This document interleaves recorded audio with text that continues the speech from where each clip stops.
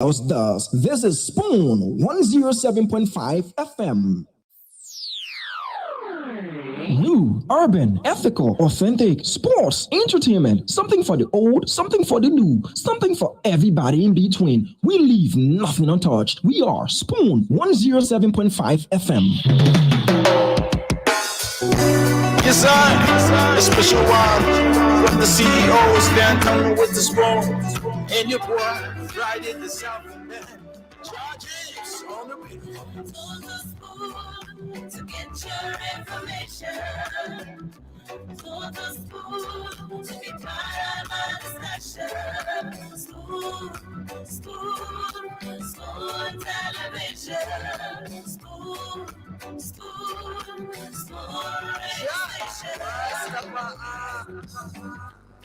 Spoon gonna tell you what is happening in Liberia. Spoon gonna tell you what is happening in Morovia.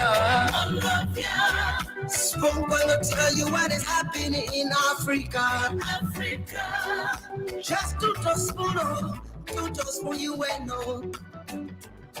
If the children crying for starvation, just to the spoon.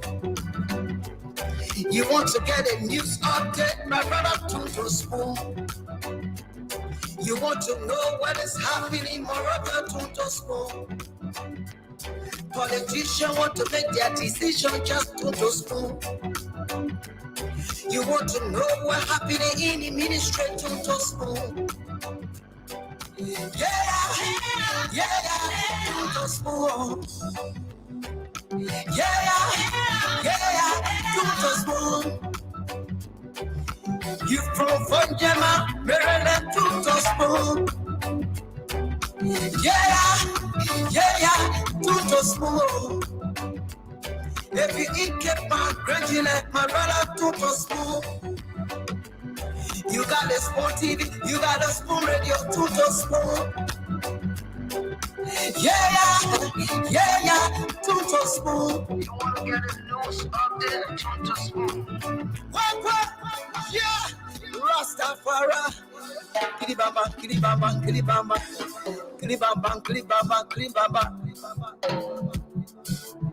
What I want? A special one from the CEO, stand coming with the spoon.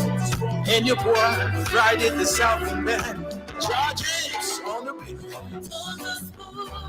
To get your information, to the spoon to be part of my discussion. Spoon television.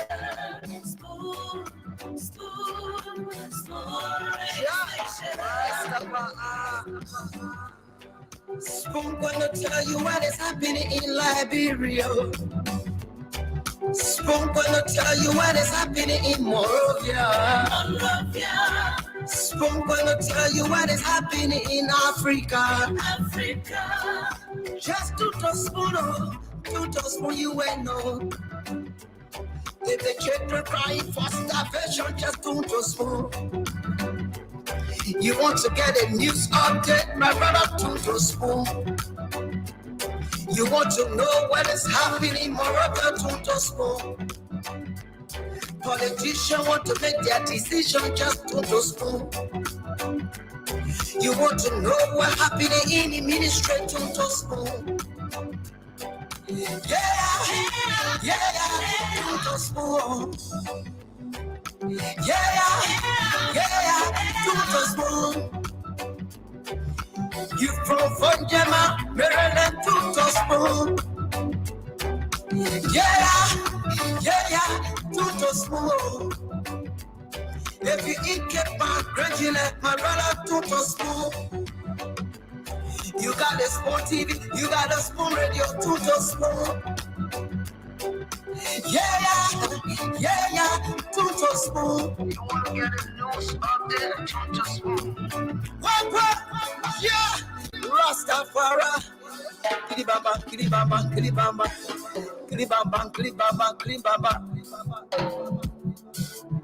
What I want? This one you back today. Spoon TV. This one you back today. Spoon.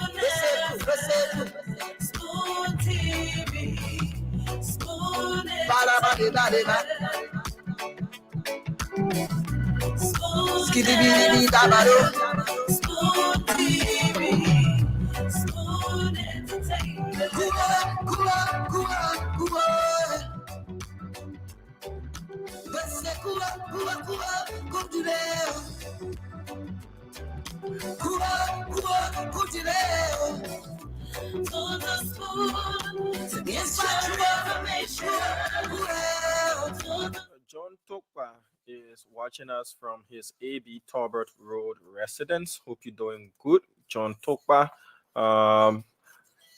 Koto Silly is following us, as well as Bintu Dukle watching us from Do Community.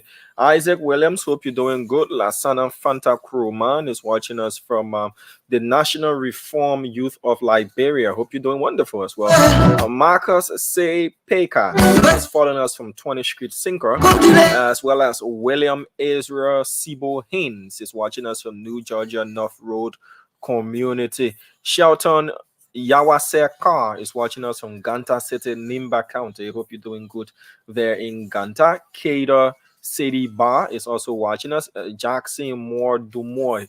Hope you're doing fine as well. J Fan Butu says, my name is J Fan Butu, watching you from Stephen Torber, Bobo Island. Okay, that's a new one for me, Bobo Island. All right.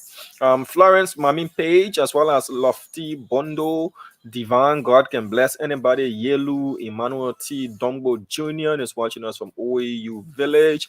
William Ezra. Okay, I've mentioned your name. You would have gotten your name mentioned twice. Rose Vama Bobo, how are you? Watching us from Pipeline Road.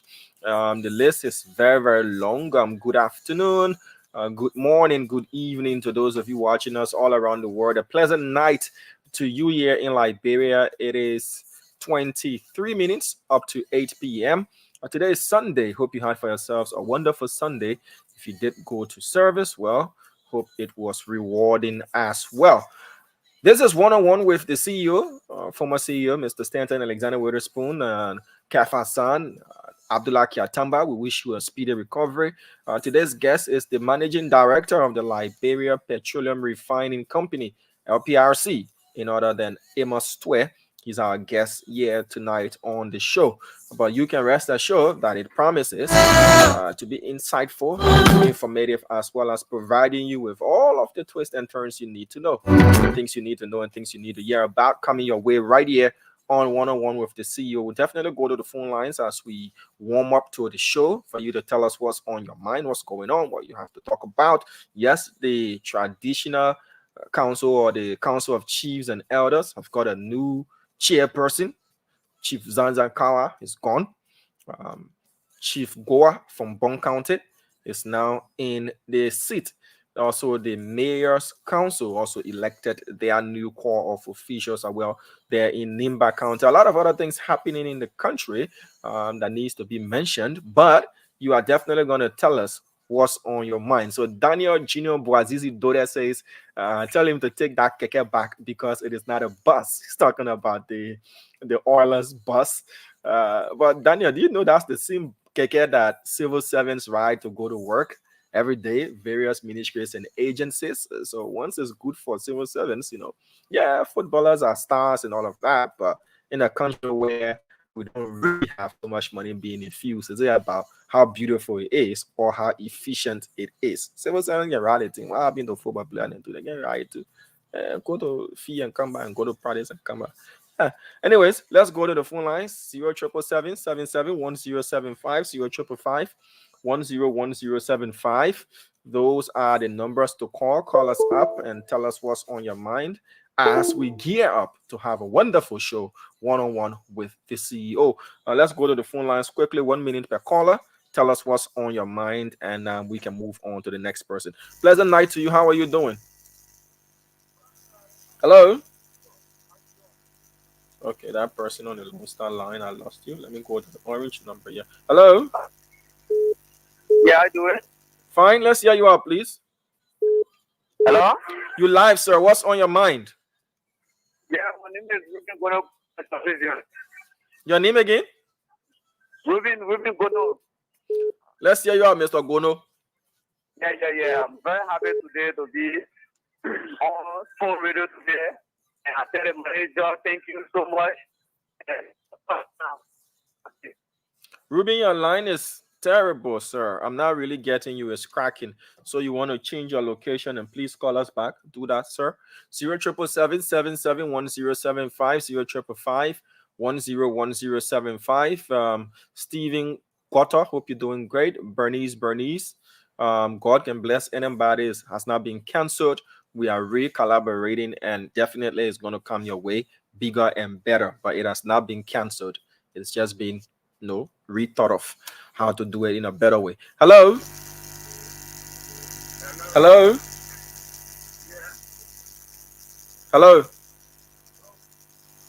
Okay, we'll keep losing callers on our Lone Star number. Hello. Yeah, hello. Kindly go ahead. Your name and where you calling us from? And my name is Samuel Eminem Junior. I call from the Terror District number 16, Wisalago Community this evening or this afternoon. This night, sir. Let's hear you out. Thank you. I want to tell God thank you for the Spoon Network and the CEO and panelists. I want to tell God thank you for this government, Jose Imam Bwaka, our president, that transforming the brains people and transforming the entire country at large. I want to say thank you for today. Well, we'll be appearing our Secretary General, and for LPRC today. He will bring a better team who bring transforming the LPRC entire system to a better system. I want to say thank you for Spoon Network. I want to say thank you to the Secretary General of LPRC of Unity Party. Thank you very much. Thank you. Thank you for calling. Let's take this person again. Hello. Okay. 0777-771075, 0555-101075. Let me pin the number on the live feed as well, so that those of you watching and wanting to participate via the local numbers can definitely call in. Let's take this person here. Hello. Good evening, Dama. Pleasant night to you. How are you, sir? Thank God. Today I remember this morning and I called from district number 3. Okay. What's on your mind? Two things quick. One, Spoon Network is being monetized.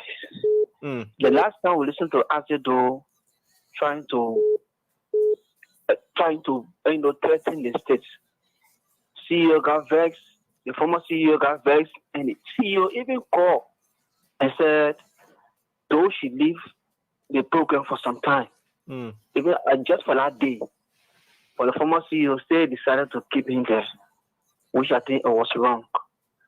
And if he gave somebody the power and the person feel that somebody is violating and they want to punish that person, allow the person to perform their duty. Thank you. Thank you for calling. Quickly. Okay, you got another thing on your mind? Yeah, quickly to my president. President Joseph Baka, thank you so much for whatsoever you are doing. Continue to audit the past government. But while you're auditing the past government, there are other people in your government are trying to violate. I don't want you to take side with them. Don't do it on friendship. Don't do it on brothership. Anybody who goes against the law, deal with the person. Thank you. God bless you. Lead this country to prosperity. All right. Let's take this person here again and see if we can get audio from this line. Hello? Hello? All right. So it's low. We want to do some technical tweaking on this number.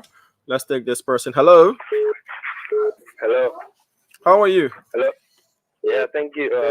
This is Momo Taylor from Painesville. Go ahead, Momo Taylor. Thank you. I want to appreciate you for the program and to our CEO for the program. I mean, they are doing great well for the Liberian people. I hope that they will continue to do this. Though he supported this government, but I want him to continue to put the government feet to the fire. We all support the government. We want the best because we the young people that support the government, we want the best. We want to have jobs. We're coming graduate from school. We need other things to do so that we can be sustaining ourselves in university. So I want to urge him or you all to continue to put the government feet to the fire. Thank you. Thank you for calling. Let's see if we've sorted the issue out with our Lone Star line. Take this person. Hello. Yeah, hello. You live. Let's hear you out, please. What's on your mind? Okay, my name Otto Junior. According to R2, black people camp for the play where our president fishing for black people. The thing that on my mind, I tell my president, thank you very much. What he's doing. I want for him to audit the whole entire CDC RG. That to President, the former president, John Weah, so that thing that in my mind, you will not relate with nobody, you will not listen to nobody. We the common people, we are suffering in the country here. We not get nothing for ourselves, but one man taking our money, they say now on it. So they audit the whole. All right, sir. Thank you. Okay. All right. So views being expressed. Hijack Gray, the local numbers are scrolling below the screen, so you can see it there, right there scrolling. That's the number, or those are the numbers to call depending on which network you want to call with. Hello. Okay, so we lost that person. We replaced that person here. Hello. Yeah, good evening, man. How you say? Pretty good. How are you? Thank you so much. I'm Mr. Cooper. I'm calling from all the way back up in here. What's on your mind, Mr. Cooper? Oh, really, let me be friend with Stone family, especially Stanton. The thing is, I keep a time. The king Maria here with a team, along with that Richardson, and he left from here. You have Kev have a whole lot of things to say about both of them, and that endangers he himself, Stanton, and that Richardson. We are calling upon Stanton not to allow Kev herself to be on our show. When they calling on him, and he continue to keep me on the show. He continue to keep Ken Hassan on the show. It means that he wants for Ken Hassan to come and then denigrate our sisters, our mother there, in time to come again. Then you will say, now political season. We don't want to kind of thing there. All right, sir. Take care of time for on the show. All right. Please, the last one, man, we want to tell President, but I thank so much. Instead that he's trying to take, but investigating or prosecuting those corrupt officials, they don't stop it. When you stop it, and then you continue and come to a logical conclusion, at the end of the day, when you leave office, it will be like when you release a lion that is hungry, it will hunt him. He a past official. All right. Thank you. Thank you for expressing your opinion as well. To you, our very own mother, Philomena C. Pine. Hope you're doing great. It's been a while. The last time I was in your area, couldn't see you because they said you were far away. But it's a great pleasure to know that you're watching and you're following. It's a great pleasure to know that mother, Philomena C. Pine. Hope you're doing great. And I'm very, very happy to see your comments coming from you. Hello. Yeah, hello. How are you? I'm fine. Let's hear you. What's on your mind? Yes. First of all, my name is Christopher Johnson, Clemson Prophet. First on my mind is city mayor. Peter city mayor ready check. Really. Which one are the city mayors you're talking about? Because you have Monrovia, Pinsville. Yeah. It's getting really too much, so yeah, it's the mayor focus on really. My mind is after. All right, thank you. So he's got red light in focus there. Let's take this person. Boomberger, what's up, Chief? Oh, man, yo, how you doing? How you doing? I did fine, oh. And I'm gonna be easy today. Where am I square? I can't wait for it. Yeah, you a mess, what kind of girl? No, I met in America. I big here. I met here. We're going to have some kind of rough discussion today, not easy. Then we got Martin Colley. Then we have Abdullah Mame. We got Kev Hassan. These are Baba people are bringing on this Sunday. I think for they got to come here, we're going to talk plenty of Usa. Ladies and gentlemen, boys and girls, I heard that Prophet Key spoke today. Did you listen to him? No, I didn't follow. Wow. I heard that Prophet Key spoke today. I was at church, I was lifting up, the hands of forgiveness. I said, Lord, here I am, forgive me. I've come in one piece, oh Lord. Cast not that seven away. Shower your blessing and your mercy upon me.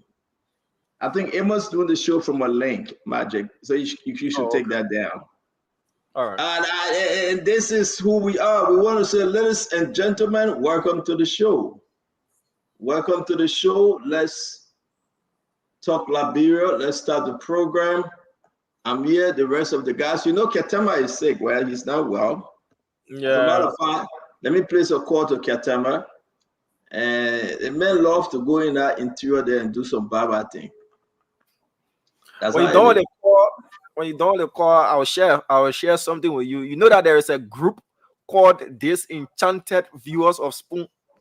Oh yeah? We're getting the Ketaba.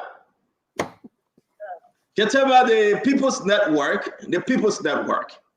The People's Network. They one-on-one with the CEO. Granted you a day off today, sick day leave because you are not well. Thank you. So you are on air, by the way. Talk to our followers. We're about to start the show. Well, what's your message, man? What actually make you sick, Ketema? What's that mean? You went to the hospital. Actually, mean say when you finish saying the man went into it.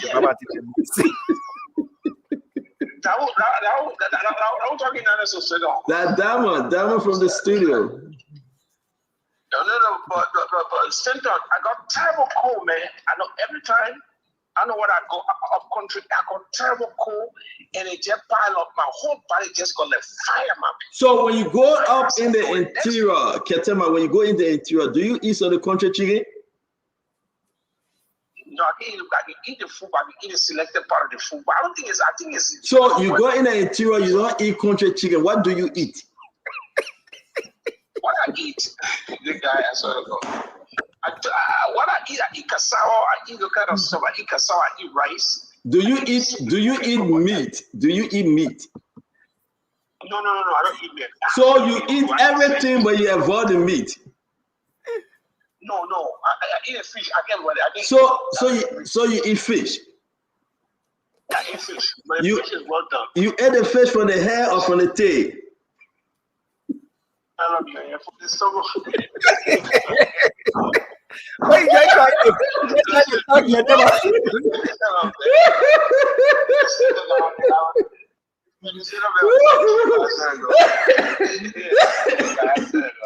Let me bring Mommy up. Mommy, how you doing? Doing good. Ketema is not too well, right? And he went to Kipman. And I'm asking Ketema, what have you eaten or what did you eat? He said you eat only fish, not meat. And I said, do you eat the fish from the head or the tail or the middle? You know, because he said he drink the soup, he eat cassava, but he can't eat the meat. So who you lead the meat with, Ketema? Is that country chicken or country fish? Which one? No, fish is fish. Fish is fish. I mean, they got a country fish, but they got country fish. The thing that I'm eating here that I'm fish. They got really pretty good fish, but the bottom No. line. Hold on one minute. You said they got really pretty good fish in Kipman? Yeah. Pretty good fish. What are you talking about? They got good fish. The guy, no. You said they got really pretty. Now, the adjective, really pretty good fish. They got it, right? No, I'm not saying all kind of fish. I mean, regular fish, not the other fish. I see But the proper adjective, I mean, when you're talking about eating food for fish will be sweet, delicious. But when you say pretty now, then you confuse us.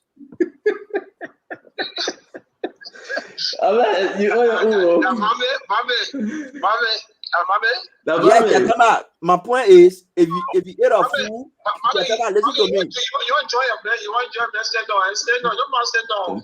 I just got confused. I got confused because if you eat a food, I still don't get confused with politicians that you get send it home. When they know the way but they don't know how you got there. You don't want confusion or now, man. I asked my small question. We check it on you. I said the fish was delicious, but when you say the fish fine, beautiful now, then you problem. They're gonna pay them, bro. When they reach on the highway, then they maintain it on the dusty road. He said, I must stay the whole going. So he said, no, we want to say, Ketema, we wish you well, man. We can't wait to have you back next week. No, But mommy, Yeah. mommy is sent up. Yeah, I've been following the show. You guys are doing wonderful, and I'm sure the MD tonight will be wonderful. I think you guys are doing. Where's Kev? I know you Kev voice. No, Kev got to get permission on Joey now, so maybe you're waiting for the phone call. So you guys are doing wonderful. Center. I mean, the one-on-one is the best. I can't wait to come next week. I just want to feel a little better, but that's wonderful. And the combination of Mame with post analysis and Kev. Yeah, Mame, and we have Martin Colley coming on too. Martin Colley coming on as well. Yeah. So man, before you go, so the fish. When is the MD coming? The MD, he's coming. I just sent him the link. I thought he was on the way into studio, but he said. But you should not go to the studio. That man should be having a 5 or 5. Yeah. He's coming on by the link. He's coming on by the link. I just sent the link to him. Yeah, but let me ask you a question though, Ketema. So your trip was impressive, right? Bob, man.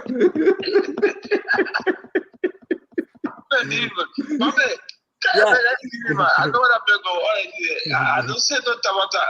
Yeah, I don't know how impressive is the trip. How impressive is the trip? But I got one pretty fish for you. Fish for you. I thank God, sir, I don't eat any fish, my man. I really don't eat any fish. Thank God for that one. I like no. I like fish. I like chicken. I like country chicken. You like Thai country chicken? Yeah, I like country chicken. I see. Oh man, bye. Thank you. The boss of Abdullah Ketamba, man, he will be with us next week. Yes, indeed. He's not well. We want to say to everyone, thank you for joining Spoon 101 with the CEO tonight. We're going to be having a great show coming your way. We're going to have Amos Twett. Amos Twett going to be in studio. I sent him the link not too long, Mame. Welcome to the show, Kev Hassan. Adama Slangat, as always, man, I appreciate you and the team. Again, I want to say, folks, please share our program. We will be joined by Martin Colley.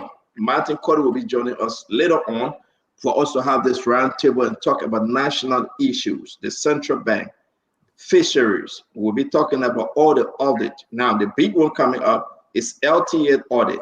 Somebody among the acting commissioners and the acting folks that are there right now, one of them hand is in the cookies jar. I want to keep that one, but we'll be discussing it, okay? You can name all. You know, we got the Patrick Honda there. We got Clarence Massaquet. We get Kamara. We get all of them. But one of them hand in the cookies jar. Somebody did something that is reflecting within the audit report. We got to discuss that. We also want to discuss what's going on with the gender ministry. Gender ministry audit just doesn't look right. It's so bad, okay? And we want to speak to the old comptroller of the audit current. Did he leave? Or is he still there? I heard he was in America, Mame. No, I don't. What are you hearing? I don't have the information. I don't have the information on the controller. Yeah, something somewhere is not right. But again, we will be spending only 30 minutes only with Emma Sweat. Because Emma Sweat said he can only pay for 30 minutes. He can't go above 30 minutes. Because you will only pay for 30 minutes, we'll spend 30 minutes with him. If you could pay for 1 hour, you're going to enjoy him. But ladies and gentlemen, boys and girls, we happy to tell you that please share our program, invite your brother and sister. We have the managing director of LPRC, Amos 12. Is he still the party secretary general or the former?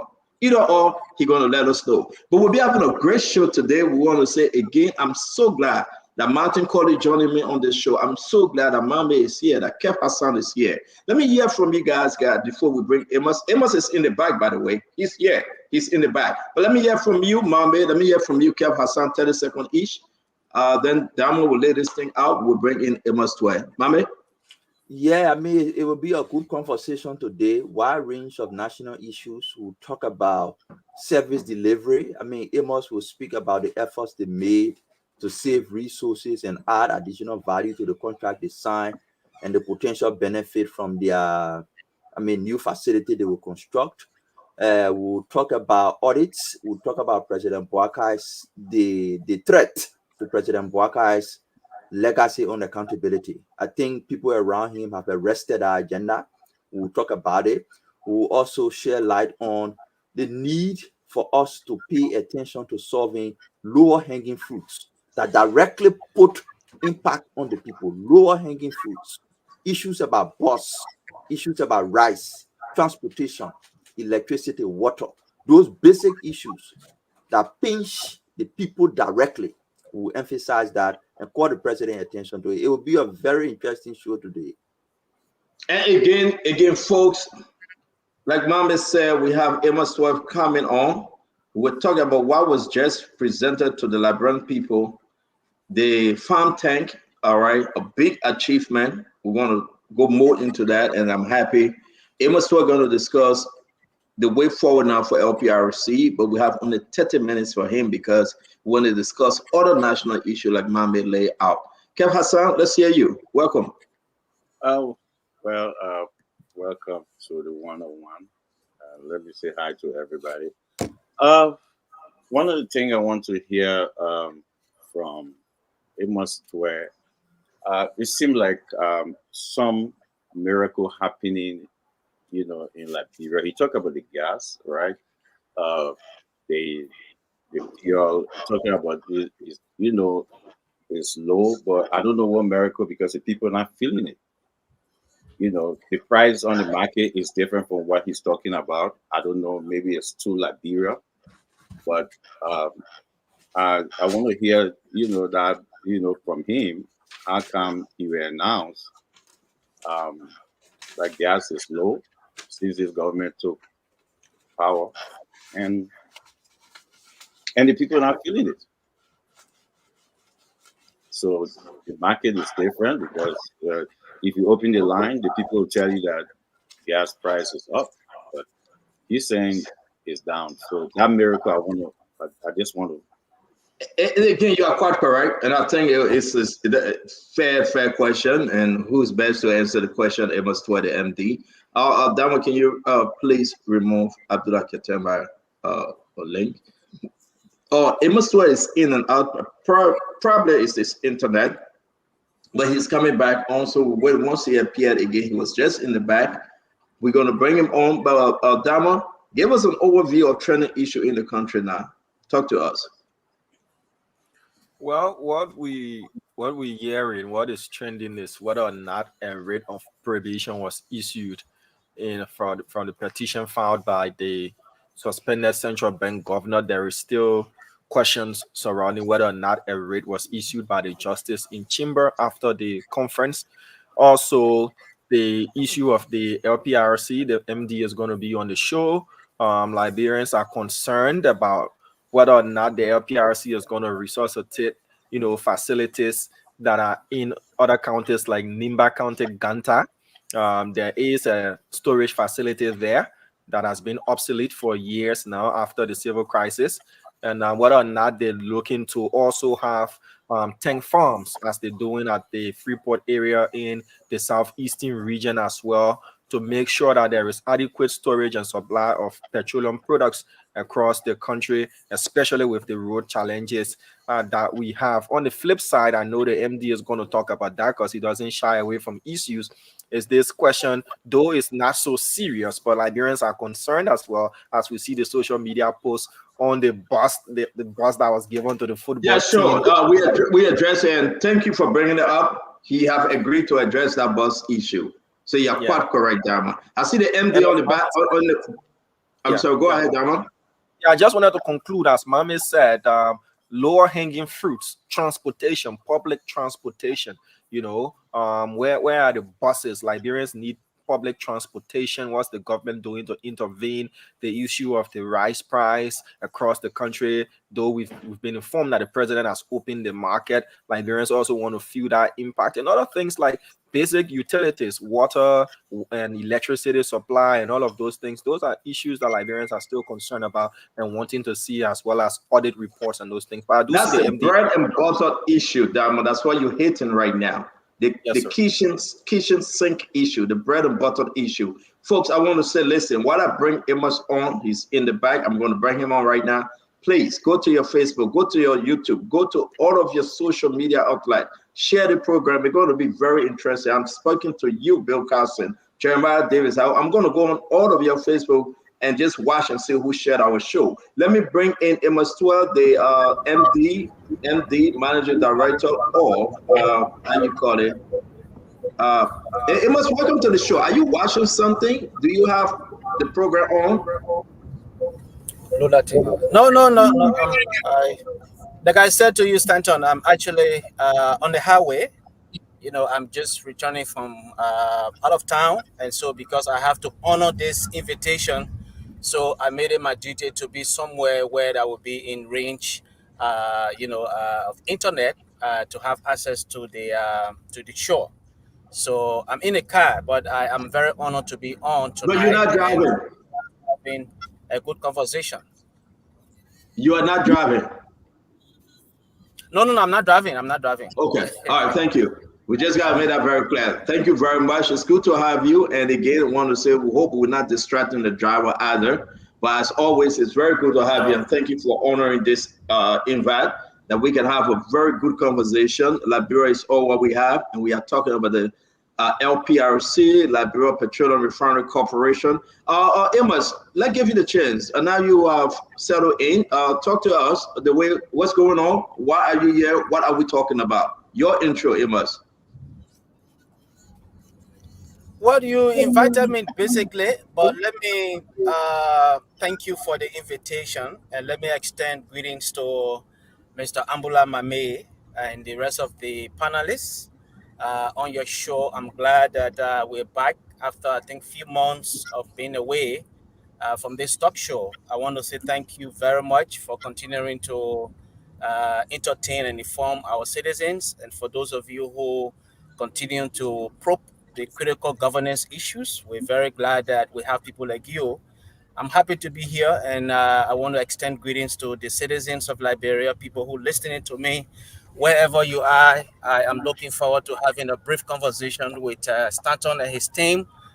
Basically, I think you're already aware that the institution we manage, the LPRC, the Liberia Petroleum Refining Company, is a state-owned company established as far back as 1989. That was when it actually got a statutory responsibility to and out of the legislature, responsible to import, to store, to distribute, and sell petroleum products in the Republic of Liberia. At the same time, to issue licenses for operators in the downstream sector of the country's oil industry. And so, of course, since we took over, we have been trying as much as possible to make sure that we work in ways where we live up to the expectation of the president of Liberia, his mandate to make sure that petroleum products, they are available and affordable on the Liberian market. It's important to state that when we took over, of course, the price of gasoline was way up, $4.47. That was the price of PMS or gasoline gallon, and of course for diesel it was $5.23. But we've managed as a government, working with other players and considering what is transpiring within the global petroleum market, at least we have succeeded to reduce the pump price of petroleum product from $4.47 today is being sold for $4.18. So that's instead of it being sold for $860 or $870 as it was in some quarters, petroleum product officially is sold for $810. And of course, in other areas, it's even sold for far lower than that. 750 some places, some areas they've been sold for 780. So of course, there's always going to be price variations, but the official price for the Republic, as announced by the government of Liberia through LPRC and Ministry of Commerce, is, as I've just said to you, $810 Liberian dollars, and of course $4.18 for PMS, and of course for diesel is I think $4. We have to check it up, but we've succeeded to reduce from $5.23 as we took over is now $4, around $4.60 for diesel. So, and this is coming against the backdrop of the increase in the pump price or in the price of petroleum product worldwide. As countries across the sub-region were increasing the pump price of petroleum products, we were reducing because of the very important and strategic decision that was taken by His Excellency President Joseph Boakai by removing surcharge on the pricing circular, which was basically intended to prevent the overall increase in the cost of living, because the Let's keep president had it just taken. simple. Sorry, I just yes, did it because we got limited time, Amos. Let's just keep it simple. So we reduce that. That's the pump price of petroleum product, particularly for diesel and for gas. This should be. Let's stick with the pump product 1 minute, Amos. This should be within the entire country, correct? In the interior as well. While folks are saying the prices in the interior kind of different from the prices in Monrovia. Well, again, like I said to you, Stanton, this is not something that LPRC has absolute control over. There are a number of factors. There are a number of factors that you can attribute to price variations, of course, including exchange rate factor. This is something that LPRC has no control over, absolutely. So our task is to make sure, working with Ministry of Commerce and other relevant agencies of government, to reduce the pump price continuously based on what is currently happening in the global petroleum market and consistent with other policy decisions that the president and the government entirely has taken to prevent the cost of the increase in the cost of living, on the citizens of Liberia. Yeah, but so let me push a little bit. But the issue is that, I mean, what do you have in place, or what are you putting in place to prevent the disparity within prices? One county would be $10, another county would be $5. What are you putting in place? I mean, you are the managing director for the entire country when it comes to LPRC. So the first thing we seek to address, which I think we are succeeding on, is to make sure that petroleum products are available from time to time and affordable on the Liberian market. Today, we can tell you safely that we will continue to have petroleum products as long as President Boakai is president, and the price is not going to increase as it was done in the past, except something dramatically happened across the global petroleum market. It's important to emphasize this point. What we're also doing is to make sure, for example, we currently have a hub in the southeastern region in Maryland County. We have just opened in Maryland County by one of the private operators. We have just opened a storage terminal facility in Maryland. That is going to help to keep storage, to keep petroleum products in that part of the southeastern region that will be supplying Maryland and other parts of the southeast. In addition to that, I think somebody was trying to make emphasis on that. LPRC is going to work with other relevant agencies to make sure we create or establish regional hubs for petroleum products in the country. One of the things, I know probably it could be a question that you ask, but let me just say it. We are now moving to conduct feasibility study for the Ganta oil terminals. The GOT was originally designed in the 80s. It was established for the purpose of serving as a hub to supply petroleum products in the southeast, of course, in Bond County, in Maryland, and possibly even in Guinea and Africa. That dream, we will relive that particular vision. So we've just signed memorandum of understanding with a private company with the objective of conducting feasibility studies so that the fundings from there can inform other investment decision. So we're hoping in the medium term, we will be able to rehabilitate the GOT so that it serves as a hub to supply petroleum products across the other parts of the country, and possibly, of course, it will be so in out of the country. Those are the things that we're putting into place to make sure that we do not run out of petroleum product. In addition to increasing oil did you meet Amos? Did you meet them in place? Were they there prior to you taking over? no, Or is no, something they were new? not in place. No, they were Okay, not in place. so Those it's are new something things new. that we're doing. Those are new Okay, things we're so doing, obviously. all right, so ladies and gentlemen, we have Amos Sweat, the MD LPRC. Again, he's with us just for a little more time. I'm going to go to Mame and Kev Hassan to bring in the question. But one thing we also want to talk about what took place. President Bwaka visited the new achievement. We want to talk about that. I want to talk about the yellow bus we see flying on social media. We want Amos to explain that also. But Mame, your question, sir.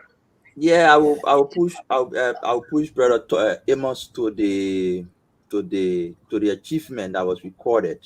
I mean, I saw Yes. his post, I read about it, and I just want him to further stretch on that. What was the agreement before? What is it now? But beyond the agreement, what Liberians, the ordinary people who just listening to you, not interested in all the technical details, what should they expect as a result of that agreement in the next 1 year, 6 months?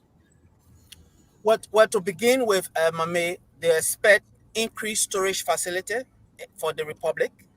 Our people should expect that we will have a brand new petroleum testing lab for the country, and we are hoping to achieve an ISO certification. That means that we will enroll in the ISO certification and we will have a standardized petroleum testing laboratory. But before going into the detail, Mami, let me come back, as you said, to say to our people that because we know government is continuity, when we went at LPRC, there were several instruments, several documents we saw. Two instruments we thought were important because they're consistent with the vision of President Bwaka to increase our overall storage capacity, our strategic reserve as a country. We made a loan document, a $7.5 million loan that was contracted, that was negotiated partly by the previous administration, the past immediate government. $7.5 million and an interest rate of 11%. We made that loan document, and the fact that it was pretty much partly signed by the previous administration, we thought it was necessary for us to continue based on the principles that say government is continuity. But we could not move forward without carefully looking at the interest rate, which caught our attention. We thought that 7.5 million loan agreement at an interest rate of 11% was on a high side.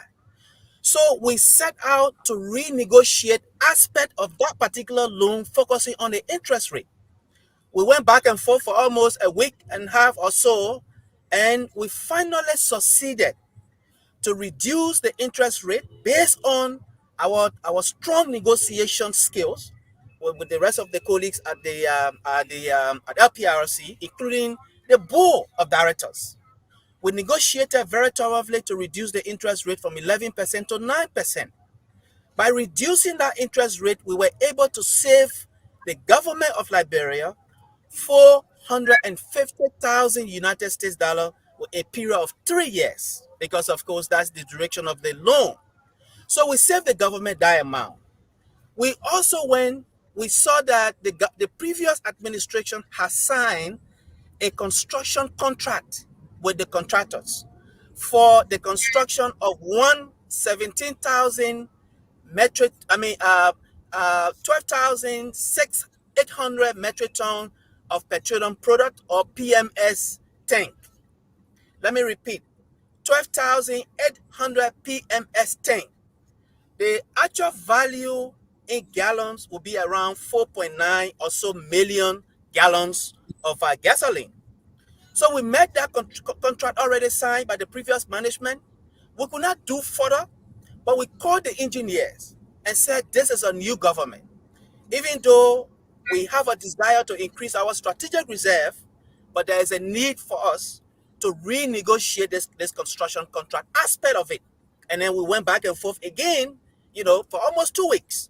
So, Mame, we succeeded to include as part of the construction of the tank, the construction of a modern laboratory for testing of petroleum products in the Republic of Liberia at LPRC at no additional cost to the government of Liberia or to LPRC. It would interest you to note, Mame, that ordinarily the construction of a modern lab of that magnitude will cost anywhere between 600 to almost 800,000, depending on based on country specification and or requirement. But ordinarily, it will cost that amount. So we succeeded to include as part of that project the construction of a lab at no additional cost to the government of Liberia. So if you take that the cost of the lab, of the construction of a lab, around 600 to 800,000, and then the saving that we did for the loan, 450,000, you put them together, you see what we were able to save the government or to gain as a new government. You understand? Of course, so we renegotiated. And so it's important that we state very clearly, because there are several other persons who be making all kinds of insinuations. What Liberians are expecting to get as a result of the construction of that thing, we will increase our overall storage capacity. We will increase our strategic reserve. In addition to that, hopefully, we will have more petroleum products coming in the country. And the more we receive petroleum products, that means the government of Liberia is going to raise additional revenue in sale tax, in road fund, and in import levy. While LPRC is going to raise revenue, of course, in our storage fees. That's what LPRC is going to raise. So the resources from them, of course, we can decide what the government is going to do with it, but there's several other competing priorities that the government is going to use those on, including focusing on increasing economic growth, job creation, and of course, making the people of Liberia happy. So that's what this new management has succeeded to do. And I'm very glad that President Joseph Boakai went and broke ground. As I speak to you, the project is being accelerated. We will make sure we monitor that. And the engineers have told us that it will take them maybe around 14 months to complete the project. So maybe the next 14 months, of course, President Boakai will go back over there to dedicate that project, while we are focusing on other bigger things that we will announce later on, as consistent with the vision of the President of the Republic of Liberia, to make sure that we reposition LPRC to be a major contributor to the national budget of this country. So basically, that's what we've been able to achieve, Mame. Thank you. Mame, hold on 1 minute. I know you're sliding. I want to share this information, and this is what Emma's talking about. The contract came into being by Marie Uric Coleman. I think we all have access to this. When I saw this information, we broke this news, and I think Liberian people should be able to screenshot. It came by the previous government under the leadership of Madam Coleman. So these are the documents, Mame. Go ahead to further your question, because we all have questions to this contract. Yeah, I mean, my other question is not associated with the contract, so I will want you people to conclude, and then I can ask Thomas and Amos that question in the end. All right, so Amos, I beg you, I think hurry with your question, because I actually got. Emma, we got 7 more minutes. I'm watching the time. We got 7 more minutes. Let me go back to the contract. The contract. The only thing you changed on that contract is to decrease the percentage, correct? Yes, yes, the interest rate. The interest rate. Yes, you reduce the interest rate. You are working with the same company that was approached by the previous government. Yes, the contract was already signed, so yes, we're working with them. You are dealing with the same bank, Echo Bank, correct? Exactly. Yes. Okay, and all these now have gone through the legislature. Am I correct? You verify? Yes. Okay. Yes. I just wanted to explain that part of it before we go to CAT, because people, when the contract came out, it was like, okay, from George Manoia time to Joseph Boakai time, the process wasn't too clear. We added more depth on the government, but you went through all the different steps to get you to where you are today. Am I correct? Yes, we went through that. As a matter of fact, there was a concern by the legislature that LPRC or the state-owned enterprise, we have flouted or violated Article 34D3R of the Liberian Constitution, which gave them the authority to approve loan.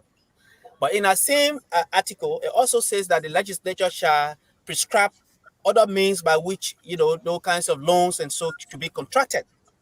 And so when you read the Public Financial Management Law, Section 31, 29, 28, between 31 to 28 or 29 specifically, it says that before state-owned enterprises contract a loan, they shall get approval first from the boards. So we got approval from our board. Wow. In addition to that, they shall also get approval from the Debt Management Committee, headed by the Ministry of Finance. We went to the Debt Management Committee, headed by the Ministry of Finance. We submitted what we call our business plan. We deliberated, and they had the discussion. They approved. So we got resolution from the Debt Management Committee, consistent with law, consistent with the Public Financial Management Law. So we got all those instruments, and then, somebody, Representative Mavi Cole, my good friend, raised a concern, about, like I said to you, Article 34D. So we were invited to the legislature. We went and clarified that we did not flout the law, because the PFM law is very clear on how SOEs particularly shall contract loan.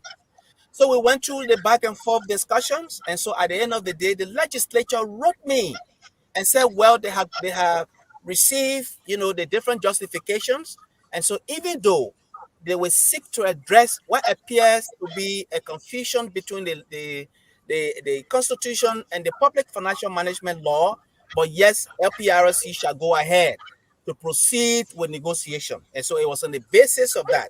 The president should have done groundbreaking ever since, but because we wanted to respect the branch, the legislature, gave him the role that they're supposed to play. So we went through that, and then we got, the clearance or go ahead. So that's how we proceeded with this whole negotiation of the loan, and then hence the groundbreaking that was done by President Joseph Dimam Boakai. So the bidding process, guys, I'm sorry. We got to end on this, and I'm going to end on this before Kev come in. The bidding process to award a contract to that company. Can you talk to us about it? The bidding process, the Public Procurement and Concession Commission issue what they call no objection, consistent with law, with the PPCC requirement. And we submitted all those instruments to the legislature and, of course, the appropriate authorities. So they went through them. So Stanton and the people of Liberia, I just want to say that we went through the ambit of the laws of Liberia to acquire that loan. We did not flout any single provision, not at all. And the total amount on the loan, just from you, the total amount of that loan is how much? 7.5 million. Okay, the previous amount was what? How much? 9.5 or 9.4? The same amount. The same amount? 7.5. Yes. Thank you very much. Let me bring Kev Hassan in, then Mame will take us home. We want to say thanks for stopping by. Let's entertain Kev's question. Then Mame will ask the last question because we got about another 3 minutes left. Kev? About the boss? Well, thank you. I'll ask the question about the boss. I know I get my explanation.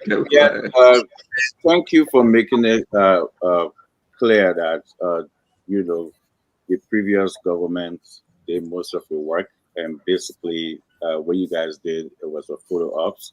So thank you for making it clear. Well, let me continue.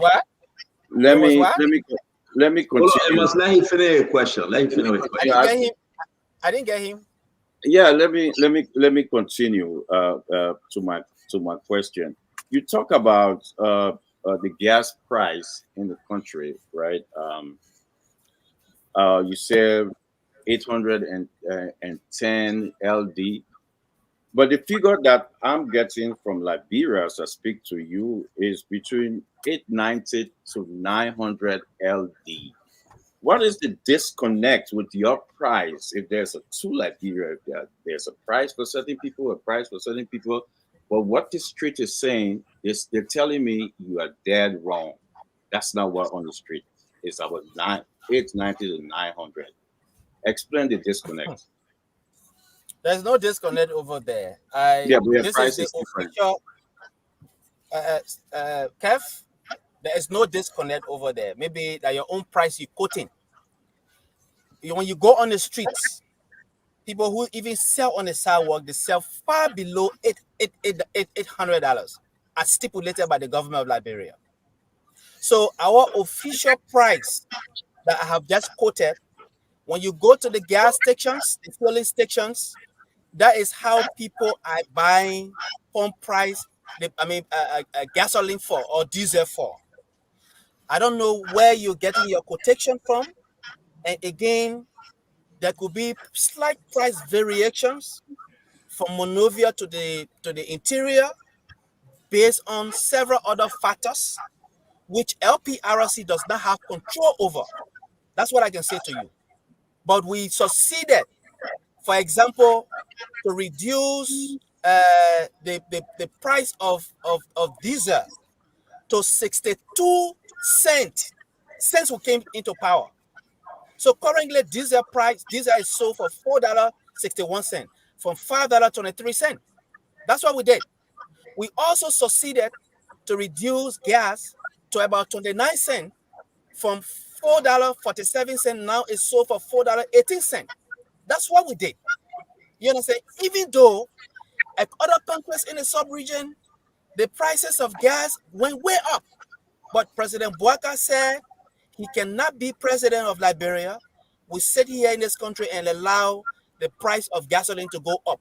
We are directly increasing the overall cost of living. So the president was able to make a strategic decision, even though I must say here to you and the people of Liberia that it created a little bit of revenue void or revenue gap, but it was intended to prevent the cost of living. So that's exactly where we are. Okay, your second question. Yeah, my second question, although people saying, as I'm reading the live, people saying in Maryland County is about 1,000. Yeah, I don't want to do that, but let me ask you a question. Let me ask you a question. How much was the price of gas in Maryland? You say? I'm asking Cap. How much for the price of gas in Maryland? Stand on. No, seriously. Let me say this. Let me say this to you. We will do that. We'll do that when it must be. No, let me say this. I understand you're trying to help him because his figure is, so thank you for helping him. The center is helping you because your figure is wrong. I explain it. Happy somebody else. Oh, the man helping you, man. The man helping you. That reason why the man. Let me go, man. Talk about Nigeria, man. Talk about Maryland. The man help you. But let me ask you quick. Let me go. Let me ask you quick. I saw you parading this bus. You kind of got ribbon on the bus. You put flower, everything on there. You call marching band. How much you pay for that bus? What you call marching band, my friend? You pay on the bus. You call marching band. How much you pay for it? He even lost. He lost, right? But man, you want also put a picture that you put ribbon around it, you hold scissors and everything. Let me be clear. How much you pay for that? Wait now, my friend. Let me be clear. I know it's a concern by several of our people. First and foremost, LPRC has fleet of buses used by employees and they're used by our players. Anytime they want to for local matches, we have fleet of buses. I also want to state that the bus in question was not purchased by LPRC's money, by management. It's important to state that the LPRC benefited from the sale of a player in Europe. There's a third-party proceed that LPRC received through OSA, the Oilers Sports Association. It's pretty much an independent organization that manages LPRC on the whole. So as management, we only provide support to them.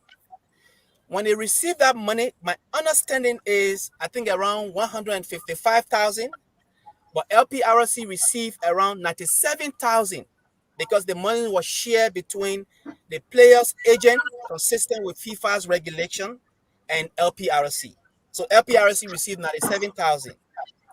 The question was whether they should continue to use the other buses or one of the other buses that we have already amongst our fleet of vehicles to convey players, or they should purchase a 21 or 22-seater bus exclusively for players, for practice purposes, and of course, you know, and so on. So they came, I asked them, I said, you go and do a whole plan. They did the plan, they came back, and here's it. They decided that they will purchase 22 or 21-seater bus exclusively for the players, for practice match and other local games. For $97,000? No, wait, now let him finish now. Let him finish, Kev. Can you just give me space? In addition to that, that money will be used to purchase a land, a parcel of land for LPRC. For the players in the medium term that we will develop as a mini stadium for LPRC. That same money will be used to give what we call interest-free loan to our players. LPRC is already giving monthly stipends to players. But that money will be used to give them interest-free loan that on a monthly basis.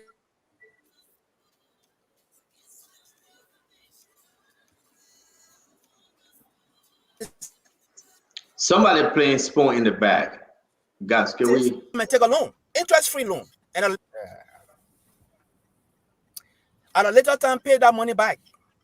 So I have asked OSA, giving all the different speculations here and there, to provide detailed information to the public about how that money is going to be used, why the decision was taken, and given the fact that it's much more going to be beneficial to the players themselves, and part of that money also will be used to buy players, additional new players to LPRC, because the new season is coming to start. So the money is not just used for the purchase of a bus. And I see Liberians making comparison with buses used by Real Madrid. Give me space, let me learn. Buses used by Real Madrid, by Barcelona, and other clubs, that the same bus LPRC should buy, given our current condition. Have we ventured to say we just use the 97,000 and buy one bus? What's about the other critical needs that we need to pay attention to? At what point in time are we going to sit down and say we have to properly manage this money so that it benefits the player on a long-term basis? That's exactly the purpose for which the bus was purchased. And that bus, if you see the picture like that, that bus is a brand new bus. It is not, as people are insinuating, because I went close to it. That was my first time seeing it.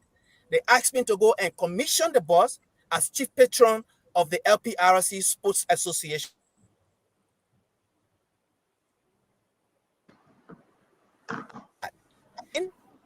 By OSA, we didn't hear part of your answer. So how much you pay for the bus, or how much LPRC pay for that bus? How much?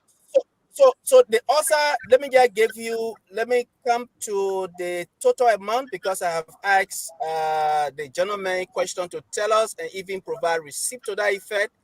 So here is the amount. I think certain I will send them to you, because I asked them to send a. Or you get allow OSA herself to speak to it. OSA is a separate entity for LPRC. Exactly. It's a separate entity, but because people tie me to it. Yeah, hold on now. He's saying he's finding it. He's looking for it. He was saying it. Hey, don't mind care for some, man. You think that politics somebody coming to do here? Yeah. You think that politics will mind here? So just because you were breaking up, I know you've tried. All right, so Stanton, here is it. Stanton? Yeah. The bus from Alliance Motor Corporation, the bus was purchased at the price of $28,600, according to them, $28,600 United States dollar. I have asked the OSA board chair to publish this information that they gave me.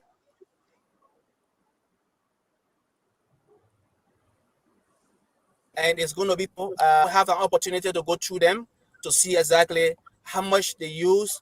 It will be accompanied by a receipt, because I see them sending a receipt here. I will send them to you, Stanton, so that you can go through it. But for the most part, for me, what is interesting is the elaborate plan that they have. The story is good, Amos. The story here, and thank you for providing the amount. To be correct, you said 28,600. That's what I just sent you, right? Yes. Yes. Is that Labro own motor, or this was sent overseas? What's the name of the company? Alliance Motor. I think it's Alliance Motor. Yes, Alliance Motor is in Liberia. Yeah. Okay, Alliance Motor. Again, all right. Stanton, please. Stanton, for clarity purpose, this money is not management's money. It's not LPRC money. We don't do off-budget spending. This money is OSA's money from a player that was sold in Europe. And LPRC got a share of the money, and it decided to use it to buy a bus. And we thought, as management, that is a very good decision that was taken, in addition to the other plan that they also brought up to benefit player on a medium to long-term basis. Why we do that? Because I know you have to go, and Mambek, I will take you home with the last question. Amos, when you took over LPRC, 2 questions very quick, and my last 2 questions. 1, have you called for an audit? 2, so someone want me to ask you, Amos 12, how much debt have you inherited? How much debt did you inherit at LPRC? And what are you doing with that? Did you inherit any debt? Amen. I didn't get you started. You said how much debt I inherited? Yeah. How much debt you inherited? And yes. Audit. And have you initiated your audit? Yes. As I speak to you, Stanton, and the people of Liberia, there's an ongoing audit for 2021, 2022, 2023. Okay. There's an ongoing audit. Yes, we commission an audit, and it's ongoing at the moment. In addition to that, we also just finalized our payroll and HR audit. And all those audits are being done by the General Auditing Commission. Hopefully, in the next week or so, we'll receive the audit reports, particularly from the payroll audit, and then we'll make determination based on the findings and recommendations that would be in the reports. On the question of debts, of course, we contracted some debts. I cannot sit here to tell you everything, but some of them, we are still reviewing, and of course, we have some liabilities as well. There are people who owe us, and so we analyze them. We're making sense of some of those debts and some of those liabilities. I'm going to make sure that honor our leadership, consistent with the vision of the president, that everything we do at LPRC, they are made public. This is why the 2 quarters that we've been at LPRC, we have reported on our financial activities. We have submitted our unaudited financial statements to the President of the Republic of Liberia, and we are open at any time to audits, to questions, to inquiry by the public. Have you contributed within your 2 quarters? Have you made any contribution to the government? Have contributed more than the entire 2023. We lost you. Can you answer that again? Can you repeat your answer? We lost you. I said, for quarter 1 and quarter 2, we have contributed 1.5 million to the national budget, and it's more than the entire 2023 contribution of LPRC to the national budget. And we are set to quadruple this contribution, hopefully in this fiscal budget. You have answered my question. I ask one last question before Mami. Yeah, hold on 1 minute, Kev. Let's just say this. So Amos is about to leave. 2 questions, 1 from Mami, 1 from Kev, and we're done. Amos, man, I said thank you. I think you have answered 7 of my questions religiously, and I appreciate you for joining us. From my end, let me go to Mame. Mame, ask your last question. Kev asked his No, last. They must have to go. let Kev You want ask his Kev? question. Go ahead. You want Kev? Go ahead first now. Go ahead. Yeah, You because I know rushing, let mommy you will go give ahead. you mommy that that first singer. My man, ask your question. But let me ask you a quick question. Just answer me. Are you still the Secretary General for Unity Party? I am. I'm What's definitely the Secretary General of UP. So you go against the law? What the Ambrose? My friend, I am the Secretary General of the Unity Party. Provided law that says that I should not be Secretary General, I should not be party. So with Unity Party, they don't follow the law, right? You've asked me a question and I've just responded to you. Mame? Yeah. So Wow. Amos, thank you for coming. Wow. I see there are a lot of Yeah, Kev, let me now. Let Mommy ask this question, please. I'm concerned about governance issue. I don't know whether you want to include this as one of your legacies to the LPRC. I see a lot of expansion, awarding license, entering into contracts, opening regional hubs.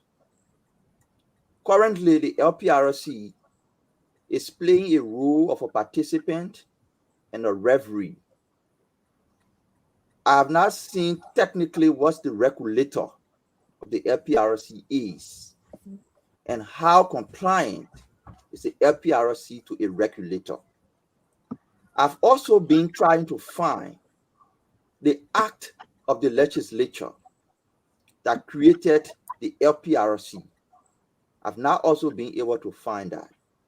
So the governance issues around that is LPRC is playing the role of a participant in the petroleum sector in terms of its responsibility with storage, but also as a regulator by issuing and supervising license to individual companies. How do you intend to address that? And also around the act establishing LPRC, how do you intend to make it public? If it is not available, how do you intend to work with the legislature to have something in place as a governance framework for the LPRC? So there are two questions. Active participant and regulator at the same time, and out of legislation as a governing instrument. In the first place, Bambi, thank you. I work at the will and pleasure of the President of the Republic of Liberia. I cannot, as an individual, as an appointed official, work with the legislature to do anything. It has to be based on the vision and decision of the President of the Republic. Let me state that very clearly. The second thing is that, like I said to you, the act that created LPRC says that LPRC shall be responsible to import, to store, to distribute, and sell petroleum and petroleum-related products in the Republic of Liberia. For several decades, the aspect of importation was consigned to private players. And you cannot just freely consign that without putting into place appropriate regulatory measures. So LPRC developed the regulatory measure by regulating the players in the downstream sector of the country's oil industry. So naturally, we are the natural leader or regulator of the downstream sector of the country's oil industry. So we have been doing that for several decades, and we're still continuing to do that, taking into consideration the laws that brought us to being as an institution. Whatever the situation is, if the president decides today that LPRC will turn to ministry or to different agency, it is the vision of the president of the Republic of Liberia. But LPRC is the regulator, is the natural leader of the downstream sector. There are regulators of the upstream sector, you know that very well. So we are not mainstream, we are not upstream. We are downstream. Whatever the government decides at the appropriate time to say that there has to be collapse or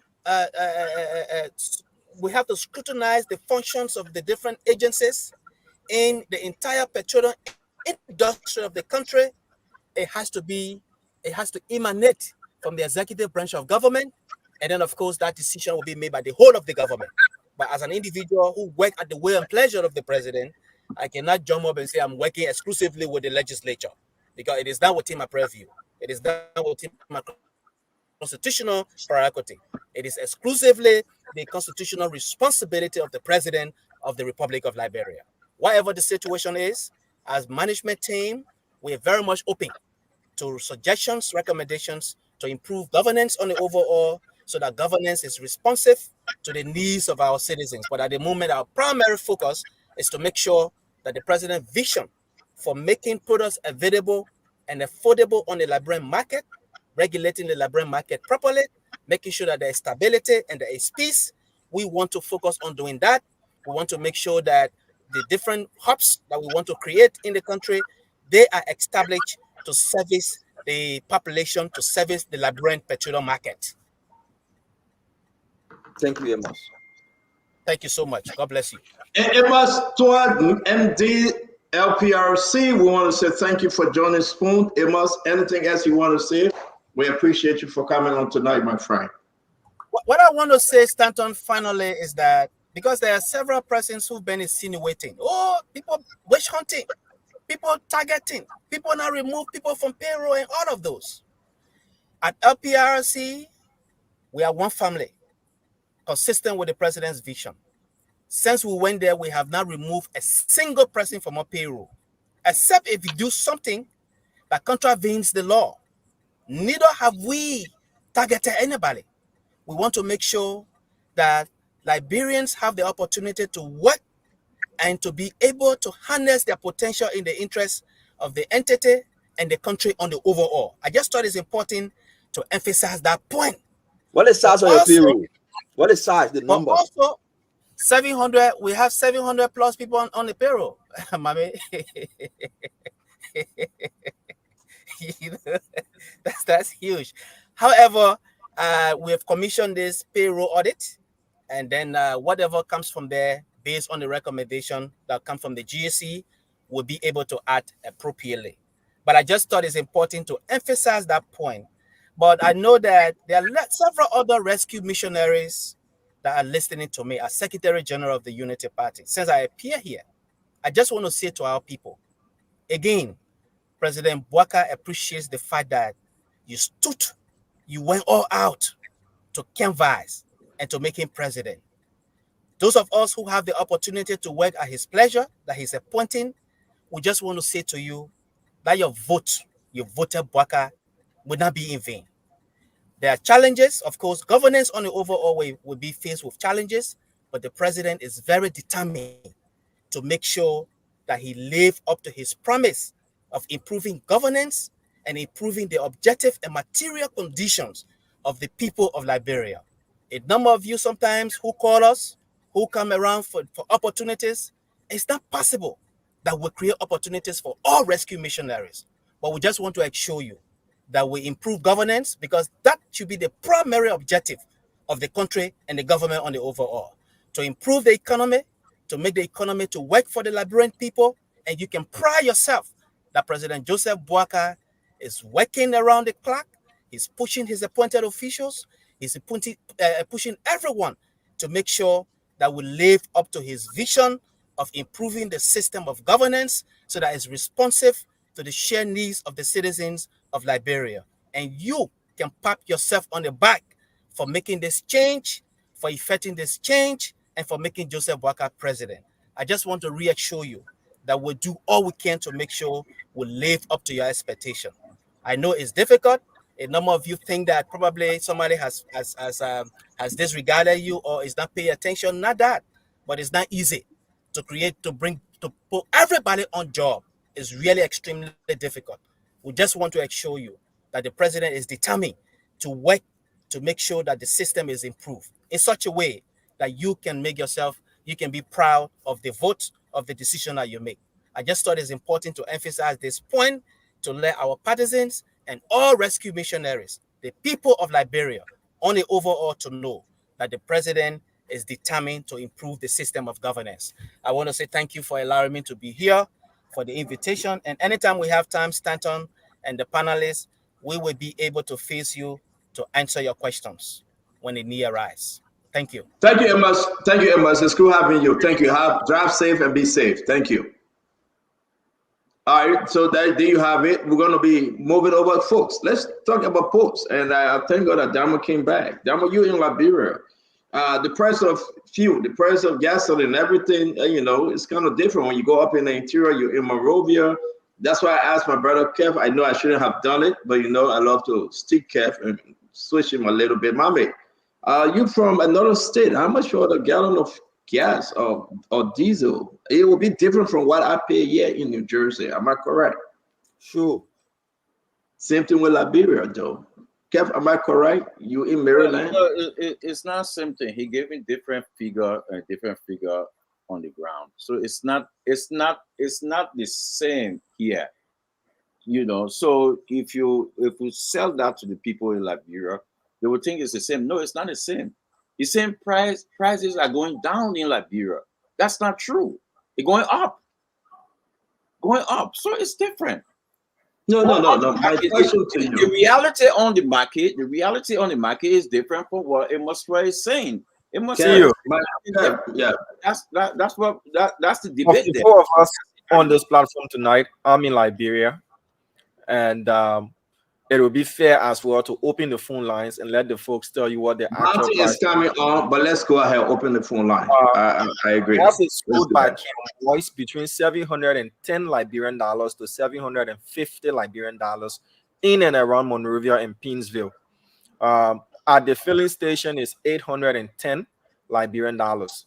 If you go further inland, where you have transportation challenges and all of those things, you have the price going up as well.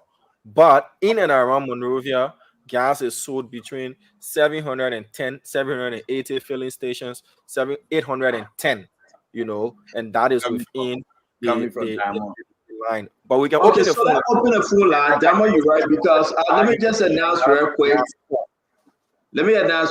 Mountain Cody is coming out. We are shifting gears, so let's go quick to the phone line. We have important information for you tonight. A lot of stuff is happening within the legislature concerning. We were able to speak. It was Abula Mame, Mountain Cody, and myself. We were able to speak to lawmakers. The issue about the shifting of 20 million. One group saying it's 46 million. Another group saying it's 20. Another group saying it's 6. We were all on the phone this morning together speaking to them. We're going to talk about CBL. We're going to talk about NACFA. We're going to talk about what is happening at the executive mansion. Folks, you want to enjoy the show, but let's go to the phone line. And again, we will be taking calls on the gas issue. With Martin LaPierre, we're going to switch over. I want to welcome you, Honorable Larry P. Youngcourt. Honorable Larry Youngcourt, welcome to the show. It's good to have you like everyone else. Dama, let's open the line. Okay, so the phone lines are activated: 0777-771-075, 005-101075. If you've bought gasoline within this period, kindly let us know the price of a gallon of gas, whether from Cam Boys and from the filling station as well, depending on where you are. Let's take this person. Hello. Yes. Good evening, Dama. Evening to you. Let's hear you out, please. Okay, David Warman from district number 3. Go ahead, David. Yeah, Maserado. I asked a question I posed a question to Kev as to where he's getting his price from, because I know I'm in the Pinsville here. Gas is between $7.30 to $7.50. You can boys. If you go to the station, it's $810. So I don't know where Kev can start. All right, sir. At least we've spoken to the price. Leave Kev alone. We just want the price. Leave Kev alone. Yeah. Kev, you go. But before you take the next call, though, Dama, is that what Emma said the prices were? Yes. That's what he said. Okay. You see, I just bought gas prior to coming to the station. So how much did you pay? $10 going me 7 gallons plus. At least 7 gallons plus.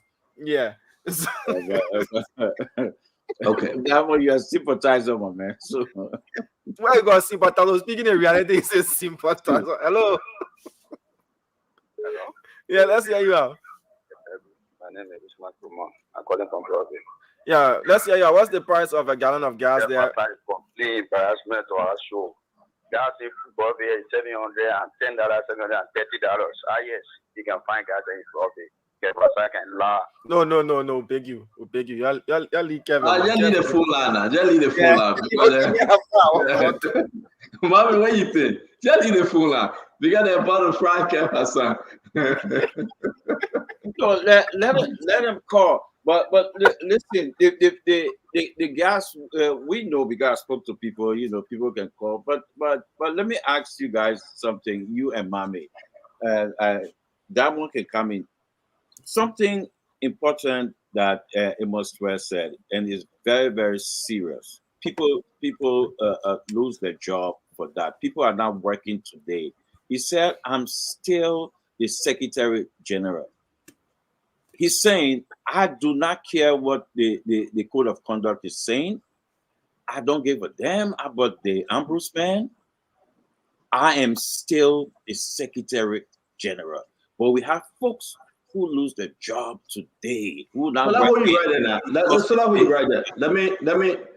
try to just speak of this because I wrote a lot of things down.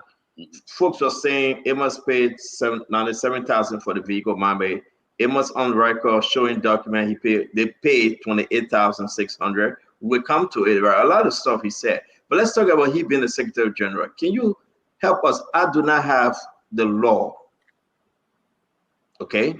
Right, Mommy, do you have anything to that as to Amos being the Secretary General, whether it's legal? The same way you have bullet points on, take away from Amos, I had them. And one of them is what we're talking about.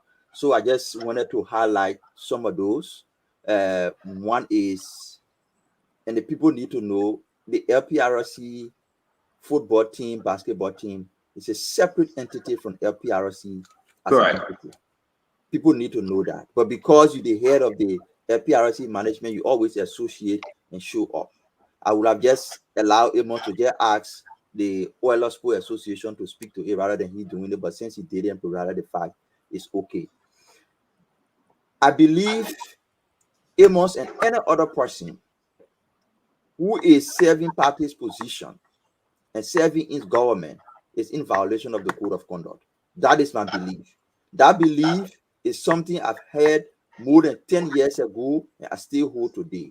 Now that we have the ombudsman established and commissioned by the president, the ombudsman will determine whether holding party's position and serving in the role you serve is in violation or not. Until that, I hold to my original position that anybody serving in a political position, chairman, secretary, vice chairman, and equally serving in an appointed position, the person's action contravenes the provision of the code of conduct.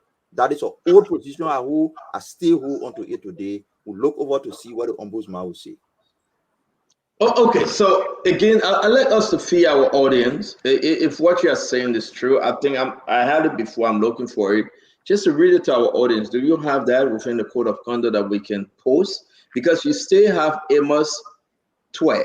He said, I am the Secretary General of Unity Party. Everyone heard him. He said he is the Secretary General of Unity Party. The president heard him. Not only Amos Twe, you got Reverend Tape, who still remain the chairman of Unity Party. So this is very important. But I believe Amos Twe have read the code of conduct. I do believe that he answered, you could see the defiant in his face. So are we missing something, Mame? That he know, and we all know we have the ombudsman, the team.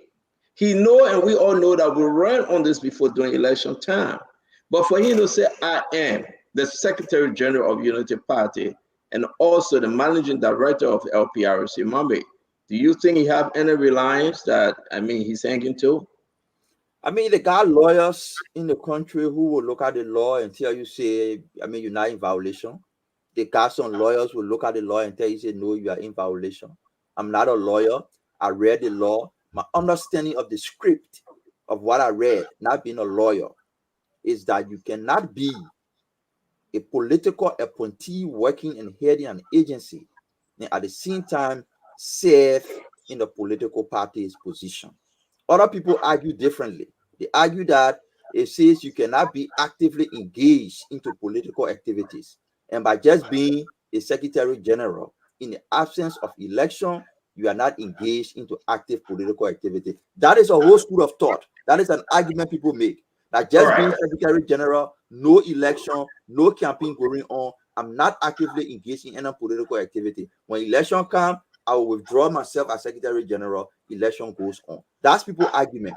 My argument is, once you hold the position, you're serving in both roles, in the absence of election or not, your action violates the code of conduct. That's my So it's ambiguous. Ambula, let me stick with you one more, and then welcome our brother Martin Colley. Now you brought in 3 different interpretations to that one code of conduct. So in a which way Martin will say, okay, bring another election, I will step aside, either for my work or step aside as Secretary General. Then we need a perfect interpretation, that which will take us now to the ombudsman to interpret. Correct. Okay. So there's no interpretation. There's no interpretation. Do you have it? Can you send it to me? Do you have it? I will look for it on my phone. No interpretation. It's clear. You should not hold political position. That's what. Do you have it? Do you have it? Yeah, I'm gonna look for it, but let me finish. I'll look for it somewhere in my phone. We had it because it went throughout. People paraded a T-shirt with the LTA people. People did all that. This was doing campaign. It doesn't matter. It doesn't matter. He's still a political. He's still the Secretary General of a political party. He's still the Secretary General. So he should not be. He should not be there. He should not be hold a political party position. Yeah, let me ask you. I know you're in flight. Let me ask you to find that, please. It will help us if you can. If not, we ask somebody to send it to us. Martin, it's good to have you, Martin Colley, as always. Thank you for joining us. You met us with this one piece, with just one line. Let me just do a tease up from you very quick. Dama, if you have it, you want to contribute likewise, we appreciate you. So I'm looking at the Code of Conduct 2014, Part 5, that speaks to political participation. Can you call it, Dama? Let's post it up, please. So let me see if I can take a picture of it from the computer, and then I'll send it to you, or I can get it online. Yeah, just put it up. Martin, the Code of Conduct and the position of Reverend Tappet and Emma Stewart. You met us having this conversation. Emma Stewart left already. He said a lot. But I mean, what say you? Because you follow these things, Martin. Thank you, CEO, for inviting me. Let me say good evening to my brother, Justice Ambula Mame. Let me also greet our brother Diamond Nanga and Kev Hassan. It is good to be here. You know, I have been following the show. Very interesting conversation with the MD of the Liberia Petroleum Refinery Company. But let's pull it up from the CEO. In as much you are appointed as an official of government, you are not to participate in politics. You are not to hold party position. The Code of Conduct is very clear, crystal clear.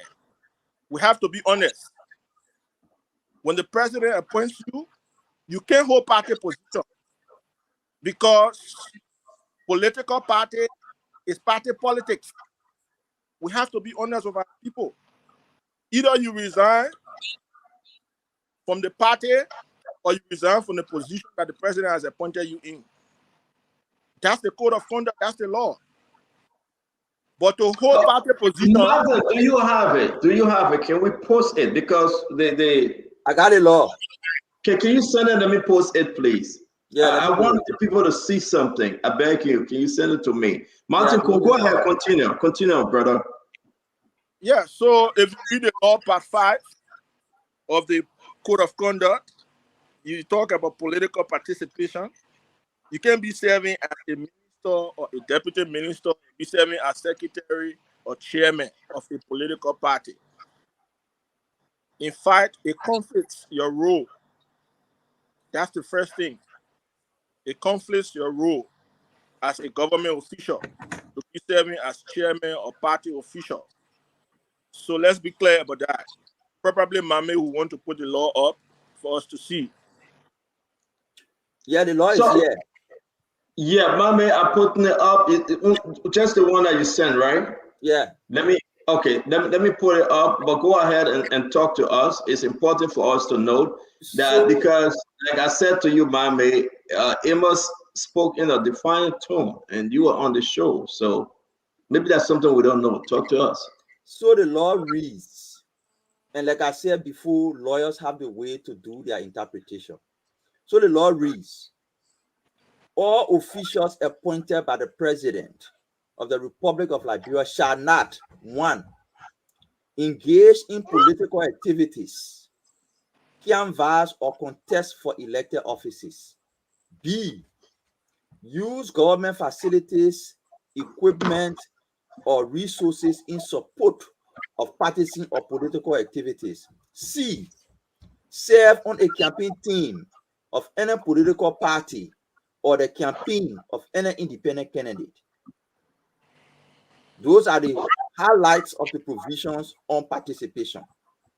When any person in this category stated above herein desire to canvass or contest for an elected public office, the following shall apply. I want to talk about all the resignation. It goes down. Now, listen to this. It goes down.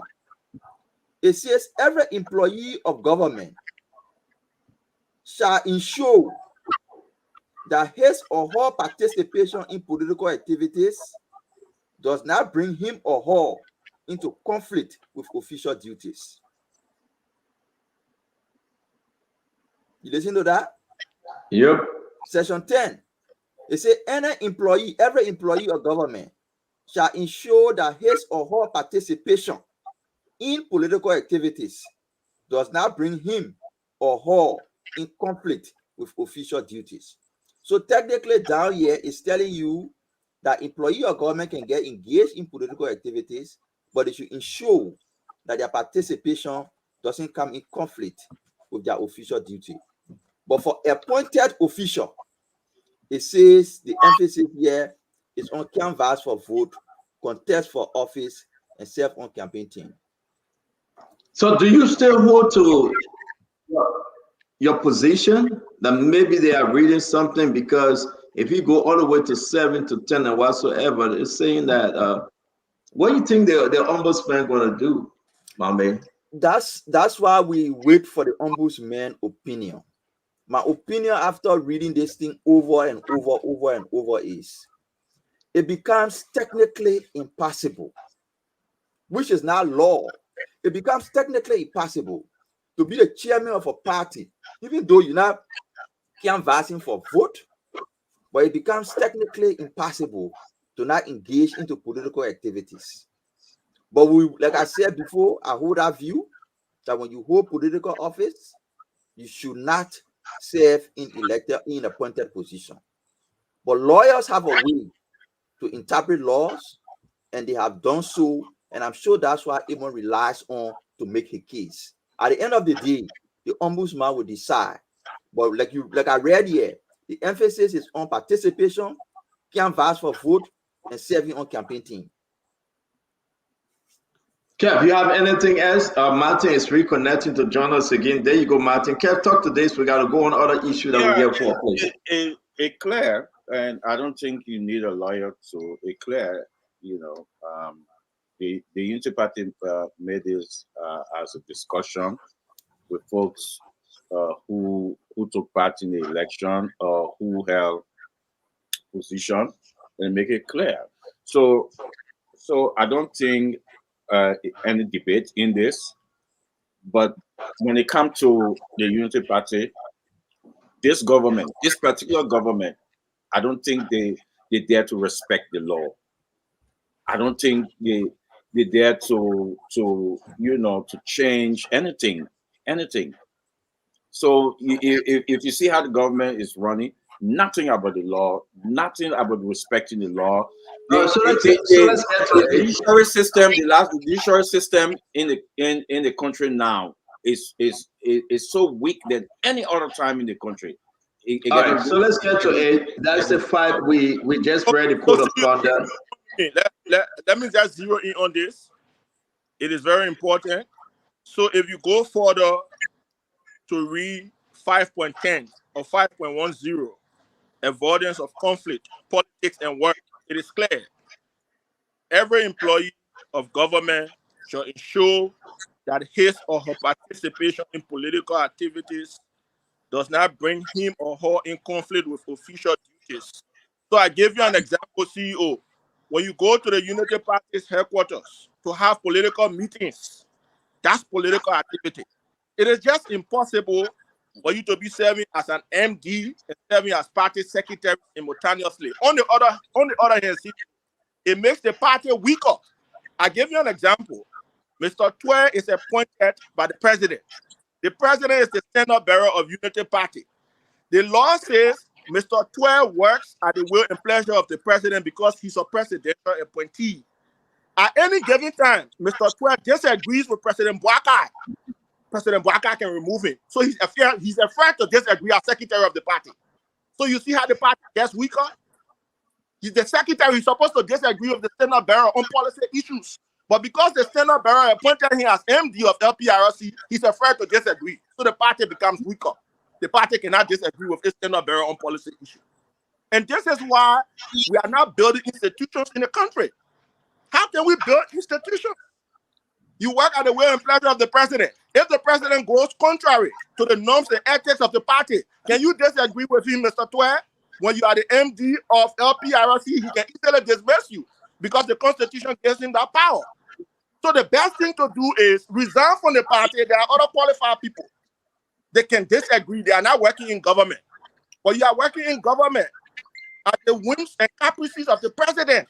He can dismiss you anytime when you disagree with him or when he's dissatisfied. You don't necessarily have to disagree. He can just money. So how serious is this for the party? How serious is this for the rescuer now? How serious is this for Jose Iman Bwaka saying that, listen, it was wrong then, but we are accepting it now? Amos Twe came on mountain and said, I am. Do you think they're going to ask him to step down? With the, what's the role of the ombudsman here, Mountain? So if you look at the law, the role of the ombudsman is to enforce every provision of the 2014 Code of Conduct law. So Amos is in violation. The only thing we need to do is just to write the office of the ombudsman. Amos is Secretary General of a party. By virtue of his position, he is conflicted as an appointee of government. He's already conflicted because he goes for his party executive committee meetings. That's political activity. You don't need a lawyer to interpret the CEO. Political meetings, party meetings are political activities. You don't need any lawyer to interpret this. So the procedure here is you do a formal communication to the office of the ombudsman complaining all party leaders who are holding official government positions. The authority of the ombudsman is to enforce the law. They should not. It is wrong, CEO. What is wrong is wrong. If it was wrong on the CDC, it is also wrong on the Unity Party. We should call it spade a spade. And that's the fact. Matter of fact, at his closing, he spoke to the rescuer. He said, as a Secretary General, I'm speaking to y'all. That's what he said. It's on tape. The ombudsman needs to take that tape and enforce the law because he said it. He said, I'm speaking as a Secretary General to the rescuers. So okay. So let's get to the issue. This interview today, the ombudsman serious. If that's a serious position and that's a serious government, Amos Twe should be the ombudsman should act. Thank you. By that statement. Thank you. Let's get into the then let's get to why we are here doing this roundtable, folks. Is right now 5:19. We'll be at 6 o'clock. That will be 11 o'clock in 10 o'clock in Liberia. And I don't know what time it will be at your end, Martin. But again, we'll be here for the next maybe 40 minutes to discuss this issue. Let's give it our best shot. I think the Liberian people have heard enough on this ombudsman and Amos Twe as Secretary General for the party, Reverend Luther Tappe as chairman for the party. And I think the government, the people actually who are responsible to make the adjustment will do so. Ambula, set the table. Here we are. Give me 1 minute, please. All right, let me bring it up to Martin. Martin, go ahead. I think Ambulance is sending information for uploading. Martin, talk to us. We invited you. Where are you starting from? set the table for us. So there are two topical issues. Number one, the audit, the damning audit of the Central Bank of Liberia. We really need to talk about that. Number two, the allegations of budget tampering. These are very important, sensitive issues that need to be talked about by all Liberians, especially Spoon. Since your platform is widely monitored, our people need to know the truth, get the facts, and understand what's going on. And this is why I'm here, for us to talk about some of these issues. How the Central Bank of Liberia was allegedly plundered by a gang of elements. Everyone already knows, you know. So yeah, we can start the conversation from anywhere, CEO. We are prepared to respond to some of the questions. We have a decent conversation with a couple of lawmakers this morning. They will be appearing on Spoon doing a little on this week. I'm not going to call the names, but we got some conflicting information, Mami. I want us to start with this shifting of money, and then we'll rest with the central bank or other conversation if it's okay with you guys. Mami, Kev, Hassan, and Mato, let's serve our people right. Let's give them something today. I want you guys to help me understand, help the folks understand the shifting, the alteration within the budget. Mama, you go first, please. What do you know? It's scary for me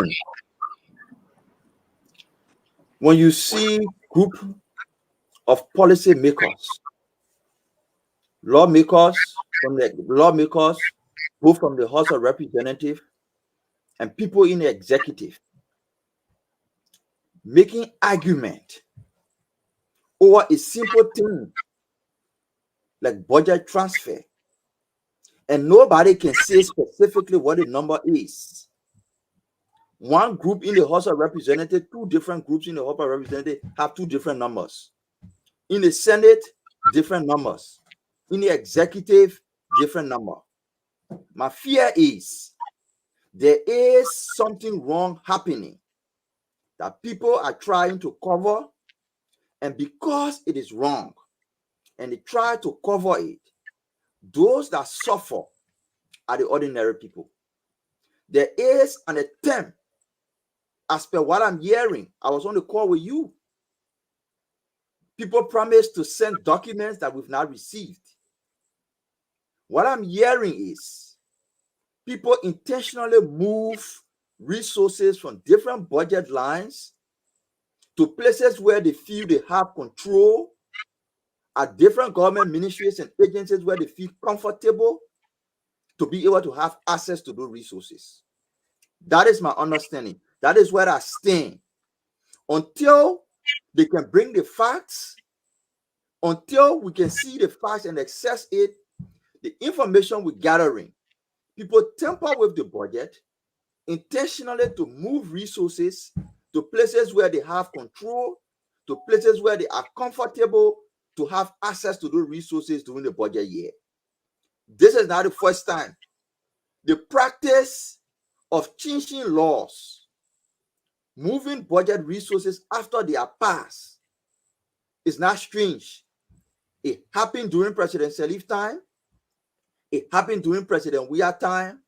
And we thought that this was the time to rescue the country from that bad practice of moving budget resources purposely because you have the intention, you have the desire to shift it to places where you can have unhindered access to those resources.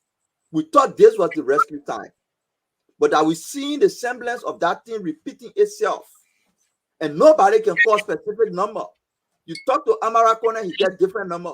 You talk to Edwin Snow, he get different number. You talk to the pro temps, you get different story. You come in the House of Representatives, the chairman on Ways Means get different story. Clarence Guy get different story. You go to Ministry of Finance, different story. In the midst of that confusion, there is something simple that everybody should pay attention to. There is a conspiracy. And the investigation is needed to uncover that conspiracy. But, Mommy, let me ask you this question. Kev, I beg you. Kev, Okay, let's do the thing in sequence. Let's allow your question, but we want the people to go in with something. Ask your question, then I will come in. This movement of this money is not a true legislature process, right? It's not a recast. It's not legislature approved movement, right? And mommy, hear me? So the story is the legislature approved the budget with certain amendments and sent it to the executive. But this people in the legislature are coming now. People in the legislature are now saying what was approved and sent to the executive is different from what the executive has now. Wow. Okay. So we just make it clear. It's not a recast. It's different. It's complete temporary. So, okay, let's establish something. And Mama, thank you very much. I'll come to you, Martin. Martin, I'll come to you. Let me bring my question to you. Let's establish something. We know, can we confirm one of Mama of Martin, because we all are on the call. Can we confirm there was an alteration? Don't tell me about the amount. Let's just confirm something. Where there's shifting, alteration, yes or no? We're not to the amount yet. How much? No.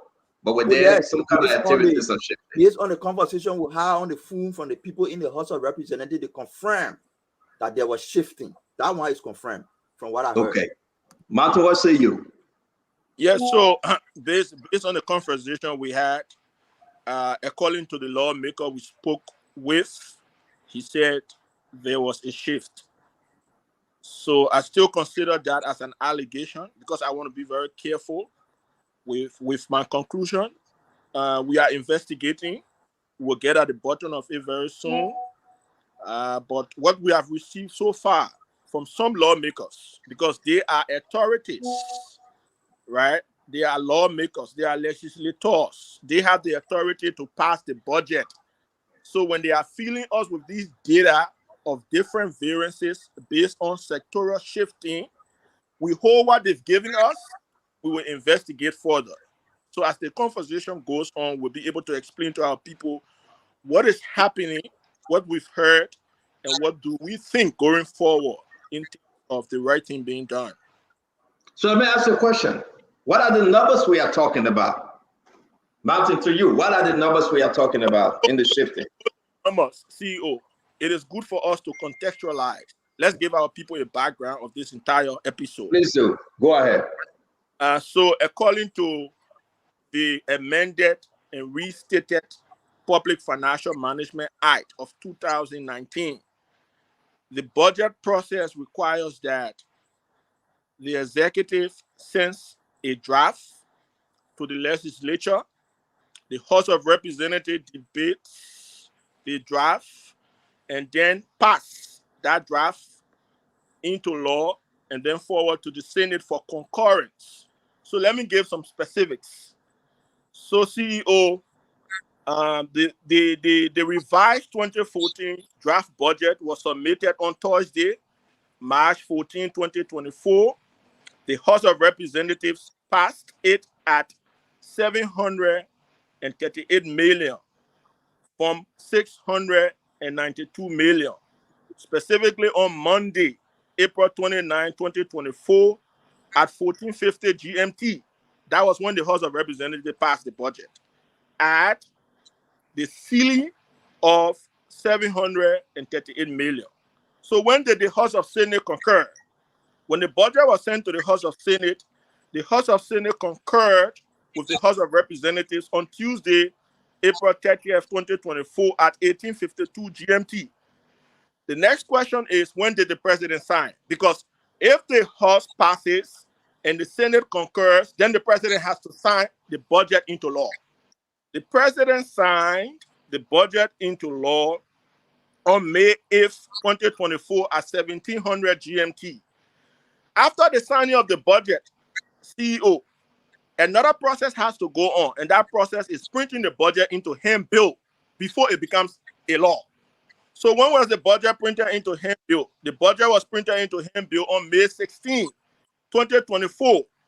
This process is required by Part 3, Section 19.2 of the amended PFM law of 2019. Having said that, CEO, when the budget is printed into handbill, nobody has the authority to alter it. When you do that, it's a grave violation because it went through all of those legal processes, constitutional, legislative processes. So who are you to alter the budget after ratification and after the signature of the president and the printing of the budget into handbill? So this is a very grave situation, and thankfully the speaker has opened a probe. A probe is necessary, like Comrade Justice Mame said. This is not the first time it is happening. It has happened many times under successive regimes, but we said we were going to rescue our people. Rescue means rescue. You cannot do what was done in the past. So if you alterate the budget, or if you allegedly alterate the budget or alter the budget, there's a need for investigation. Whoever did that needs to be held accountable. So here is the point, right? Because the budget was allegedly altered on the basis of sectoral shifting. So basically what we have in our possession on the basis of sector number one, public administration sector was altered. Allegedly altered, I want to be very careful to say allegedly. Municipal government sector was altered. Transparency and accountability sector was allegedly altered. Security and rule of law sector was allegedly altered. Health was allegedly altered. Social development sector was allegedly altered. Education sector was allegedly altered. Energy and environment sector was allegedly altered. Agriculture sector was allegedly altered. Infrastructure and basic service sector was allegedly altered. Industrial and commerce sector was allegedly altered. As we go along, we can look at the variances. We can compare what was actually ratified, signed into law and handbill, and then we can look at what is actually in the handbill. Because the comparison to do here to identify the variance is what was actually ratified and what is actually now in the handbill. When you do the two comparisons, then you will get the variance. For example, do the comparison between what was actually ratified by the legislature and signed by the president. Compare that with what is actually in the handbill. So Martin, let's slow down a little bit. Help me understand. Let's talk about public administration sector. Draft budget. So for the public administration sector, CEO, $276,538,829 was actually appropriated. It means the legislature ratified and the president signed. But in the handbill, what was printed in the handbill is not the amount that was ratified and signed. In the handbill, you have $257,363,829. A variance, giving you a variance of $19,175,000. So you have a negative variance, right? Or a variance of $19.17 million. So who did this? That's the question. Who allegedly did this? Who changed it? So let me hold you right there, Martin. Thank you very much. That's why, folks, share this show, man. We told you that it will get interesting.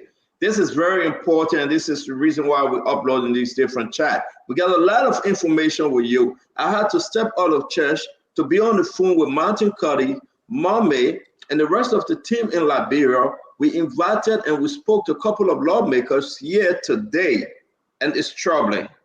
Mame, let me come to you. Public administration sector, 19,175,000 plus or minus. But yet and still, people are saying, you heard, one lawmaker say it's 6 million, another lawmaker say it's 46 million, and another individual say it's 20 million. But look at what we are talking about here. Mame, talk to us. What our number shows to you is the budget for public administration was reduced by 19.1 million. Go to the health sector. Go to the health sector. The appropriation in the health sector was 80 million. 501,000. What is in the handbill is 80 million. 101,000. So 400,000 was moved from the health budget to somewhere else. Even if you want to move, the health you would take money from, health, the health you take money from, 400,000 from health. It goes across different sectors. Transparency and accountability sector. What was in the appropriation for transparency and accountability is 23 million. What is printed in the HEMP bill is 22 million.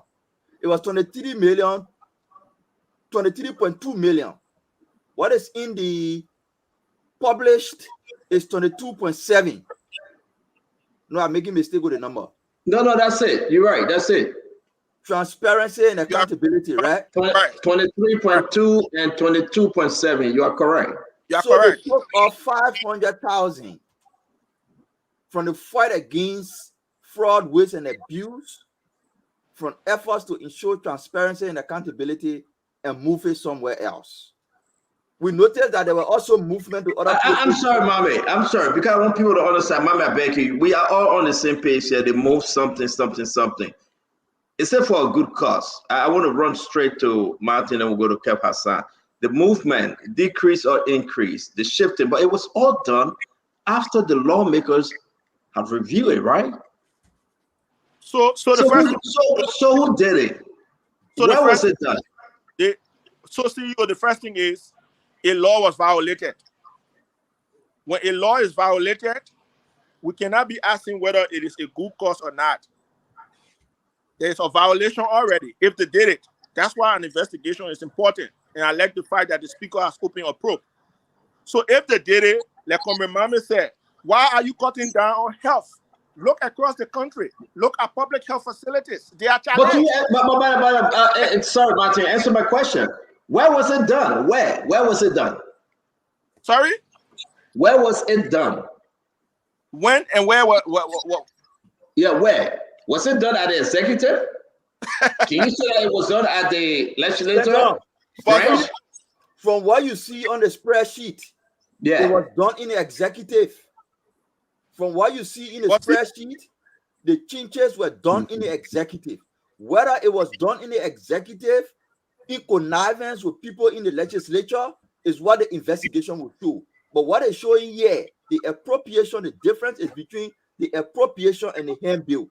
The legislature takes care of the appropriation, the executive takes care of the printing of the HEMP bill. So if there is an increment or decrease in the HEMP bill, it's from the executive. Whether they did it in cahoots with somebody in the legislature, real quick, you put this on the executive. Martin, are you going to concur to that? We got to bring in Kev and Fadika. Fadika, thank you for joining us.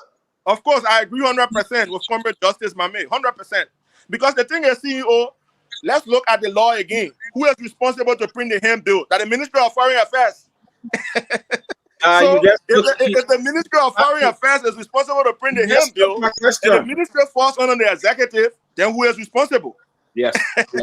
That's my question. The numbers are changed in the HEMP bill. So the question is, who changed it? Okay, ladies and gentlemen, we got bracket 1, draft budget 2024, bracket 2, legislative adjustment, bracket 3, appropriation FY 2024, bracket 4, public account HEMP bill, which is very important. Now, when they say HEMP bill, it means that Martin is with the executive now, right? On this level, the executive got it now, right? Yes, yes. Correct. Okay, so nobody touching it, no lawmaker touching it between finance ministry, foreign affairs, and the executive marshal. Am I correct? Correct. Yeah, so let me make it very simple. Before we move forward, Kev, talk to us. What are you saying? Then we'll go to Fadika. I want to squeeze Mame and Martin out of something because our phone call was very interesting today on this conversation. Kev, talk to us. This question for Mame and Martin. So as we speak right now, as we speak, so we believe, or you guys believe that the executive and the lawmaker are conniving. We believe they're conniving, or who is in the know here? Is the president in the know? That's my question to you guys. Okay. Justice, you want to start? This is what I know from reading the spreadsheet I saw. My interpretation of the spreadsheet is the legislature made appropriation and turned it over to the executive for printing into handbill. The handbill version is showing changes were made to what was submitted by the legislature. Therefore, those changes were made in the executive. By the executive. So exactly, that's my interpretation. So and the investigation to uncover the individual, because they just say the executive is big. It should be detailed. It should be rigorous. It should be specific to identify the individual that made those changes and under whose instruction did they so. But the president's signature is on it, so the president is in the know. The president signed the budget before it goes for printing into handbill. The president signs the budget. The president signs, excuse me, the president signs the budget before it goes for printing into handbill. It is possible that the president signed what was presented to him by the legislature, and from the president office to where it was printed into handbill, changes might have occurred there. Where the changes, but the president do have the copy of the handbill. Of the handbill. Even the legislature has the copy. But the president do, right? Everybody has the copy. The copy is public information. So that means the president read what in the handbill. The president know what's in the handbill, the current handbill, right? They publish the handbill is on the Ministry of I understand that. The handbill right now, the Mansion website. Everybody has access to the published budget. Yes, I understand that. But the handbill right now, the handbill that the movement took place, the president has the copy. Right? The whole country has copy. It's not the whole country. The president in the president possession.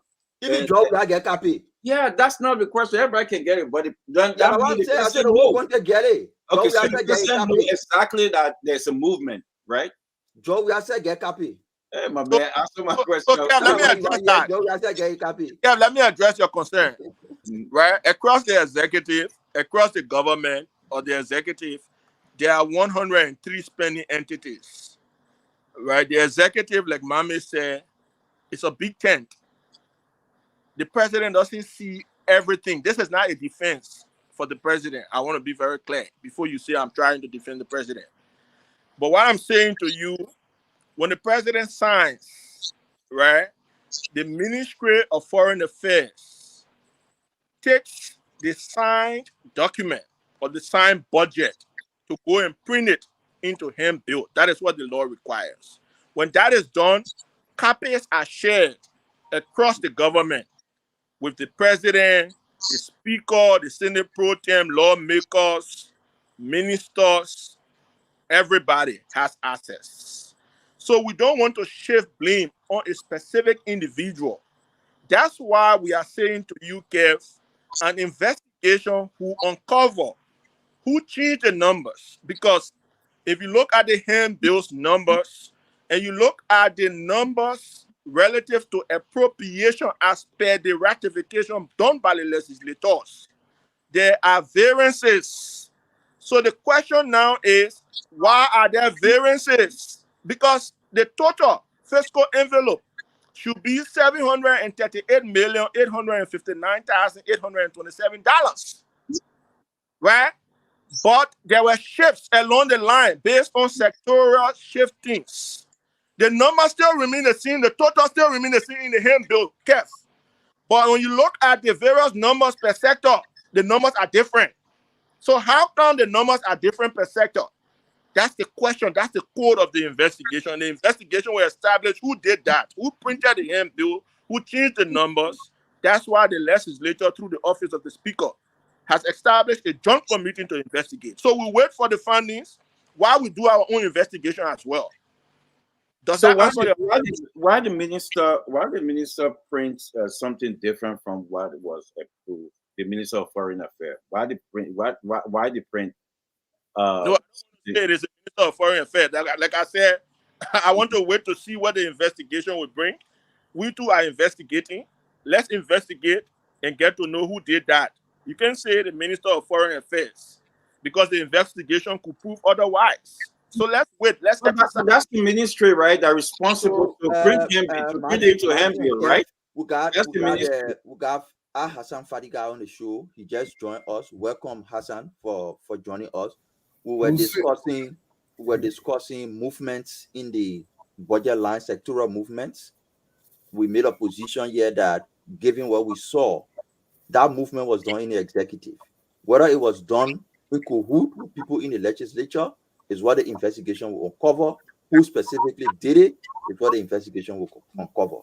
What do you know about the movement in the budget? Well, let me ask you guys two questions first before I give my opinion on that. That variance, did it go up or down? Some of them went up, some of them went down. For example, health went down. All right. Public administration went down. All right. Well, did that change the figure in the entire budget, or just different ministry things were shipped? Just different ministry things. It remains the same. So this is my understanding of how this works. It is my understanding, and I know that it didn't start under this administration, that even after the budgets have been passed into Hemville, that the finance minister do have some oversight on appropriation, how the money are dispersed and something. And it has been sometime in the past, and I think that is what happened, that it has been restructured and reallocated based on the need of the government. That is what I heard from one of my sources.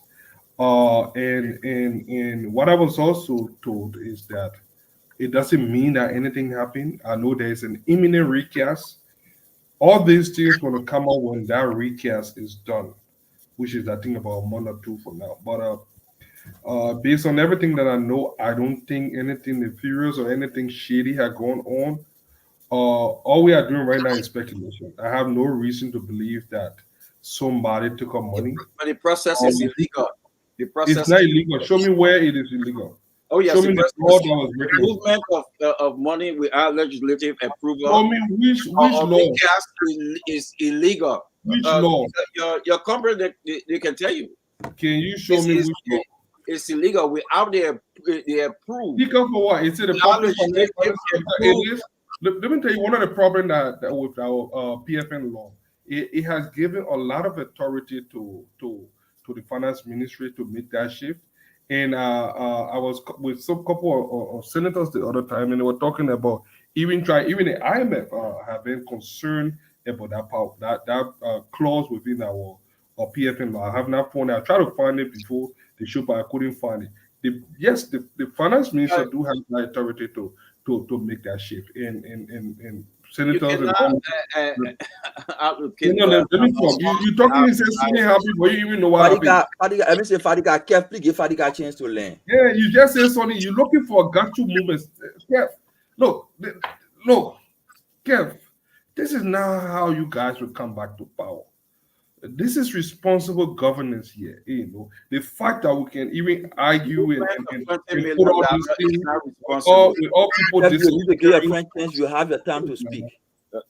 Kev, even we give you a chance to talk from now to tomorrow, you will not say nothing different or anything special. That makes sense here. So, when we do this distraction, it kind of distracting, make you to lose your train of thought. But Kev, let me say this: you shouting that our law was breaking. You can't even state the law. You can't even say which part of the law was violated or something, or even if it was a PFN law. Oh, it happened because you think that somebody shit, but you think people would just take millions of dollars and just put it in one place and taking the you think that something, you think the budget. Look, let me tell you something. I think Martin started it. The way this budget is processed, it comes to the finance ministry through the presidency, goes to they go to every ministry, they get how much whether states run enterprises or agency, and they will come up with how much they think they will generate for this budget year. Let's assume each ministry, some ministries say I'll bring 10 million based on certain calculation and projection from previous year. The other government ministries say we'll bring 15 million. At the end of the day, let's assume they say we're going to bring 200 million. Or let's just be specific to this budget year. This administration said that they could have at least raised 692 million for this budget year. It went to the legislature. Let me get the real number. The legislature did the due diligence, poke. They found another 48 point something million. Let me find, I had it somewhere here.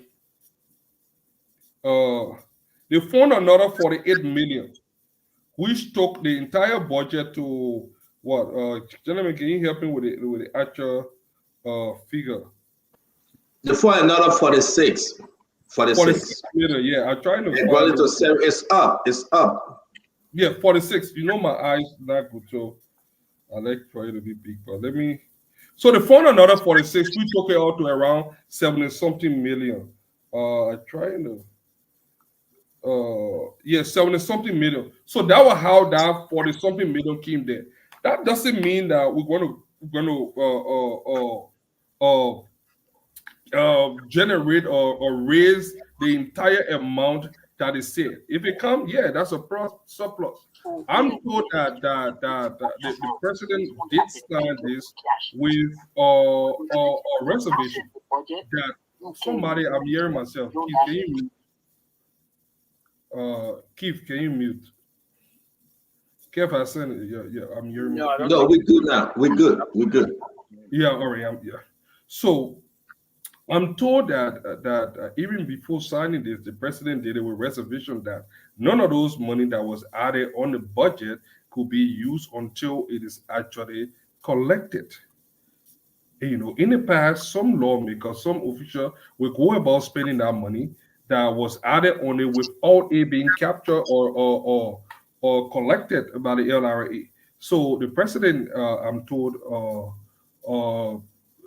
signed with a reservation that none of the money can be spent until it is collected. The fact that we're going to recast, during the recast, we'll see whether it went up or down. But the bottom line here is, so that this is how the budget process goes. So when they added that money there, it went back to the executive, they signed it into a bill, something. Now, yes, it's a sticky issue. The finance ministry do have that leverage to shift things around. It doesn't mean anything illegal has gone on. That has been consistent with our PFN law. If anything, that PFN law might need to be changed. I heard that some lawmakers are looking into to changing it. Even the IMF are frowned on it. But the fact to believe that something happened, given everything that I know, I don't believe anything happened. I don't think anybody made away with millions of dollars. The only way we can know, like everybody else is saying, is either they do an investigation or doing a recast. All these things will come out and we know who did what. But other than that, all we are doing here is speculation. Stanton, let me correct something. Please do. I will just try on the phone. Let me go back, and I really want to hear from Mame, Mountain, and the rest of the team here. Let me correct something on the budget. Please do. Fadiga is feeding on the circulation of Section 33 of the Public Financial Management Law that gives authority to the Ministry of Finance to shift allotments. That law is enforceable during the implementation of the budget, not during the formulation of the budget. The budget is the formulation of the budget ends when it is printed into handbill. That's when the formulation, everything ends. The authority to move resources is not doing formulation, it's doing implementation. But it's already passed. It's already passed. It's being implemented now. No, it's not into implementation until it is printed into handbill. It's not into implementation until it is printed into handbill. Doing implementation after it is printed into handbill and given to the different ministries and posted by the government, that's when implementation starts. It is during that period that the Minister of Finance can say, given the current situation in the country, no need for us to spend too much money on public administration, let's spend it on health. And he's authorized to move up to 5, 6, 7 million to spend on health. If there's a health crisis, that's exactly what I was saying. Then why is the guy saying that something legal, someone steal money? So yes, the problem we have in that is saying. Yes, the problem we're having. The movement was done before implementation. Right. The movement was done before the budget was printed into hand bill. Exactly. That's what the movement That's was the done. problem is. I don't think you're following this thing. That's what the movement was done. I think you have to follow it. I think you have to follow it. You have no idea what you are talking, Kev. You try to defend it, but you not follow it. Let's move. Let me just add quickly to Comrade Mame what he said. So you know, the budget law is very clear. In addition to Section 34, Section 22 also talks about temporary financing of the budget in the absence of legislative approval. When you hear a lot of lawmakers talking about 112, they are talking about Section 22. The Ministry of Finance can go ahead and spend money, right, under Section 22, but you should do that as per 112 of your budget. The spending entity, whether Ministry of Finance, Ministry of Commerce, the legislature, the law says, even if the budget doesn't pass, you can spend 112 of your budget in the absence of the passage. Section 33. Section 33 talks about reallocation, right? Reallocation of national appropriations. So, Fatiga, what Mame is saying, after appropriations are done, reallocation can take place. Right. You can, but like he rightly said, appropriations are done, budget hasn't been printed into hand bill, and now the figures have changed. Right. the people already spending the budget, you say I've never printed into hand bill. Sorry? The people already using the budget, you said they have not been printed into hand bill. How are they using it? So Mame, Fadiga. Hold on 1 minute. Fadiga. This one, you are wrong. Okay? It's very clear. We spoke to lawmakers. Yeah, you can agree to say you are not wrong. Lawmakers have their own reason why. Fadiga, let's take it one step at a time.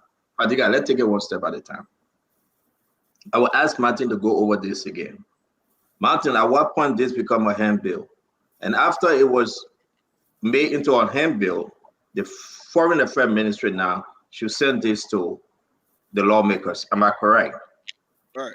Okay. Tell me at what point this alteration took place, just to bring Fadiga up to speed. So if you look at what we are looking at, also Fatiga, the alterations or the changes may have taken place during the printing process of the budget into hand bill. That was when the numbers were changed, because even the final copies of the hand bill that most of the lawmakers have, the numbers are different per sector. So if you look across the sectors, what was appropriated is different from what is in the hand bill.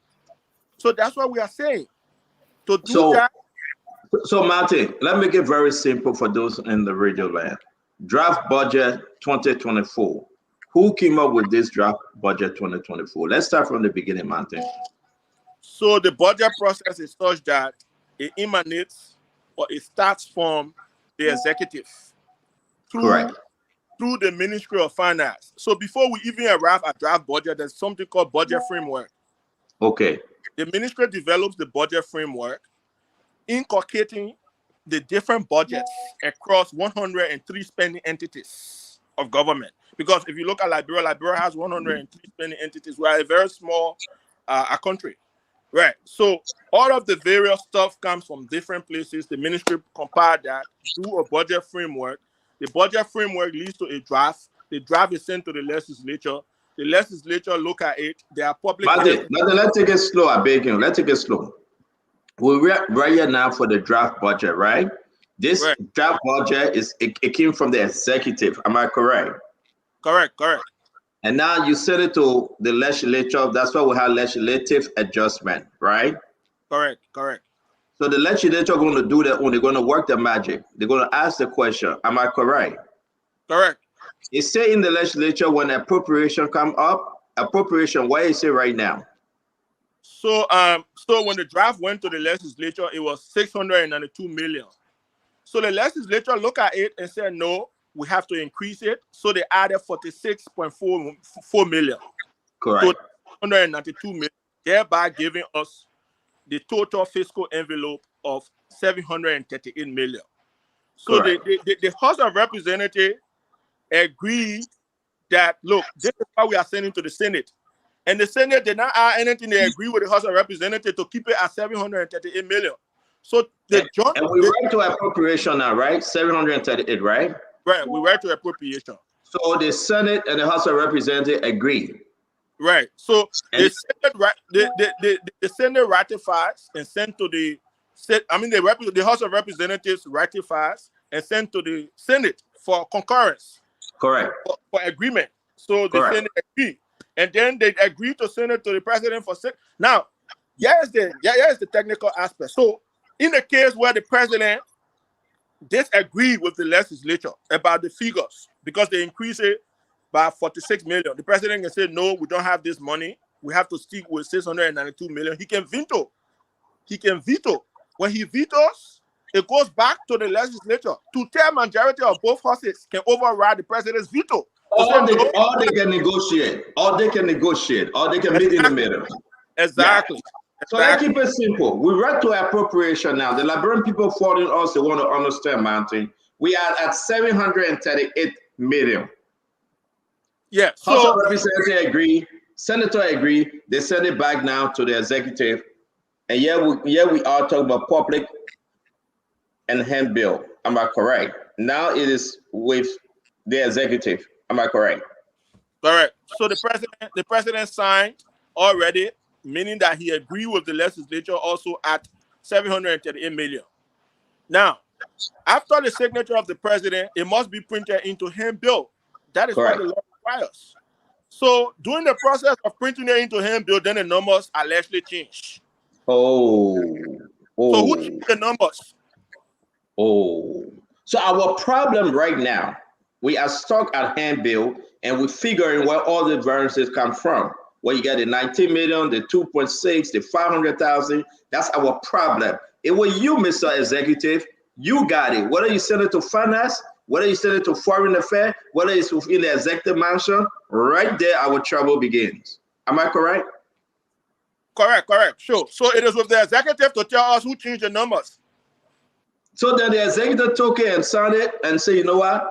We finished crossing our T's, dotting our I's, numbers changes took place, send it back to the lawmaker. Now it went back to the lawmakers, right?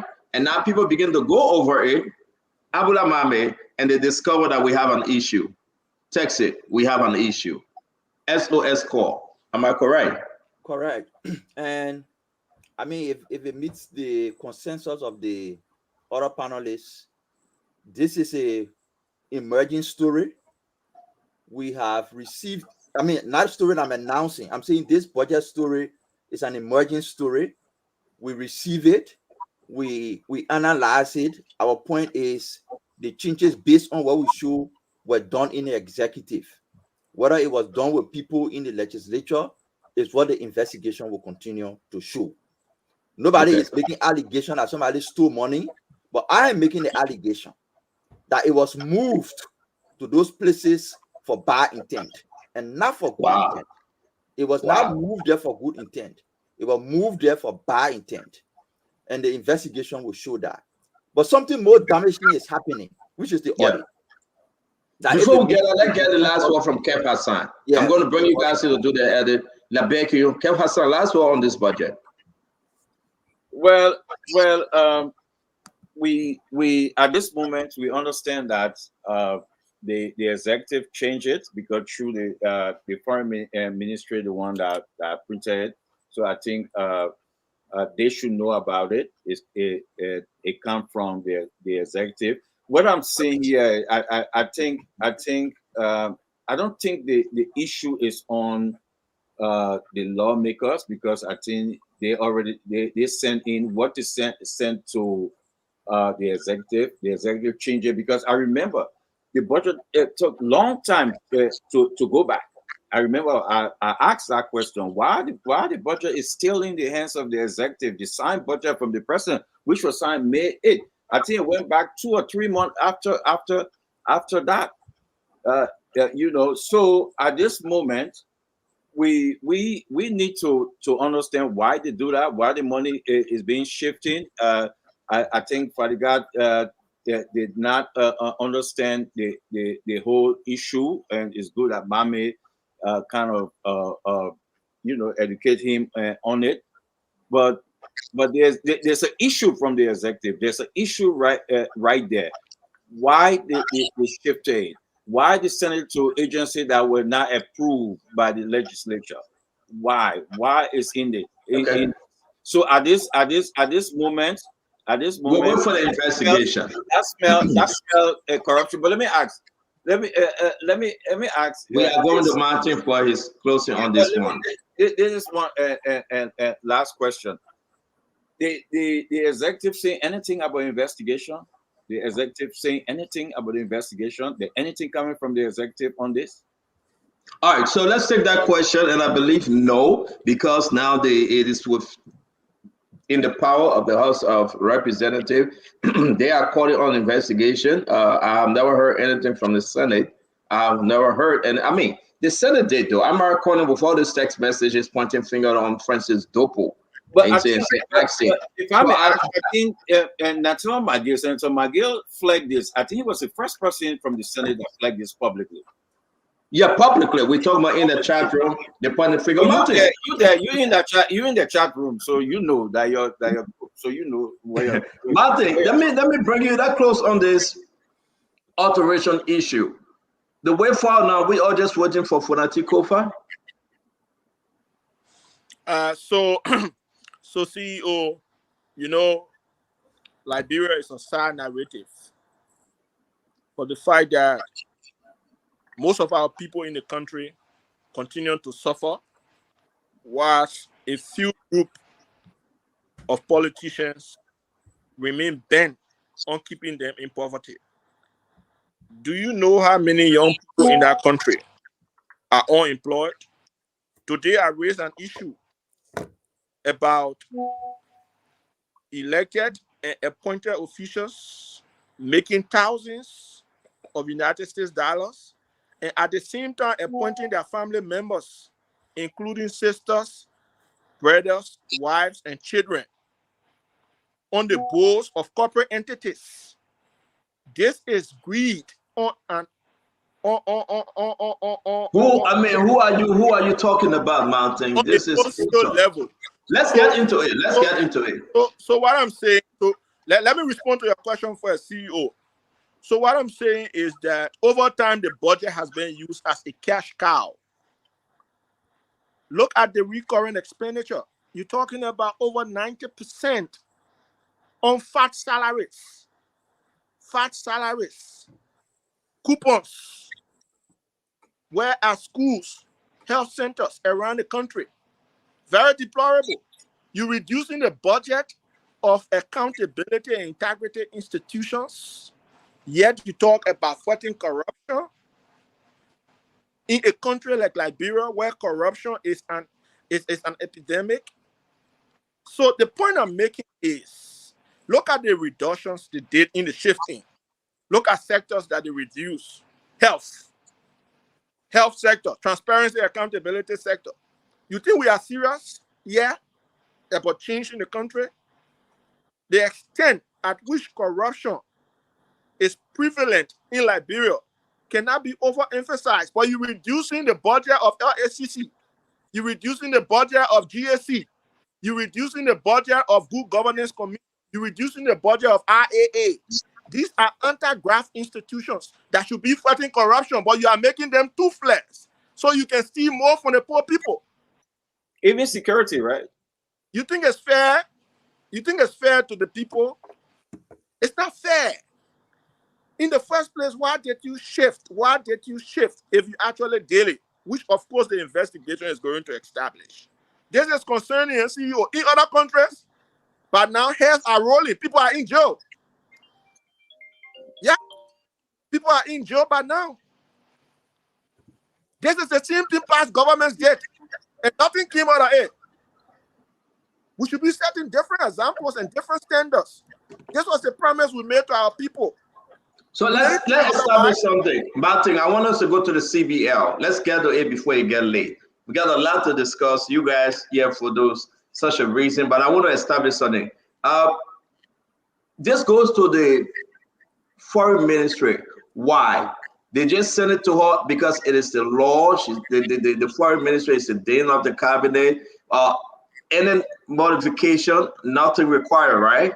You just send it to her because it's the law, right? Yes, just to print. So, okay, just to print. So we take away the foreign ministry. So if there would be any adjustment, any alteration between the executive mansion, of course, and that of the finance ministry, am I correct? Correct. Yeah. Where your trouble going to be? Correct. The trip from the executive mansion to the finance ministry, that's our problem right now. Correct. And the investigation. Thank you, folks. It's very interesting, folks. We will stick on this story. We will be bringing in a couple of lawmakers to help us understand better. But we can assure you, we can say 100% there was an alteration and there was a shift. This man happened. It was like almost 2 months since we started hearing the noise. I don't know why it took Fanatico forever or Yombi Kanga Lawrence. Why? Well, why are they stepping on these things? We'll get to it. But let's talk about CBL. Now I want to bring you in, Mame. Bring us up to speed. CBL. Stanton, it's not really about CBL. It's about President Boakai's promise to hold public officials accountable. It's about the risk of the president losing the fight against corruption. It's about the possibility of his damaging his legacy on accountability. So it's not about CBL. What brings the CBL in is the public admittance by the Deputy Governor, Nimade Pearson, in her letter of resignation.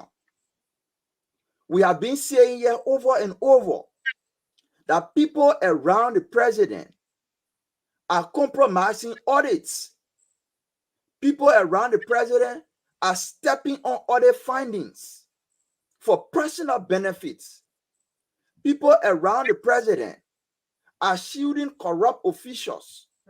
People around the president are using audit reports to blackmail public officials and use it to ask them to resign rather than to subject them for prosecution or investigation. That's what we've been saying. Few days ago, the letter of resignation from the deputy governor stated it clearly in her letter, and that is scary. She said she resigned. This is what she read. This is what she wrote. I'm writing to formally resign from my position as Deputy Governor of Operation of the Central Bank of Liberia, period. This is the part that is scary. This is the part that is embarrassing. And this is the part that the president advisors need to speak to. This is what it reads. This decision follows discussion with your advisors and mutual agreement regarding the payment of my benefits, which include pension, severance, compensation for my remaining unexpired tenure. The deputy governor and all other governors are implicated in an audit report that is calling for further investigation of their action. Millions of dollars paid on counter, not only for the government of Liberia, but to their own staff who put their picture up. Contracts were awarded without procurement process. CSR payment made outside the budget. Even those made within the budget, no report to show what people did with those money. In the middle of such audit that is calling for further investigation, advisors of the president are concerned not about subjecting these people to investigation, but asking them to resign, and they will step aside the audit and pay them their benefit. When you continue like this, you make people to feel they can run public institutions down the ground. When they are audited and there are reasonable reasons why they should go and count, the only solution is just to resign and take your benefit. They're doing it to NAFA. There are credible reports that they are pressuring the girl to resign and take benefits. They're doing it to LTA. Other findings are showing corruption. Why not investigate? Why are you telling people to resign? It said that you only want to have a space to appoint your friend, and you're not having interest in investigating people who allegedly stole from the state. The president fight against corruption. His fight for accountability is about to be undermined. And his advisors, as per their letter, are the one going to public officials and telling them, just resign, we'll forget about the audit. It's wrong, it's dangerous.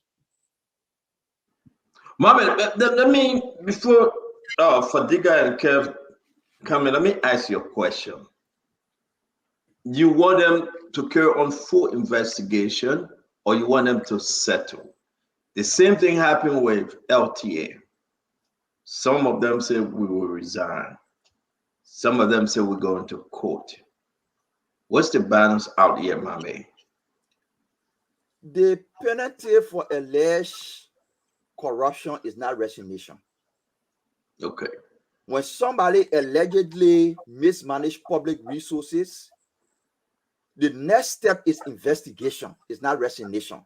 When you see advisors of the president not interested in investigating how millions of dollars were allegedly stolen, but only interested in someone resigning and taking benefits, then it means the fight against corruption is being compromised. That's the point. If you feel the person committed no crime, allow them to entertain you. Do not use audit report as a tool to blackmail people.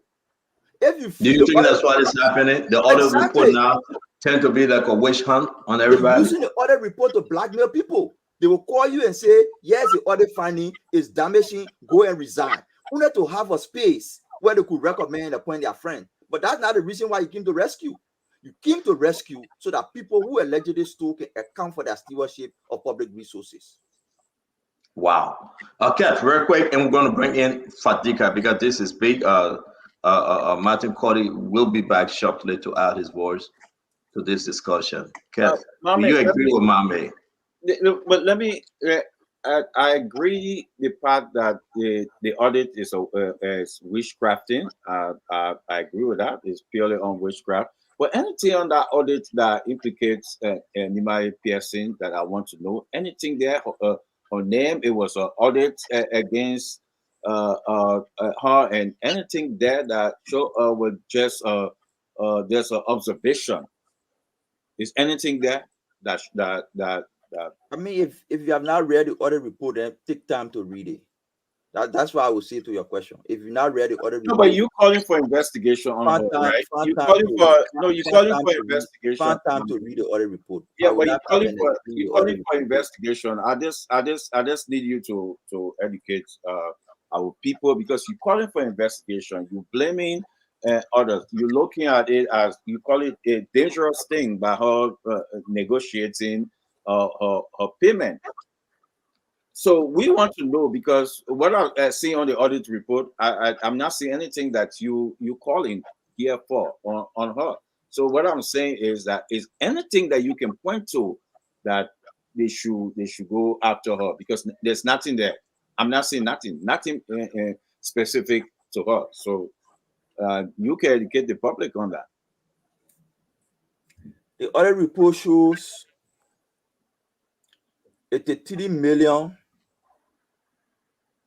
awarded to the government, not awarded, but credited to the government. The government has a right to credit from the central bank without approval. The audit report reveals that contracts amounting to 11 million was done without competitive bidding. The audit report shows that 2 staff of the bank,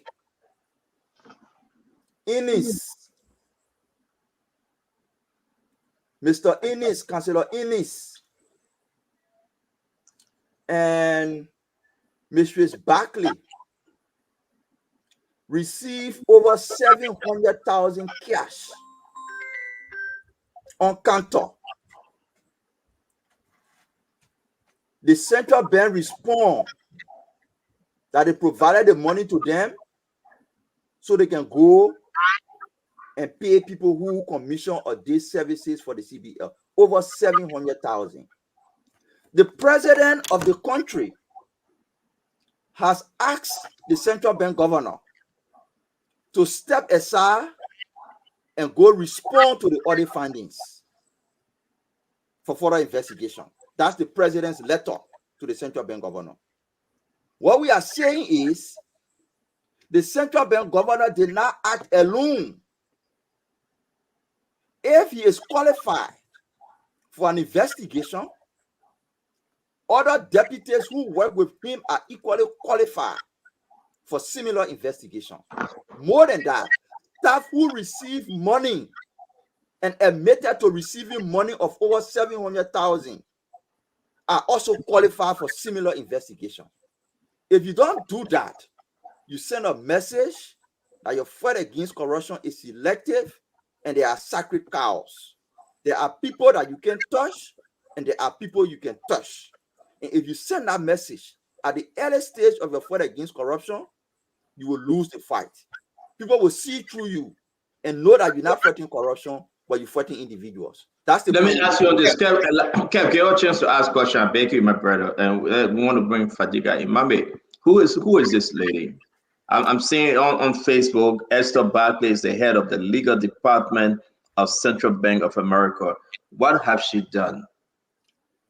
As per the audit report, Esther Barkley received over 700,000 US dollars. Esther Barkley received over 700,000 US dollars cash on the counter at the CBL. The purpose, as explained in the audit, or the total amount was, the purpose as explained in the audit was for her to pay people who provided services to central bank. The question is, if people provided services for central bank, why don't you pay them directly? Why pay your staff over 700,000 to go and pay to people? Where are the receipts? Those kind of payments are unusual and therefore require further investigation. That's Esther Barkley. Are they investigating her? Nobody investigating her. Have she been called by LDCC? LDCC is not asking a question. No LDCC called her to ask her. She is a Barkley, so probably she's protected by that. Nobody calling her to ask her. Okay, so let me bring in Fadiga, then we'll go to Martin on this. Fadiga, let me put my Esther down. What are you hearing, Fadiga? It's getting scary. If you talk about that amount of millions of dollars that Esther cash, another gentleman in this, we're going to put his picture up. You think why the investigation stop short of everyone, but when they allow Shostar to have to go, suspend it. I think because he bears the greatest responsibility as the head, even though a lot more will follow. I see Yumedi PSC has resigned already. More to follow. I don't think anything shitty was going on there. I think it's a far stretch to believe that some official are telling them to resign and will get kickback and something. These are all allegations that cannot be substantiated. These are just allegations. Let me ask you, okay, hold on, Becky. I love to do this because I want to be careful that I hear you right. You say it's far-fetched that somebody asked them to resign?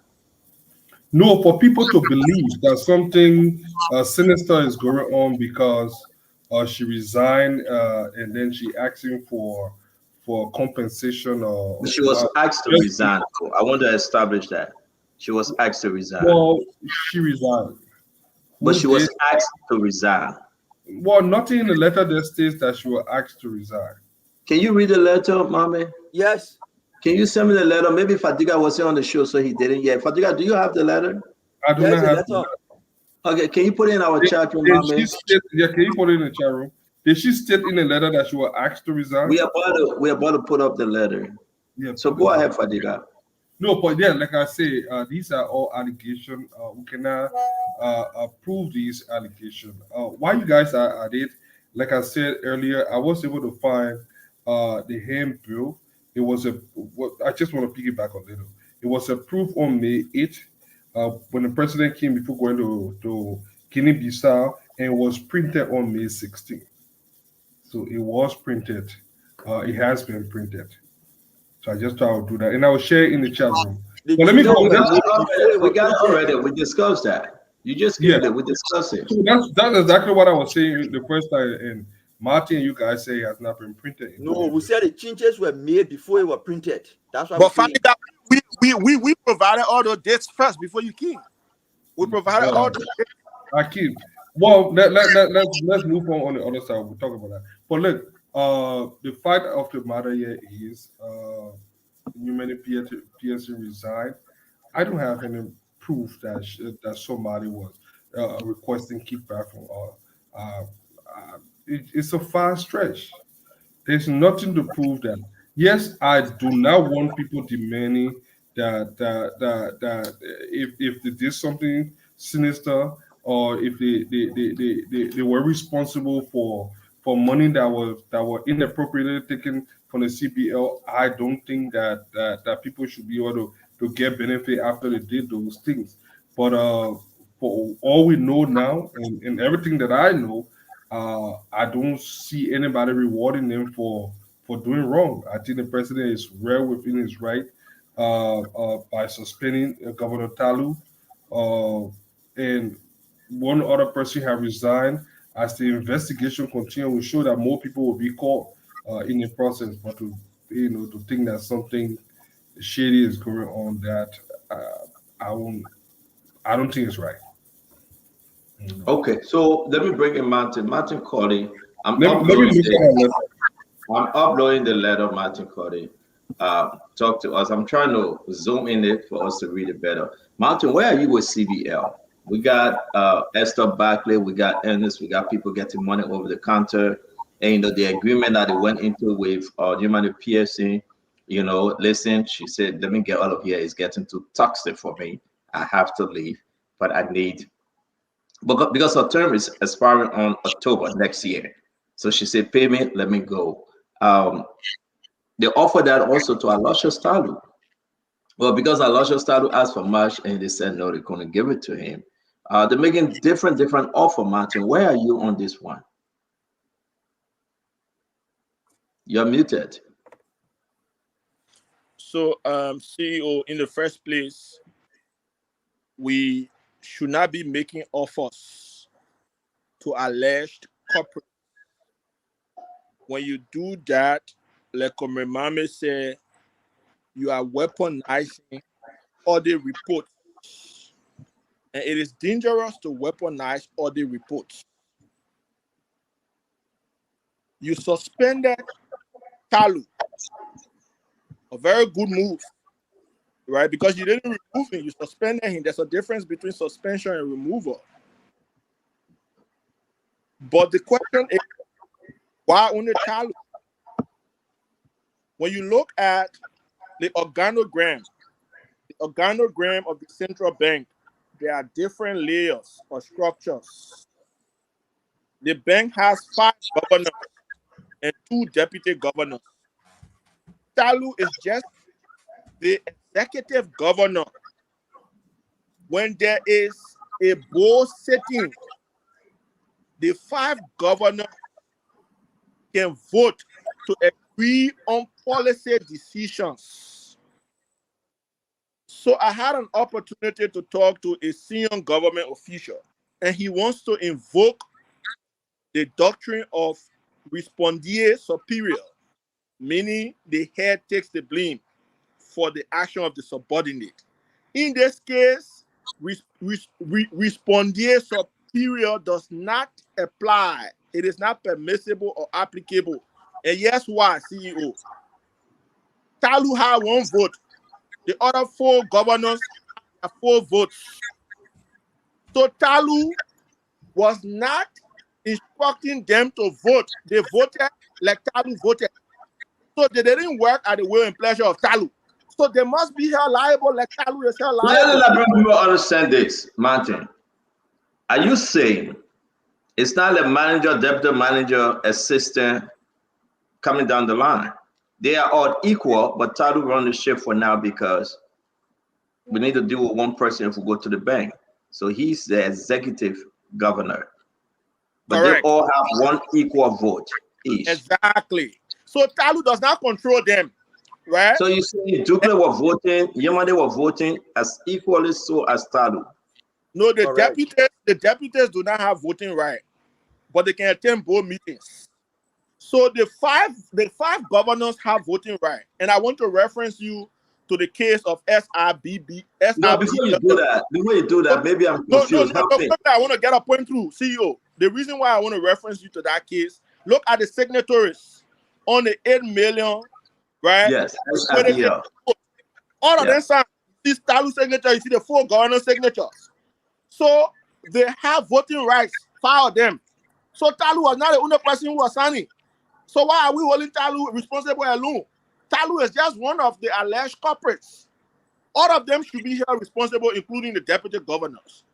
Comrade Mame raised a very important point. And that's what I want to understand. I beg you help me. Let's go back to Kev's question. I beg you, guys. Who are all the deputy governors? I mean, the board members. Can you name them? Yeah, sure. Let me name them. So you have Executive Governor Aloysius Talu. You have Governor D. Sheba Brown. You have Governor James B. Dennis.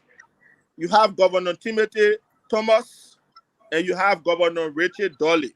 Then for deputy governors. No. Don't go to the deputy governor. I beg you. These are the five board members. Am I correct? Right. Are these the only 5 board members that sign, that vote? Yeah, sure. So the deputy done. So the deputies can attend, but they don't have voting right. So now let me explain the structure, right? Please. So for example, if there's a resolution on the floor, right? If the votes are 2-2, then Talu comes in to break the tie. Correct. Right. So that's why there are 5. That's why the number is not even, because one person must break the tie. So Talu is like the secretary, right, to the board of governors. So the point I'm making is they usually sign to pass resolutions. That's why I made reference to the SRBL situation relative to the liquidity support. The big question here, I beg you, Martin, the big question on our argument, I want you to position Ducle and Yemane. You have already established to the nation that the 5 board members do the voting. If there's a tie, Talu breaks. So here we are. The deputy governors do not vote. Am I correct, Martin or Mambe? Am I correct? You correct. Say that. You correct. They don't vote, but let me position them. Let me end with my question, Brother Mambe. If they do not vote, but yet indeed they hold those executive position, operation, administration, whatever the case may be, the voting right that the board of governors have, they do not have it. I want you to bring in Yemane now and Ducle. Put them in this argument while the executive is negotiating that they resign, and don't hold them accountable. Please help me and help Liberians. Martin, you want to go first? If you want to go, Mame, you can go. Yeah, but let me tell you something, Stanton. Every check that went to Innis, whose picture you put up later, or went to Mistress Barkley, those are checks that were approved either by the deputy governor for operations, which was Numande, or the governor Talu, or the other deputy. Those are not payments that go to the board for approval. Those are payments that were approved, signed for, authorized by either the deputy or the governor tally. We have received checks that were approved by the deputy governor for operations. We have received checks that were approved by Talu that went to Innis and also went to Barclay. That is where the opposition.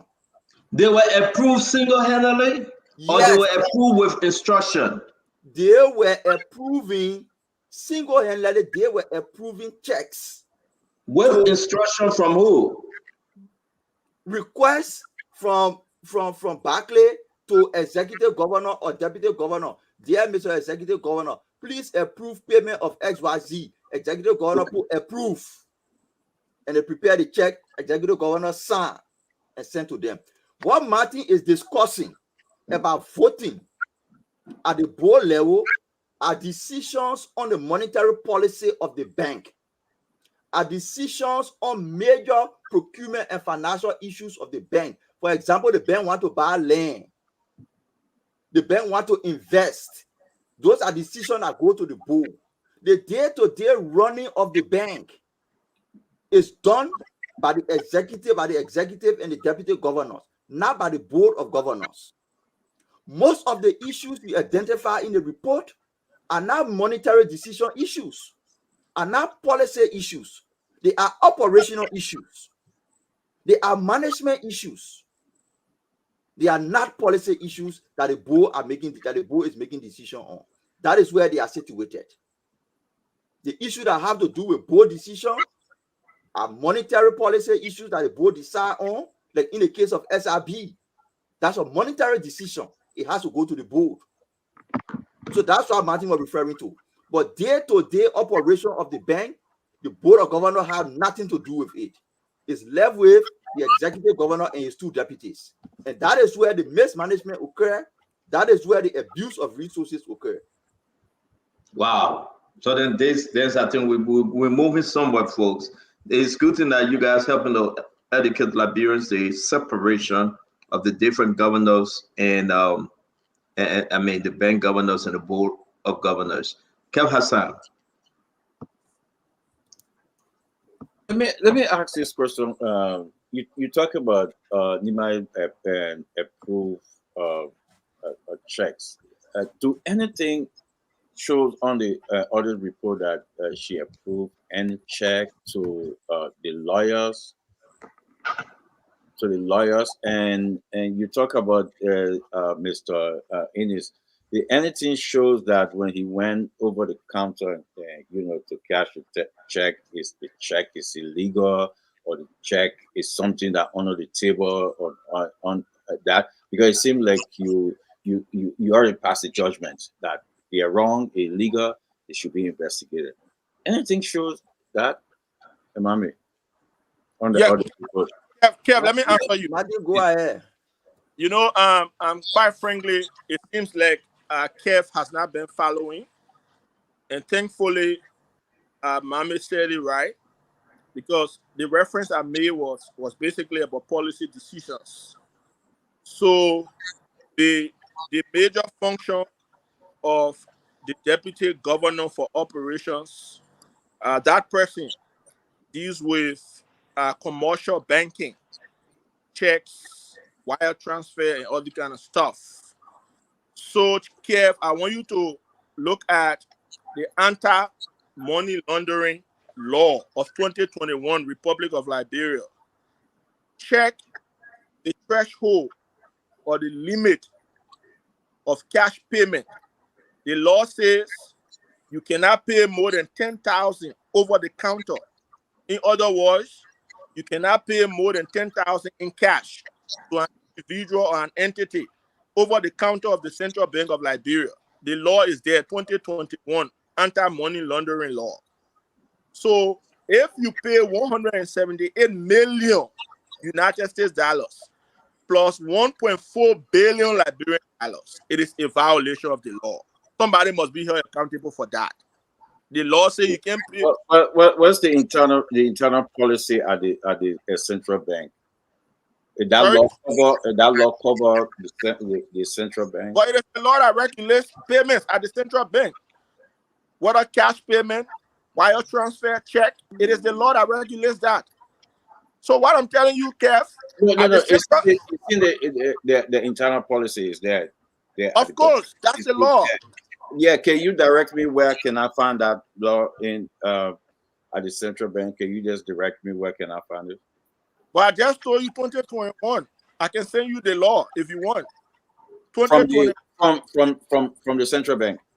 2021. Yeah, of course. AML is called AML /CFT.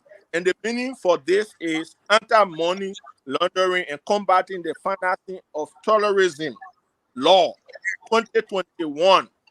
If you work at the Central Bank of Liberia, CAF, and you work as a teller, you can't give more than 10,000 in cash to anybody over the counter. It's a violation of the law. So the other report says, CAF, between 2018 and 2023, 178 million United States dollars, right, was dished out over the counter in cash, raw cash. I'm talking about raw cash. Besides the U.S. portion cash, 1.94 billion was also Liberian dollars. This is the Liberian dollar portion. 1.94 billion Liberian dollars was also dished out in cash, raw cash over the counter. And the law says you can't do that. It is a violation. So when you violate this, you should be prosecuted. You should be held responsible.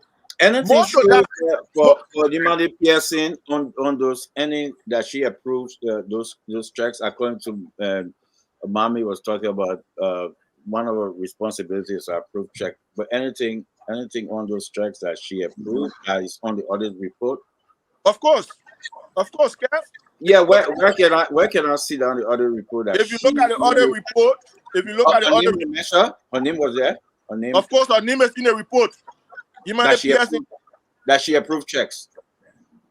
Not necessarily. So the way audit is done, audit doesn't come to you that this person approved the check. It says management. Management includes Yimane Piercing, Deputy Governor for Operations, right? Elisha Stalu, Executive Governor, Musa Dukle, Deputy Governor for Economic Affairs. Right. So what I'm saying to you, when they say management does not mean Talu alone. And this is our problem with the government. You can suspend Talu alone because the other report refer to management. There are other people part of management. Management is not Talu alone. The point I'm making to you, look at the other report care. Look at some of the findings. For example, I gave you another finding, very key finding. Unauthorized disbursement of 381.4 million to government from CBL as loans. The GSC claims that loans may have been used for illegitimate purposes. Let's go to this one. Very interesting. The land bought by CBL value at $737,460.52 could not be physically verified and identified in CBL's asset register due to the absence of its location. Let's go to another one. The total of 28 vehicles valued at 1.74 million could not be physically verified. Another one, the management of CBL paid 178 million and 178 million US dollar and 1.94 billion Liberian dollars in raw cash over CBL's counter to individuals representing 6 entities. So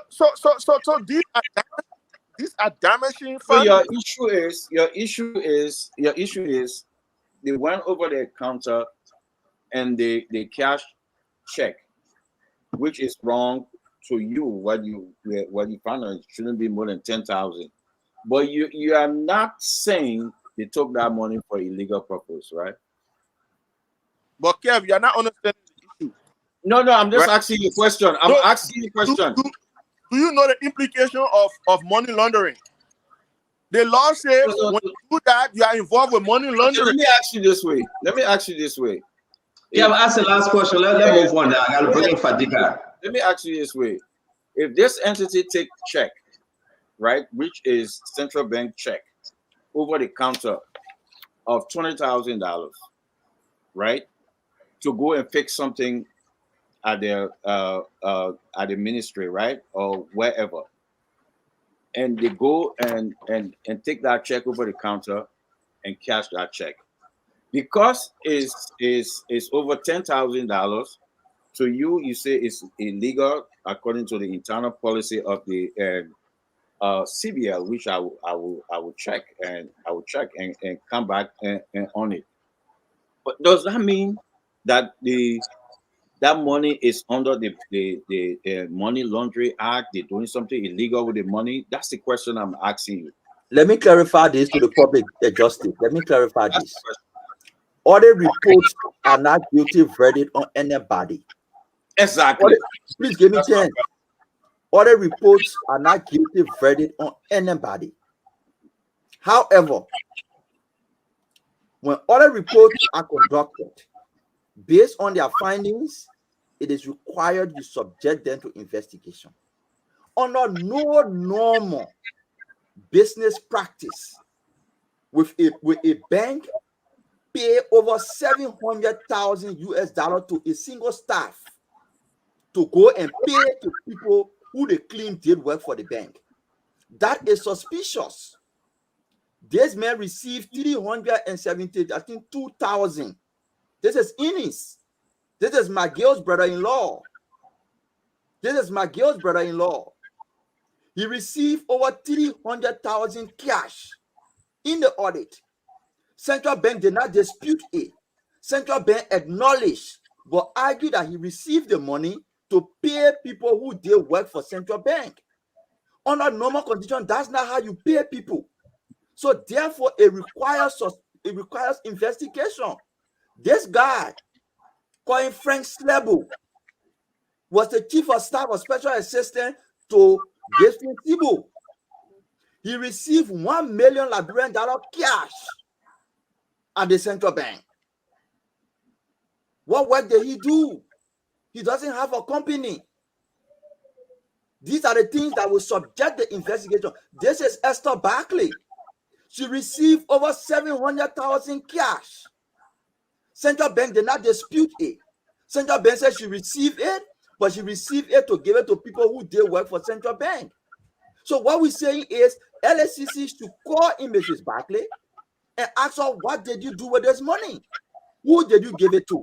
What work did they do? Where is the contract? Where is evidence that they delivered for the Central Bank? Bring in Mr. Ennis. Who did you give 300,000+ to? What work did they do? What's the evidence that they deliver for the Central Bank? What's the contract between the Central Bank and this person? This is Frank Slabo. Why did you receive $1 million? What did you do with it? What contract between you and Central Bank? These are questions the investigation will uncover. Stanton, No, let me finish, Kev. I got to bring in Fadiga, Kev. I beg you. Let me finish. You see these grave payments, your advisors to the president are not worried. They're not concerned about it. They don't want to investigate. They're only asking people to resign and take their benefits and leave so they can have a space at the Central Bank to appoint their friends. It's wrong. It's not about humanity. It's about the government fight against corruption. Because when you set this bad precedent, anybody will just take government job under Joe Boakai, feel that you can mismanage state resources, you talk to the advisor, you resign, they pay your benefit, and you leave. That is not the precedent the president wants to set. The president wants to set a precedent where when you mismanage or allegedly mismanage state resources, you'll be subjected to investigation. If the investigation find you culpable, you will go to court and you pay back the people money. That's the precedent President Boakai should set. So let me bring in, we'll be bringing in Fadiga shortly. Martin, I want you to go over this service slide, which is very important. Let's go slide 1. Martin, talk to us, a land board. So, before going to the land board, CEO, Kev talked about check over the counter. Let me just clarify to you, Kev. We are not talking about check. We are not talking about wire transfer. We are talking about raw cash. Raw cash, 178 million plus 1.94 billion Liberian dollars. When you do your calculation, you're talking about over 188 million United States dollars in raw cash. They just dishing it out. I need to ask one question on No, this. but okay, we'll come back to you, my brother. So in addition to what Mami said, right? I just want us to go to funding number 9 and number 10 because we released 30 fundings yesterday. So 9 and 10, the management of Martin, let's work it down. I'm uploading them all. Let's start from 1. Okay. Yeah. So let's go on the 1 first. Talk to us briefly about this land. So a land bought by CBL valued at $737,460.52 could not be physically verified and identified in CBL's assets register due to the absence of its location. That's number 1. So if you look, this land, where is this land? Did nobody know? Let's make it simple, Martin. Nobody know. It's just blah. So in simple English, fellow Liberians, the GSC is saying they went to the central bank, asked them for all the documents to know where the land is. The CBL could not provide any evidence to show whether they bought the land, where the land is, who they bought it from. But the amount that's available is over 700,000 US dollars, not Liberian dollar, US dollars. What kind of land you buy over 700? More than $500,000 for land in Liberia. Which kind of land is that? It's the promised land. Is it the promised land? So this is the extent at which our country was looted, allegedly looted. You know, that's why we are saying to President Bouakai, Talu cannot only be held liable. There are other people who are at the central bank, including LPRC, that must also be held liable because commercial banking was on her office as deputy governor for operations. She dealt with tellers. So I just want to state this fact, CEO. The management of CBI awarded and paid $500,000 in contract to Vital Trading Limited to train bank tellers for 12 months without evidence of any work done. No bidding, no procurement. The business, quote unquote, did not even have tax clearance. How can you deal with a business that's not registered? How can you give over $500,000 to a business to train teller that's not even registered, not paying taxes in the country? Yet you call yourself Central Bank of Liberia. Are you serious? Look at what they did against CEO. Let's go to this. Our people need to know these things. 120,000 was dished out also to M&G Consultants to develop a business disaster recovery plan. There is no evidence of any work done. So people were just sharing the money. They tell the other men, go and find your own consultant. Can't. We'll give you 120,000. Go and establish business. You can't. So long you bring the document, we'll give you 500,000. These businesses, according to the GSC, they are not registered businesses under the Liberian laws. So how are you giving up the millions of dollars to them for so-called contracts? On what basis? People have to account for this. We're talking about over 188 million in raw cash to individuals. Some of the individuals have been named. They are linked to party hierarchy within the CDC. But people are just giving them money. On what basis? Well, folks, let's run through this. It's very important. We bring our brother in CBL 32.85 million to government of Liberia, December 2023 to subsidize salary payment without evidence of legislative approval. There you go. We come to the next one here. Contract amounting to 11.08 million were awarded and processed without evidence of bidding and procurement. There you go again. We are moving the total of 28 vehicles. What became of the vehicles? 1.74 million could not be physically verified. Why, Martin? Why?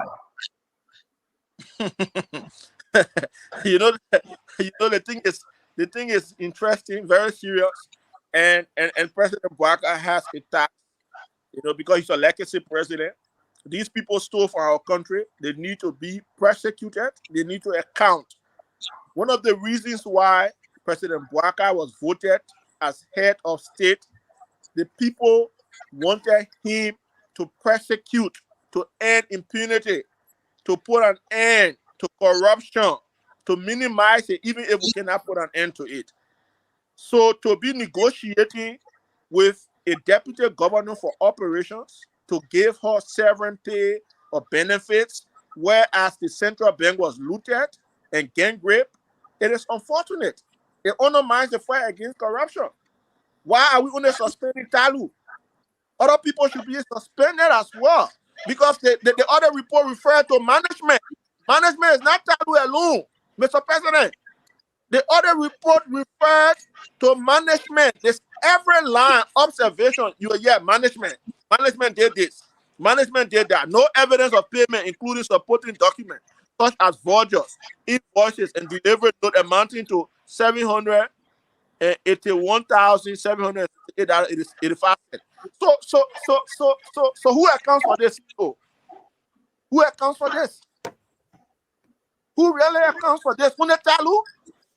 The bank has 5 governors, 2 deputy governors. Why are we only suspending Talu? Why are we only suspending Talu? The CBR, the management of CBR withheld $1.61 million as withholding taxes from staff income, but there is no record of remitting such amount to the LRA for fiscal year 2023. Where is this money seen? Who accounts for this? The management of CBR awarded and paid $500,000 contract to Vital Trading to train bank tellers for 12 months without evidence of any work done, no bidding, no procurement, no tax clearance, and MOJ MFDP approval. Who accounts for this CEO? US $32,120 was paid to legal consultants. Now, this is an interesting part, CEO. Do you know that the bank has an entire department of lawyers, an entire legal department, but they're giving consultants $832,120. For what? When you have an entire department of lawyers and you hire CEO 2 more law firms to eye on the legal department, but you still giving over $800,000 to legal consultants again. On what basis, CEO? Why are we treating the people like this? Do you know how many people in our country go to bed hungry? Do you know how many youth are unemployed? Look at the money these people are wasting. Why our people die and rot in poverty? On what basis? When we say they should account, you are negotiating with them to pay their own expired term or tenure. Mr. President, is this a fight against corruption, or is this a blackmailing process? We have to be honest about fighting corruption. Yeah? So let's bring in Fadiga. Again, I want to appreciate you. Wow. From the alteration of the budget, Amos to where we are yet talking about CBL. We didn't even get to fishery yet. Let me bring in Fadiga. Fadiga, talk to us. You hearing everything, seeing everything. Your take. We got to close this program. We got 3 more minutes. Well, Stato, I've been reviewing the budget. I think I posted a couple of them on my wall. Even the one I just got a win of from Maritime is even more disturbing. Look, bad things happening over the last 6 years. That's why I cannot stop talking about it. But let's be fair. In any investigation, if there will be one, which we hope that there will be one, everybody cannot be held liable equally. There will be some people that bear the greatest responsibility. There will also be some people that will be taken as state witness. There are whistleblowers. There are different components of it. And while we do not have all the facts surrounding what the government is doing, speculating and accusing people, I think, is wrong. I'm not going to do it, but I cannot, as fellow panelists, I cannot tell you how to go about doing it. But I think we are just putting the cart before the house. The first thing here is the process have started. People thought it was not going to happen. It is happening. People are being held accountable for things that they did or allegedly did over the years in Liberia. At least we are seeing the process. Even that process has been questioned. People call it witch hunt. People call it all kinds of things. But there's a new phenomenon in Liberia. The last administration came, didn't do nothing for 6 years, swept it under the rug. No one, where in our lifetime have we seen people actually prosecuted and gone to jail for this kind of things, even though we do not know for sure whether something really happened, but the circumstances surrounding what happened and over the counter and all those different things, mysterious things that happened, made us to believe that wrong was done. And I personally believe that wrong was done.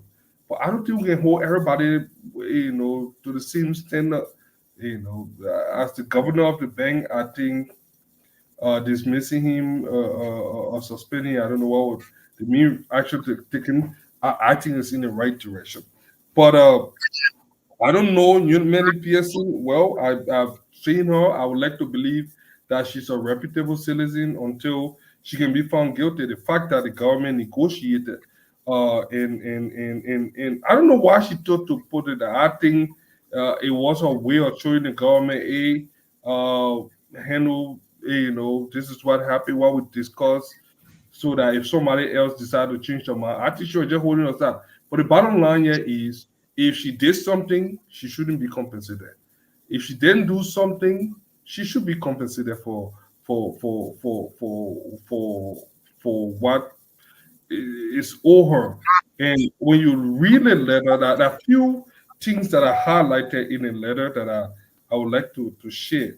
The letter was kind of friendly. It was very friendly, and she addressed her. She even talk about her achievement and contribution, and she went on to talk about patriotism. And one thing she said she wouldn't mind staying on for additional 30 days to make sure that there's a smooth transition. Everything that I saw in this letter shows that the decision to separate was amicable. That means the government did not see that she did anything wrong or something for which they could hold her. I'm not, we have not gotten to the bottom of it to see whether the investigation will hold her. Based on what she wrote in the letter, it shows that there was an amicable separation, and I don't think she's going to be held. For whatever reason, the government decided not to hold her, but to go after former governor, I would like to say, Talu. Well, I would like to respect that. I think that is why we elected this government.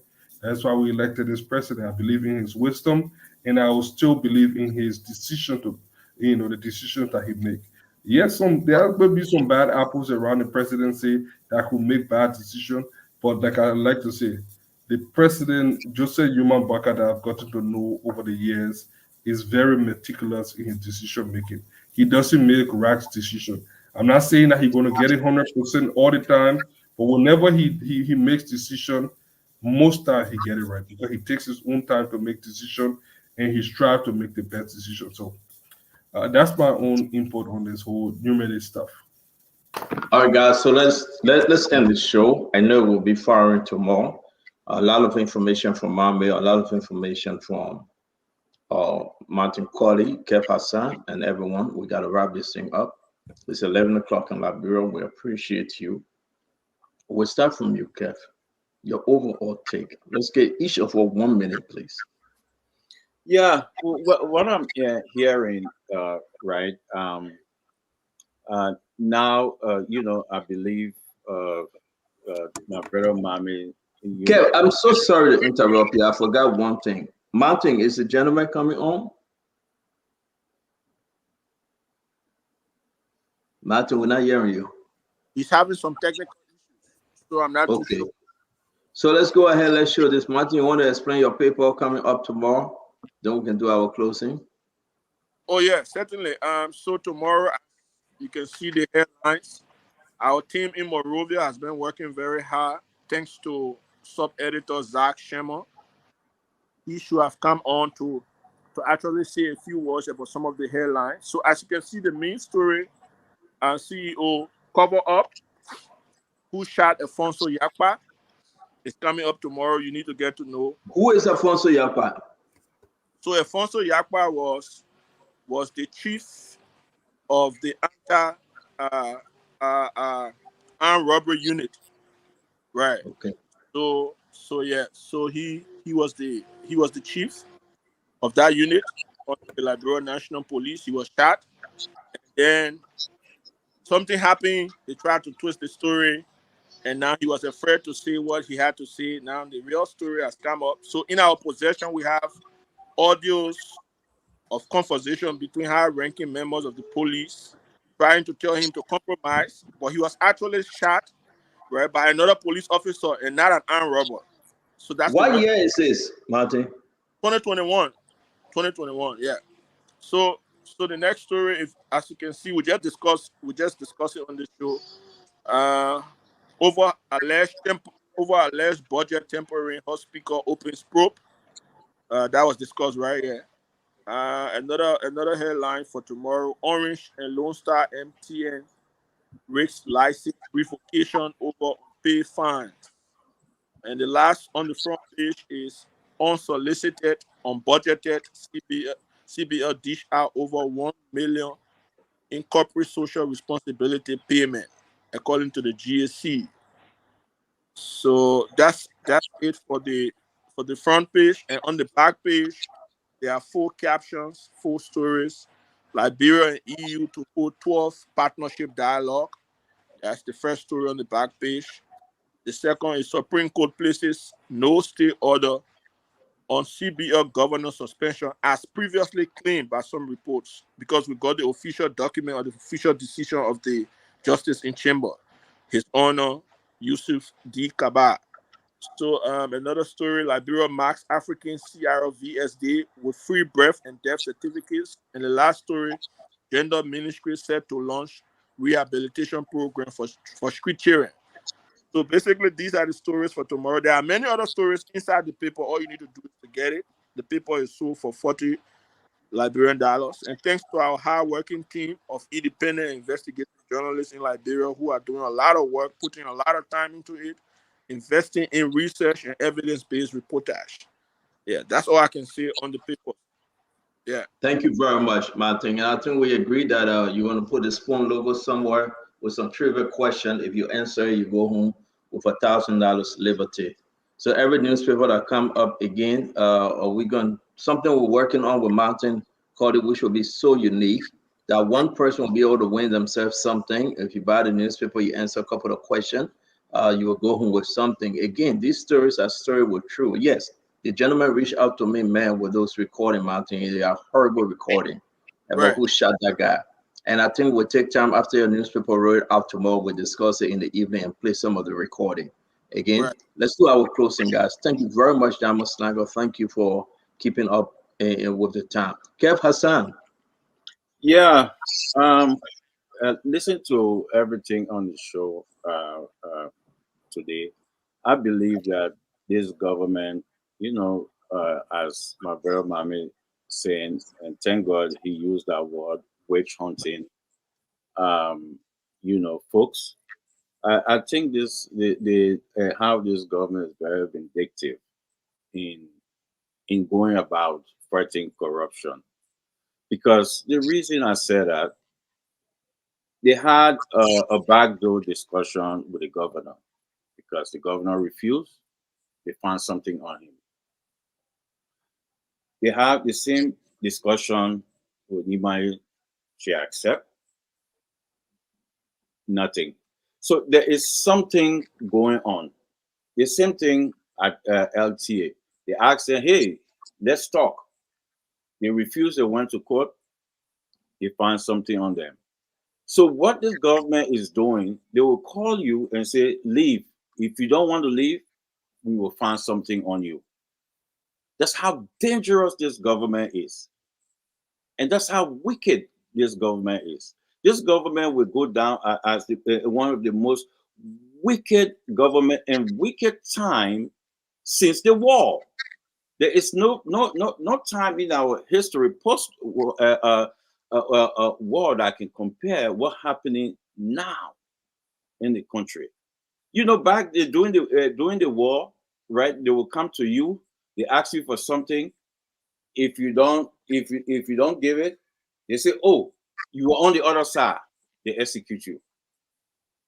You're seeing the same thing with this government. They will call you.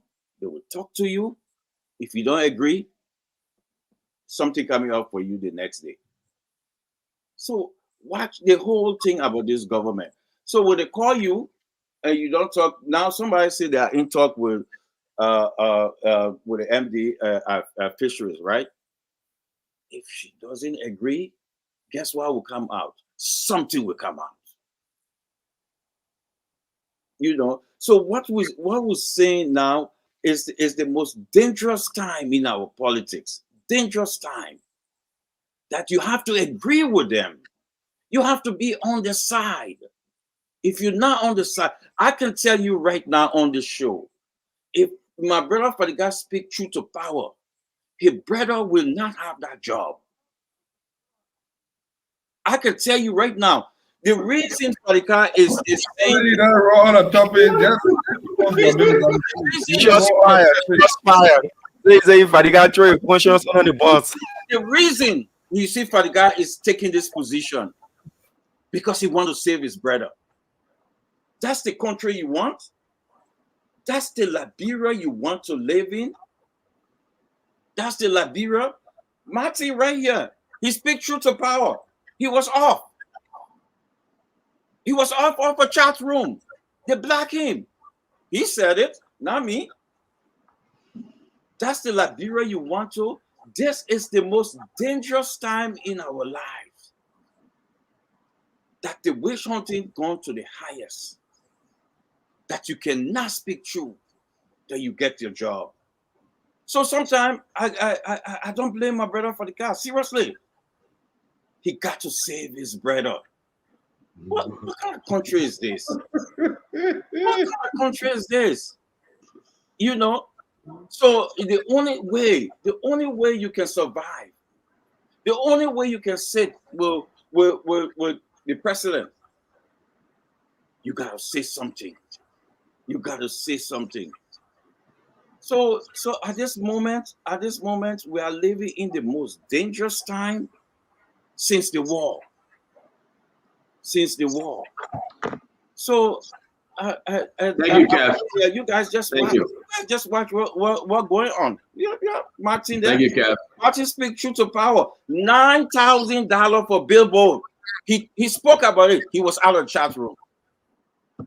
Black from even speaking to a man that he sacrificed for. He right here. Because he spoke on $9,000 for billboard. One time, $9,000. Hey, man. Thank you, Kev. Thank you very much. Fadiga, go ahead, please. So you're not talk. No, you want me to talk, but what kind of talk? Like they say when you in a bathroom taking bath and a crazy man run out and take the clothes, you go running after him, ask who crazy. In a case, but all the man said that true, you can tell. Let me tell you something, Stanton. There was an investigation into what happened at LDA. The president have all the facts. There was a joint security investigation. I know my brother came here, and I know his passion for the job. His work speak for himself. In less than 3 months, I know he had left a serious mark on at the LDA. He did not come here to be corrupt. He came here to fight drugs, and he's still doing it. Even if he went on a suspension, he has continued to work with these kids, and I know his passion. So the facts will speak for himself. I'm not here to be talking about what happened at LDA. So it has nothing to do with I'm still the same old guy that supported President Boyka last year. And it has been almost more than a year now, and we're still doing that. Nothing has changed. I don't feel threatened. This is not a government that you have to be on the sycamore tree or take blood oath and do all kind of crazy stuff to be accepted. The president is one person that is very tolerant. He listens to different views, different opinions. He's not bothered by all these things. So I have no reason to come here and lie because I want to be accepted by the president or my brother's job. No, my brother is a professional. Let me tell you something about the federal when you work to a certain level in the federal law enforcement. Even if you leave after 6 years, my brother have up to 6 more years and he can go back in, will still get his same old job. But his passion, if he wanted to be in the US, he would have been there. He chose to come Liberia to help. And I'm sure the president is aware of that. He understands what went on at LDA, and when the right time comes, he will make that decision. So all of you that going around guessing, doing that, speculating, hold your horse. President Boyka will make the right decision in the interest of the Liberian people. Now we'll leave it at that. Let's get back to this whole central bank stuff. Look, bad things happening at the central bank. We all can agree on that. How the government proceed, who they prosecute, who they do not prosecute. Let us wait and see. As Joe believes that the right thing is being done, look, the process is already on the way. The first step here is to hold people accountable, do an audit. That was something that was never done in the past administration. So it starts with the audit process. Then we go to investigation. People have to account for what they did or didn't do in the last 6 years. At some point, some people will be prosecuted, some people will be convicted, some people will be set free. And we stand by the process. This is what we want. I won't speculate right now to say, oh, they won, yeah, they won the TT. No. Look, in Liberia, we tend to speculate. We tend to say things. I'm not going to say that you guys, what you guys are saying, there is no truth to it and there's no bearing. But what I will not say is that to start thinking that something bad is happening when we do not have all the facts, when we do not know for sure. The fact that maybe the government have not come out yet. Some of you are still speculating now. I agree. You have all right to speculate, but that is not the gospel. It's not definite that it's going to happen. So let us wait and see. The next thing is that 20 million and what we think happened, based on every document that I've read, every interview I've had. What happened at the central bank was there are a lot of things, a lot of things in the budget that were misaligned. A lot of different projects that were misaligned. What the finance ministry did was to realign those things and before it came out into Hamdale.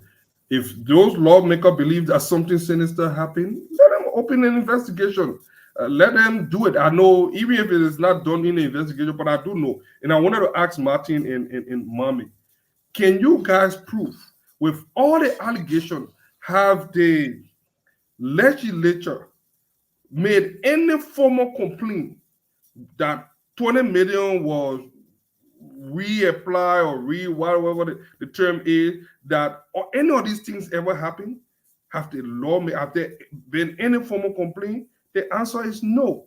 Everyone that I've asked within the finance ministry and the presidency have told me that there has been no formal complaint lodged against any of the allegations that we are talking about. Nobody have said anything. Nobody have complained. So I will wait. If there is any investigation, let us wait for the finding. But I know, based on everything that I've read tonight, that nothing happened. At the end of the day, they will find out that nothing happened. People just hit the panic button because they do not have access to certain information or for some other sinister motive. But the idea here is that this administration have not done anything out of the blue, or out of the ordinary. Thank you. Thank you very much. A second quick before the guys. I just want to ask Fadiga something to end. No, Fadiga completed already. Mommy, just 30 seconds. Just 30 no, seconds. Fadiga completed. Mommy, just give me 2 seconds. You gave 1 year. You're not I just want to ask. Go ahead. If your brother gets fired or anything, will you still support the government? If the president don't call your brother back, will you support the government? I will still support the government. It will be unfortunate, but I will support the government. You will still be on spoon. I will still be on spoon. Supporting the government. Fadiga, that's my personal business. What I decide to do, that's my personal business. But I'm telling you that. Are you not answering straight? Okay, that. I've already told you what I'm going on. That proved my thing. Okay. You can go on. That's all. You ain't got nothing to prove. There's not no which one government you got to go for. Fadiga, please let me close. I mean, I didn't wear Barrett to support President Boyka. Nobody here won Barrett. or No, I Chardonnay. just want to know if you still support the press, the That's a government. personal decision I will make when the right time comes. Okay, got you. All right. Please. Yes, we saw the information regarding the time adjustments were made to the budget. We acknowledge that during the budget implementation period, the Minister of Finance has the authority to move allotments when he feels it is necessary and important for economic management. So that is an authority to the Minister of Finance during budget implementation. What we have here is changes were made before the budget was printed into handbill. It is different from moving allotments during budget implementation. We will look forward to the investigation. Who moved the money? What was the purpose and intent? Women are dying in Liberia. I received an embarrassing stats on the number of women that die every year because, they just die through childbirth. The number is disturbing. 3 women die every day from childbirth causes in Liberia. Every day, today, as we're speaking, in the last 24 hours, 3 of our compatriots die on childbirth-related issues. The health system is poor, and you want to move money, you move it from health. Even if you get authority to do so, it's bad. Wasn't the same money they move for health and send it to FIA that we all condemning here? So we look forward to the investigation and see how far it goes. We don't want to say executive. We want to identify the individual or group of individuals that did it. We want to speak to our president and his advisors. You will shoot your foot against corruption in the leg if your first set of major audits, Central Bank, LTA, NAFA, and all the other places, if your first set of investigation audits are used to blackmail officials and not to hold them accountable, you will shoot your process in the leg. If your advisors are not concerned about how resources were allegedly misused and for people to account and are preoccupied themselves with asking people to resign and pay them benefits, you will shoot your fight against corruption in the leg. If you saw everything that happened to the central bank and you feel comfortable as a Liberian and you smile with it and you laugh with it and you have advisors to the president who are entering into plea agreement with people in the absence of investigation, the president will lose the fight against corruption. When he departing his office, like President Salif said, he would tell the Liberian people, one of the mistakes I made was not to fight corruption. That would be his greatest regret if he allowed these first set of audits to be used to blackmail rather than to hold people accountable. It is not about humanity, because the similar thing is happening to NAFA. The similar thing is happening to LTA. The similar thing is happening to several other institutions. You might want to put herself on record and say in her resignation letter that the people in her had gentleman agreement. She put herself on record. But we've been saying this thing is happening across government. Advisors are compromising audits. They're going to people and say, there's the audit finding your need, sir, resign. What's that? It's wrong. And that is why we are raising the alarm bell to the point where we call the president attention. Talu is not the only man. Talu is from a town in Grand Jida, native man's son, native woman's son. He come to Liberia, he not qualify. The main central bank governor, he shouldn't have been there, but the law protects him. And if in his action, or as we are seeing, and not even if, as we are seeing in the audit report, in the course of duty, the made decision that led to the waste of public resources, he should be made to account. But not only him, because he's from Zaita in Grand Jide. Not only him, every other people associated, regardless of where they come from, regardless of their name, they should be brought to account for their action. Call in Madam Barclay and ask her what she did with the 700,000. Who she give it to? Call in Innings, my good brother-in-law. Ask him what he did with the over 300,000.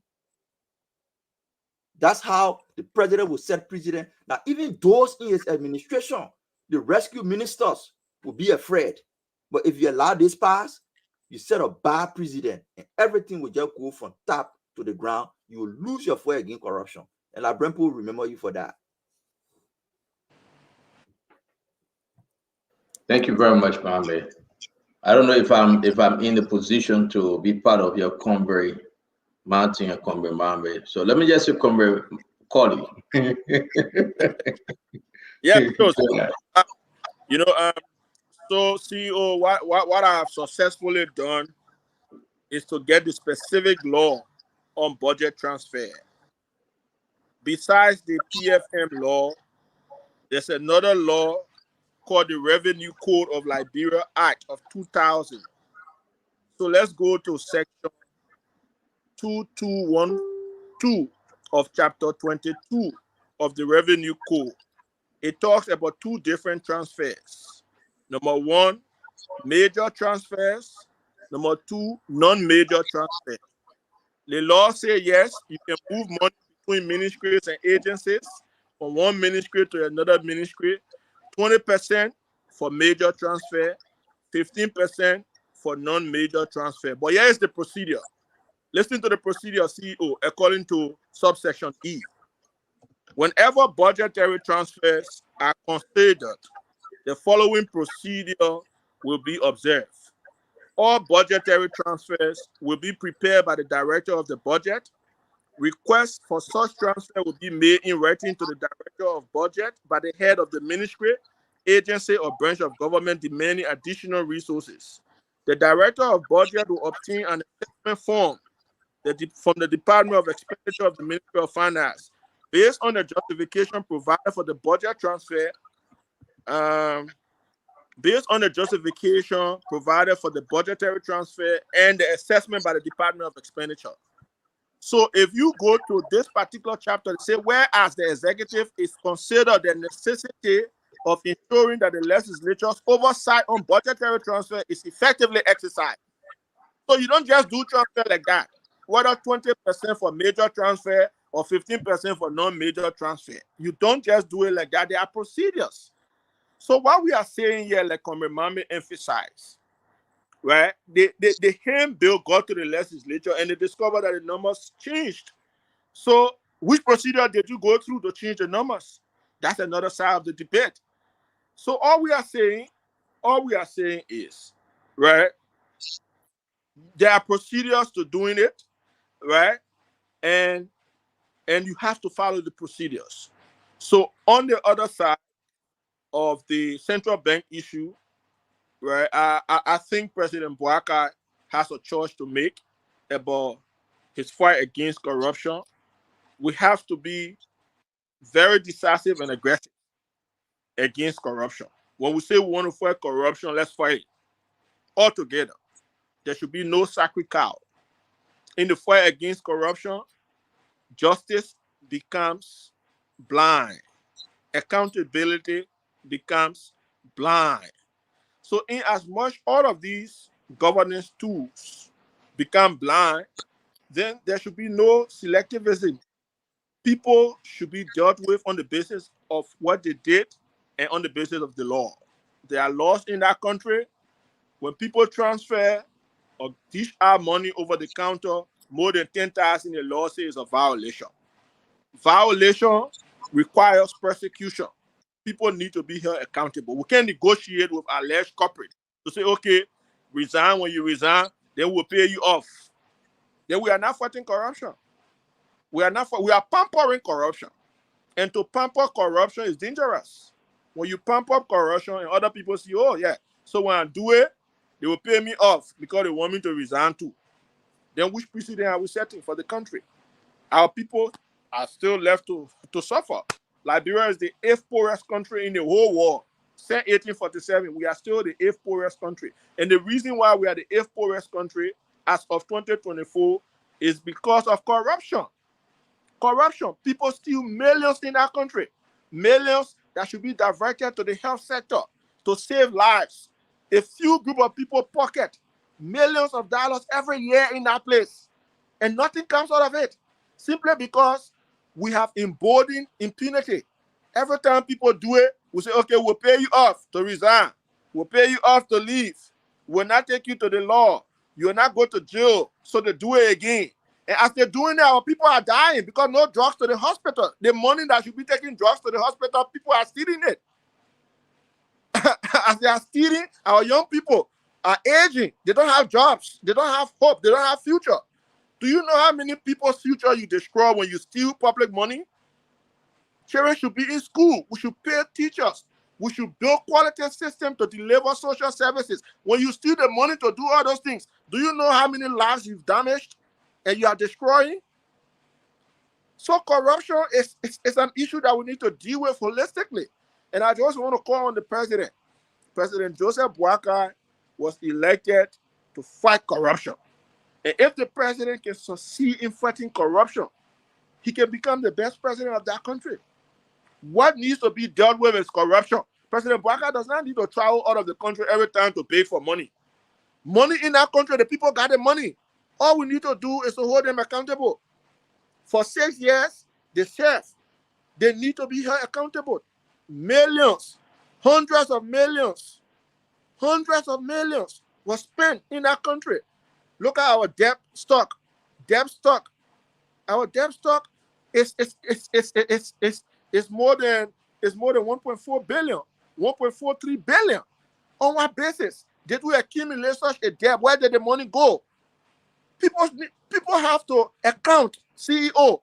And this is why for us, we are very clear about accountability and justice in our country.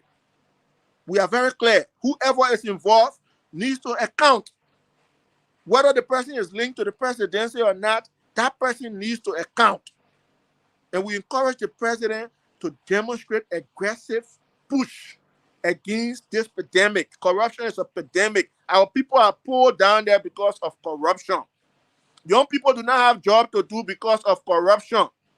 Hospitals don't have drugs because of corruption. Maternal mortality rate is hitting the roof because of corruption.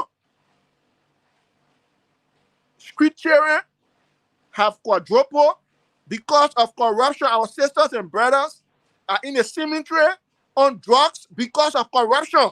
Lives are being lost because of corruption. When will we deal with this pandemic? When? We have a new system. I thought we should aggressively deal with this pandemic. Everything in our country is in a counterclockwise direction, CEO, because of corruption. That's the fact. If we can deal with corruption, do you know how many millions of dollars we'll save? Simple eye of corruption, I just told you on the show.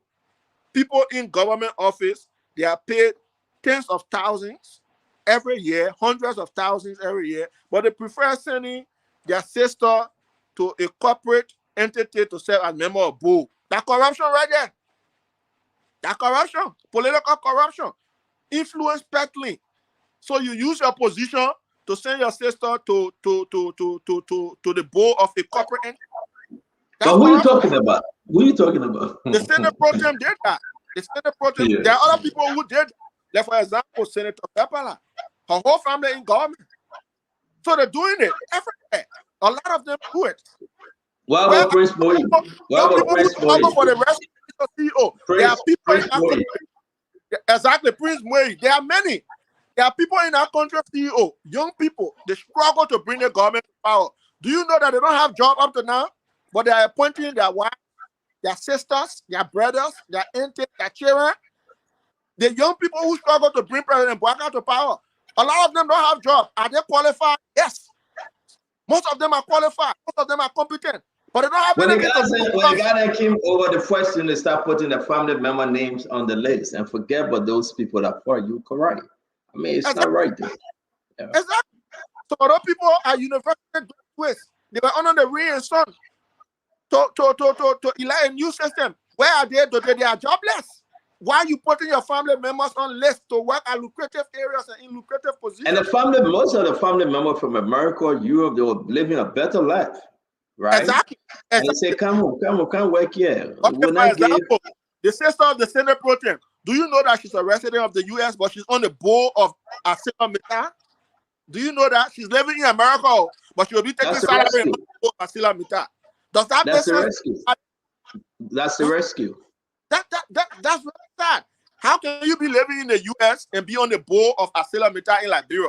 As though there are now young people who could also be on the board of Asila Mita and be getting money to survive too. What is this, CEO? What is this? I mean, I agree with you. I agree with you, and we'll have time to discuss this because these are the fundamental reason why we came to Power to Rescue. But people have missed the mark, right? People are living comfortably here. They can travel from Florida. They're getting that 2 weeks paycheck every day. Some of them are retired. Then based on that, you say, no, come to Liberia. Come work. The job that's supposed to go to John Brown in Liberia. The man that I go to that university for 10 years, he's sitting on a degree, no job for him. But he fought for the party. So sometimes when we express this thing, people say, oh, we need qualified people. Guys, it just doesn't look good. That's not a reason of rescue. I agree with you, Martin. On this one, I 100% agree with you. And if we can't fight this thing, man, we just lost our chances ever coming back, because whether Jeremiah Kuhn or Joseph Barker again or another group that put themselves on the rescue, it would just be a dead option because this is bad. So let me get close in 1 second and leave because I'm already leaving. So we all want to live together. You got to say, let me do my closing. So finish. Okay, no problem. So I tell you, you're feeling closing already. That's it. Okay. Sorry, Fadiga. I thought you guys were done. No, yeah, that's it. Finishing. Took him in. So basically, we have a new government. It's not yet late. We've just gone 6 to 7 months. I think there is a need to readjust on a lot of the structural issues. You know, the president is doing some very good things. We've commended him for those good things, and we continue to commend him. However, there are a lot of other issues that are needed to be addressed. All we are saying to the president, you have executive power to change a lot of these things. Exercise political will and change them. Look at these orders. Look at these other reports from various ministries and agencies. They are very damning. A lot of people should be in jail by now. Do we have evidence? Yes, the evidence is there. Look at the report from LACC. For example, LACC investigated. They have pieces of evidence. They made recommendations for prosecution. That process is ongoing. Mr. Twe is still out of the country. Why can't we issue a red notice for Mr. Twe? I don't know for what. He has invaded justice. It's been more than 2 weeks since a writ of arrest was issued for Mr. Twe, former Minister of Finance. He's still out of the country. He's not come in to his writ of arrest. And what is the government doing about that? You know, so a lot of people are watching. A lot of people will see what the government will do next. If the government compromises these cases, like you said, CEO, you know, our people are quick to get disappointed. Yeah. And one thing I want to say, political popularity is not inelastic. it can dwindle. So if the people become Martin, Sarah Beslow recalling people citing credential. Is she the right person to recall some people citing credential? But my position on that was kept. So if Madam Beslow is the one who is citing people to check their credentials, then it should be, because the credentials of Madam Beslow are fake as well. Her credentials are fake. We said that and we have established the fact. So except you want me to say it again, and I'm not afraid to say the academic credentials of the Minister of Foreign Affairs are fake. So she cannot be that moral voice or moral authority to others' credentials. It should be other people not.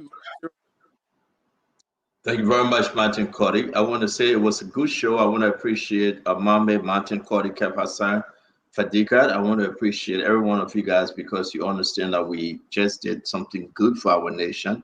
Thanks to the producer, Damo Slanger, and the entire network team. I mean, we spoke to Emma Sweat today. A lot of issues he raised. We will discuss it again tomorrow.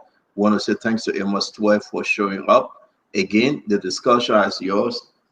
We are moving towards everything that we discussed today. You decide, please. You understand. Every day it gets tiring, but it is why it is because we are here as a nation. I want to send a shout out now. That will be my closing. I want to send a shout out to Councillor Jerome Verdier West, Kafina Verdier. Her birthday is on the 13th, I believe. Her birthday is the 13th. So happy pre-birthday to you, Madam Kafina Williams Verdier. We want to say this is from your husband, Jerome.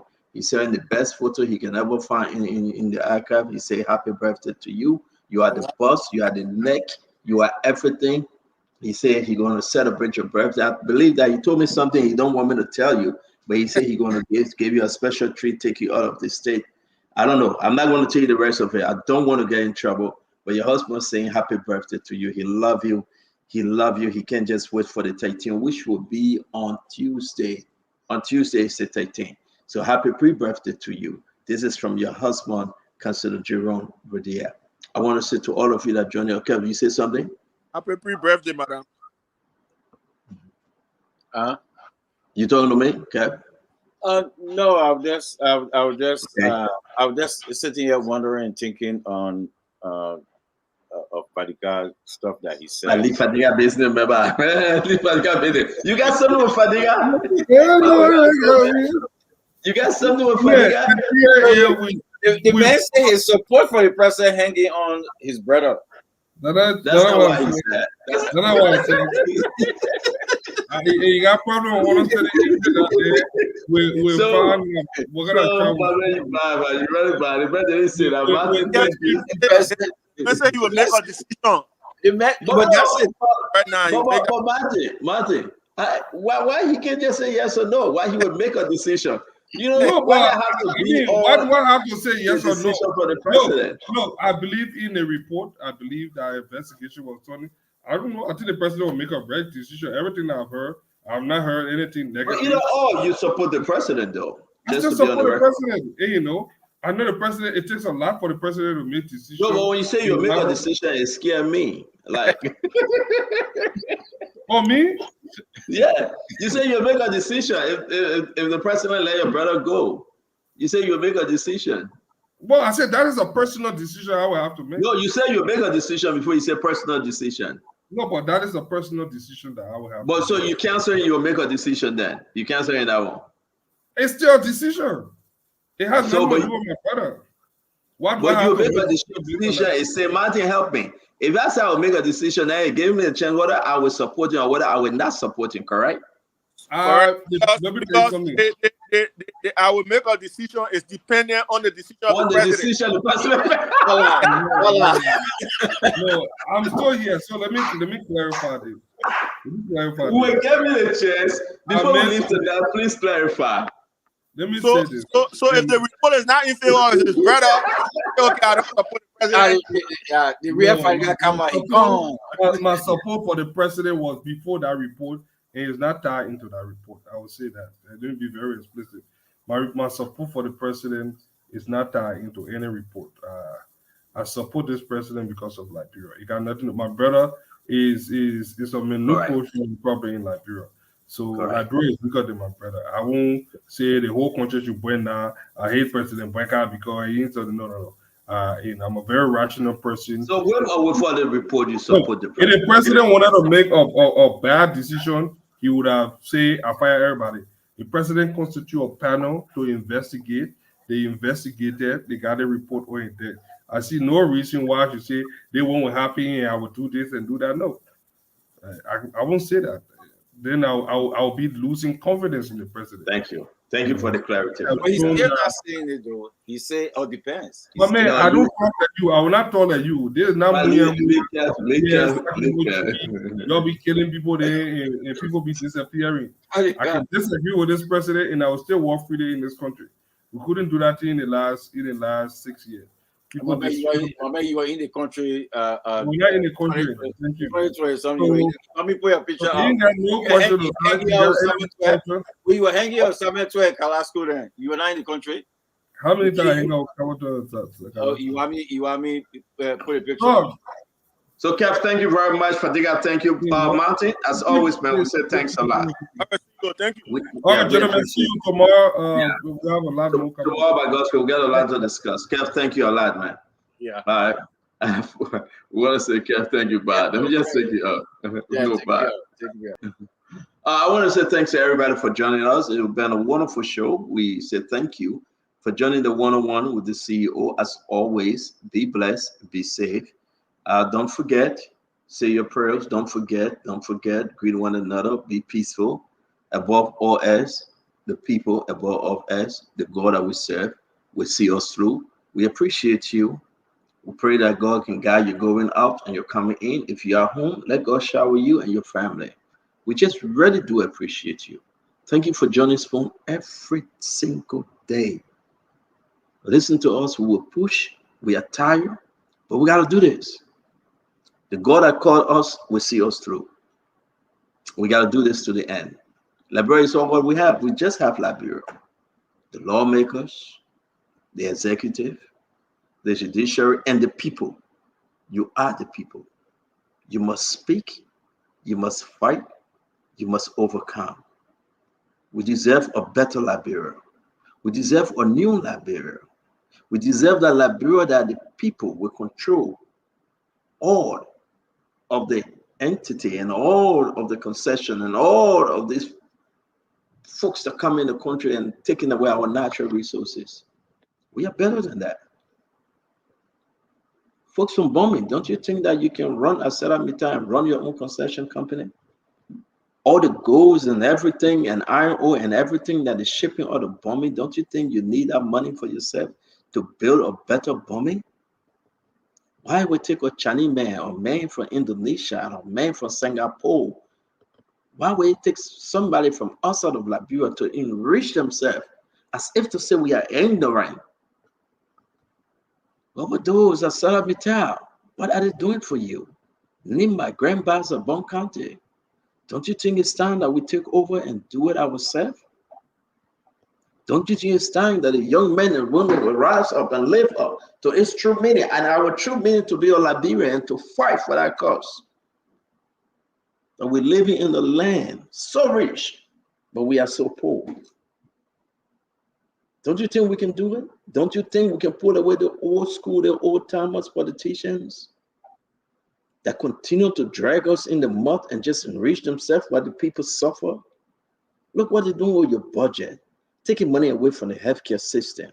Baby mom, pregnant women dying 3 a day. Don't you think it's a problem in our country? And I would say to you, yes, we can. Yes, we can take over our economy. If you don't know it, we send you to school, you learn, you come and do it. We got to empower ourselves. It should be about us, the Liberian people. It should be about us controlling our economy. It should be about us getting into the rest industry, getting into agriculture. It should be about us getting into steel, getting into cement. It should be about us importing these things in the country and controlling our press system. It should be about us controlling our iron ore, our gold, our diamond, our rubber, our log. It should be about us. It shouldn't be about somebody telling us that we will go ahead and hire 50 Liberians. No, we should make those decisions that above all else, Liberian first. Look at the National Port Authority, METEC, CTN, who getting rich, not Liberian. Look at APM Terminal, who getting rich, not Liberian. The only thing your lawmaker will say, oh, you don't know how the people company run. They are the biggest, the worldwide. We should be the biggest and we should be worldwide, my people. It should be about us. You went to school. You spent 10 years, University of Liberia, no job for you. If you apply to a Salamita, it takes you forever, you can't get it. They tell you, say, can't be sweeper. You look at your wife, you look at your husband, you say, that's the only thing I have, I'm a big sweeper for $200. Then when you go sweep, you see the one man, the Indian man, the Lebanese man sitting in his office and his leg is up. He's from Lebanon. He's from Bangladesh. He's sitting, his legs is up. He says, sweep under my legs. You in your own country. It should be about us. It should be about us as Liberian, my people. Make no mistake. Are you happy to be good man? Are you happy to be cowboy? Are you happy to open somebody's gate and watch somebody's car and be horse boy and horse girl? And at the end of the day, you take the crumbs that fell all of the table and take it home to your family to eat, because that's all what you have, though. Are you happy? It's time that you empower yourself. It's time that we empower you. Young men and women, you gotta rise. You gotta step up. It should be about us. Enough is enough. From one representative to another representative, they all just go and fly. From one senator to another senator, they lie. They put tattoo upon themselves, you cannot see it. They have turned the car window to black, you cannot see it. They build fence around their home, you cannot see their home no more, because they say you are a dummy. It's no more about you. It's only about them and the family. They go to Asalamita, they go to Western Cluster, they go to B Mountain, they go to Putu Mountain, they go all over, my friend. They sit down there, they meet the Chinese, they meet the Lebanese, they go to the 5-star hotel, they meet the people, they give them free food, they give them everything. And where are you? You also are selling peanuts in front of those hotels. You're selling banana in front of those hotels. For 10 years, you've been selling banana in front of the hotel. Your daughter, 10-year-old, 15, 20, she's on the street, get a boyfriend. She want to do that to her children. And it's just from one generation to another.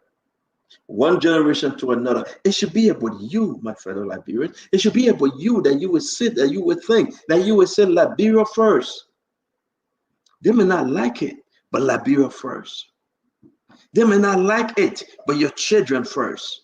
They may not like it, but your community first. They may not like it, my friend. I come to say to you today, the time is coming that you will have to take over from your country. You will have to take over. You will be on the table to negotiate. The golds and diamonds that live in your country, the iron ore that have been exported, the log that have been exported, because the rubber. It will come a time that you have to break all those agreements, because they are all crocodile agreement. They are all messed up agreement. Those agreements don't favor you. Those agreements will not enrich you. Those agreements will take you back. It will not bring you. How can you give somebody agreement for 25 years? Or child born today at the age of 25, you stay in 3rd grade. But that person, from generation to generation, the family living in mansions, and we stay looking for kids' meat and pan cabbage. It should be about us, my people. It should be about us. It should be about us. It's not about any political party. This should be about the Liberian people. We have tried so many politicians. We have tried so many parties. We should try the Liberian people. We should try the Liberian people. If you have never been to Western Cluster, go there. See how the people live in. If you have never been to Nimba, Asalamita, go there. See how the people live in. The Putu Mountain, go there. If you have never been to Babalu, go there and see how the Chinese destroying that country. Go to Sano, go to River G, go to Riverside, go to Maryland, go and see how the people destroying our country, and our people in this country don't even have faith in high school. No electricity. But every month the people take away $13 million worth of gold. It should be about us. If they don't like it, they can pack up and leave. That would be our message to them. It should be about us. Yeah, who said they won't look for us? They will try to destroy us. They will try to do what they want to do, my friend. But we will stand so strong because God is on our side. That there will be a new day. A new day. There will be a new day. Your politicians fail you and they continue to fail you, my friend. Rise up. Don't do it because you open the car window, you wash the car tire, you clean the car. No, because you clean the home, you change your bed sheet. No, they say you in the market with $50 and give you $2 and say take it home, pay your way. That's not you, my fellow Liberian. That's not you. It will not save you for 5 years. It will not save you for 10 years. Your children will work for that same family. You work for the family, your children will work for the family, your grandchildren will work for that family, and you will be beggar till you die and leave this earth. A new day must come to Liberia. The people must understand the change we so desire. We should bring that change. We should stop lying about 20 million being shifted, and they know where they shifted the money. 8 million to the bank, free money, 8 million, give it to the bank free. Everybody digging hole and covering hole. Madam Salif did it. We said we tried Jawea. Jawea did it. We said we're going to bring Joseph Imabwaka. The same story over and over. It should be about us, the young people. Look at Martin Cully. Look at Mame. Look at Fadika. Look at the folks on Spoon Network. Look at the folks that are fighting wherever they may be. Look at the university today, 7 months, no current at the university. Money Captain took all the top right, all the big people from LEC, he took them to Ghana. They're going to enjoy themselves, and they say they're going to attend meeting. Why you have the GSC auditing, and we'll discuss this tomorrow. When you have the GSC auditing LEC, Money Captain took all the people and carried them to Ghana. And he told them, say, y'all go enjoy ourselves. When we go by, they will go. We're not giving them no paper. How can you have a recycling politician from Chastito time, from Sawyer time to Chastito to Good Brian, from Brian to how you call her, Madam Serif, to Jowea, and these people from generation to generation, they are still there to destroy the country. My friend, I'm here to tell you, it should be about us. It shouldn't be about the old folks. It shouldn't be about those people that negotiating on behalf of the Liberian people, but getting kickback and enriching themselves. No way. It should be about us. A new day is coming to that country. We'll look into their eyes. We'll tell them the truth. We'll tell them that we don't need you. We'll tell them that enough is enough. With God above our right to prove, my friend, hang on. We'll overcome. Hang on. A better day is coming. Be patient. Be patient. Be patient. Just hang on. Just a little more. Hang on. You will enjoy the fruit of Liberia before you leave this earth. It may not be easy, but you will enjoy it. Just hang on. You will reap the goodness of your country. You will walk on Broad Street and smile. If you're in the interior, you will be in Bombay County and you're alive. You will work, and you'll say, I'm tired working, but I got to work because I'm getting good pay. My children going to good school. The hospital, good. Electricity at the hospital. Water we drink is so clean. My children have an after-school program. My children, they are learning so well because they got computer lab. They are learning so well, oh yes, because they stay and do after-school program. When they come in, they don't eat no more because they eat at the school. Oh, I was able to pay for rest price. The rest price so low, yes. My husband going to work. My wife going to work. I'm just here. We're going on vacation, yes. That's the Liberia we are talking about. Come back tomorrow. Spoon Talk will be back 8 p.m. Liberian time, 4 p.m. Eastern United States time. Don't forget, if you're in Minnesota, please. The voting time for Winfred Russell is Tuesday. That's the primary. Don't forget. We ask you to please vote also that he can be part of the team in Congress. We bless you. We'll always use this line. Let's continue to think Liberia. Let's continue to love Liberia. And together, let's continue to build a new Liberia. A new Liberia in every discipline. We should build a new Liberia. We should build a new system. We should build a new people. Have a good night. God bless you.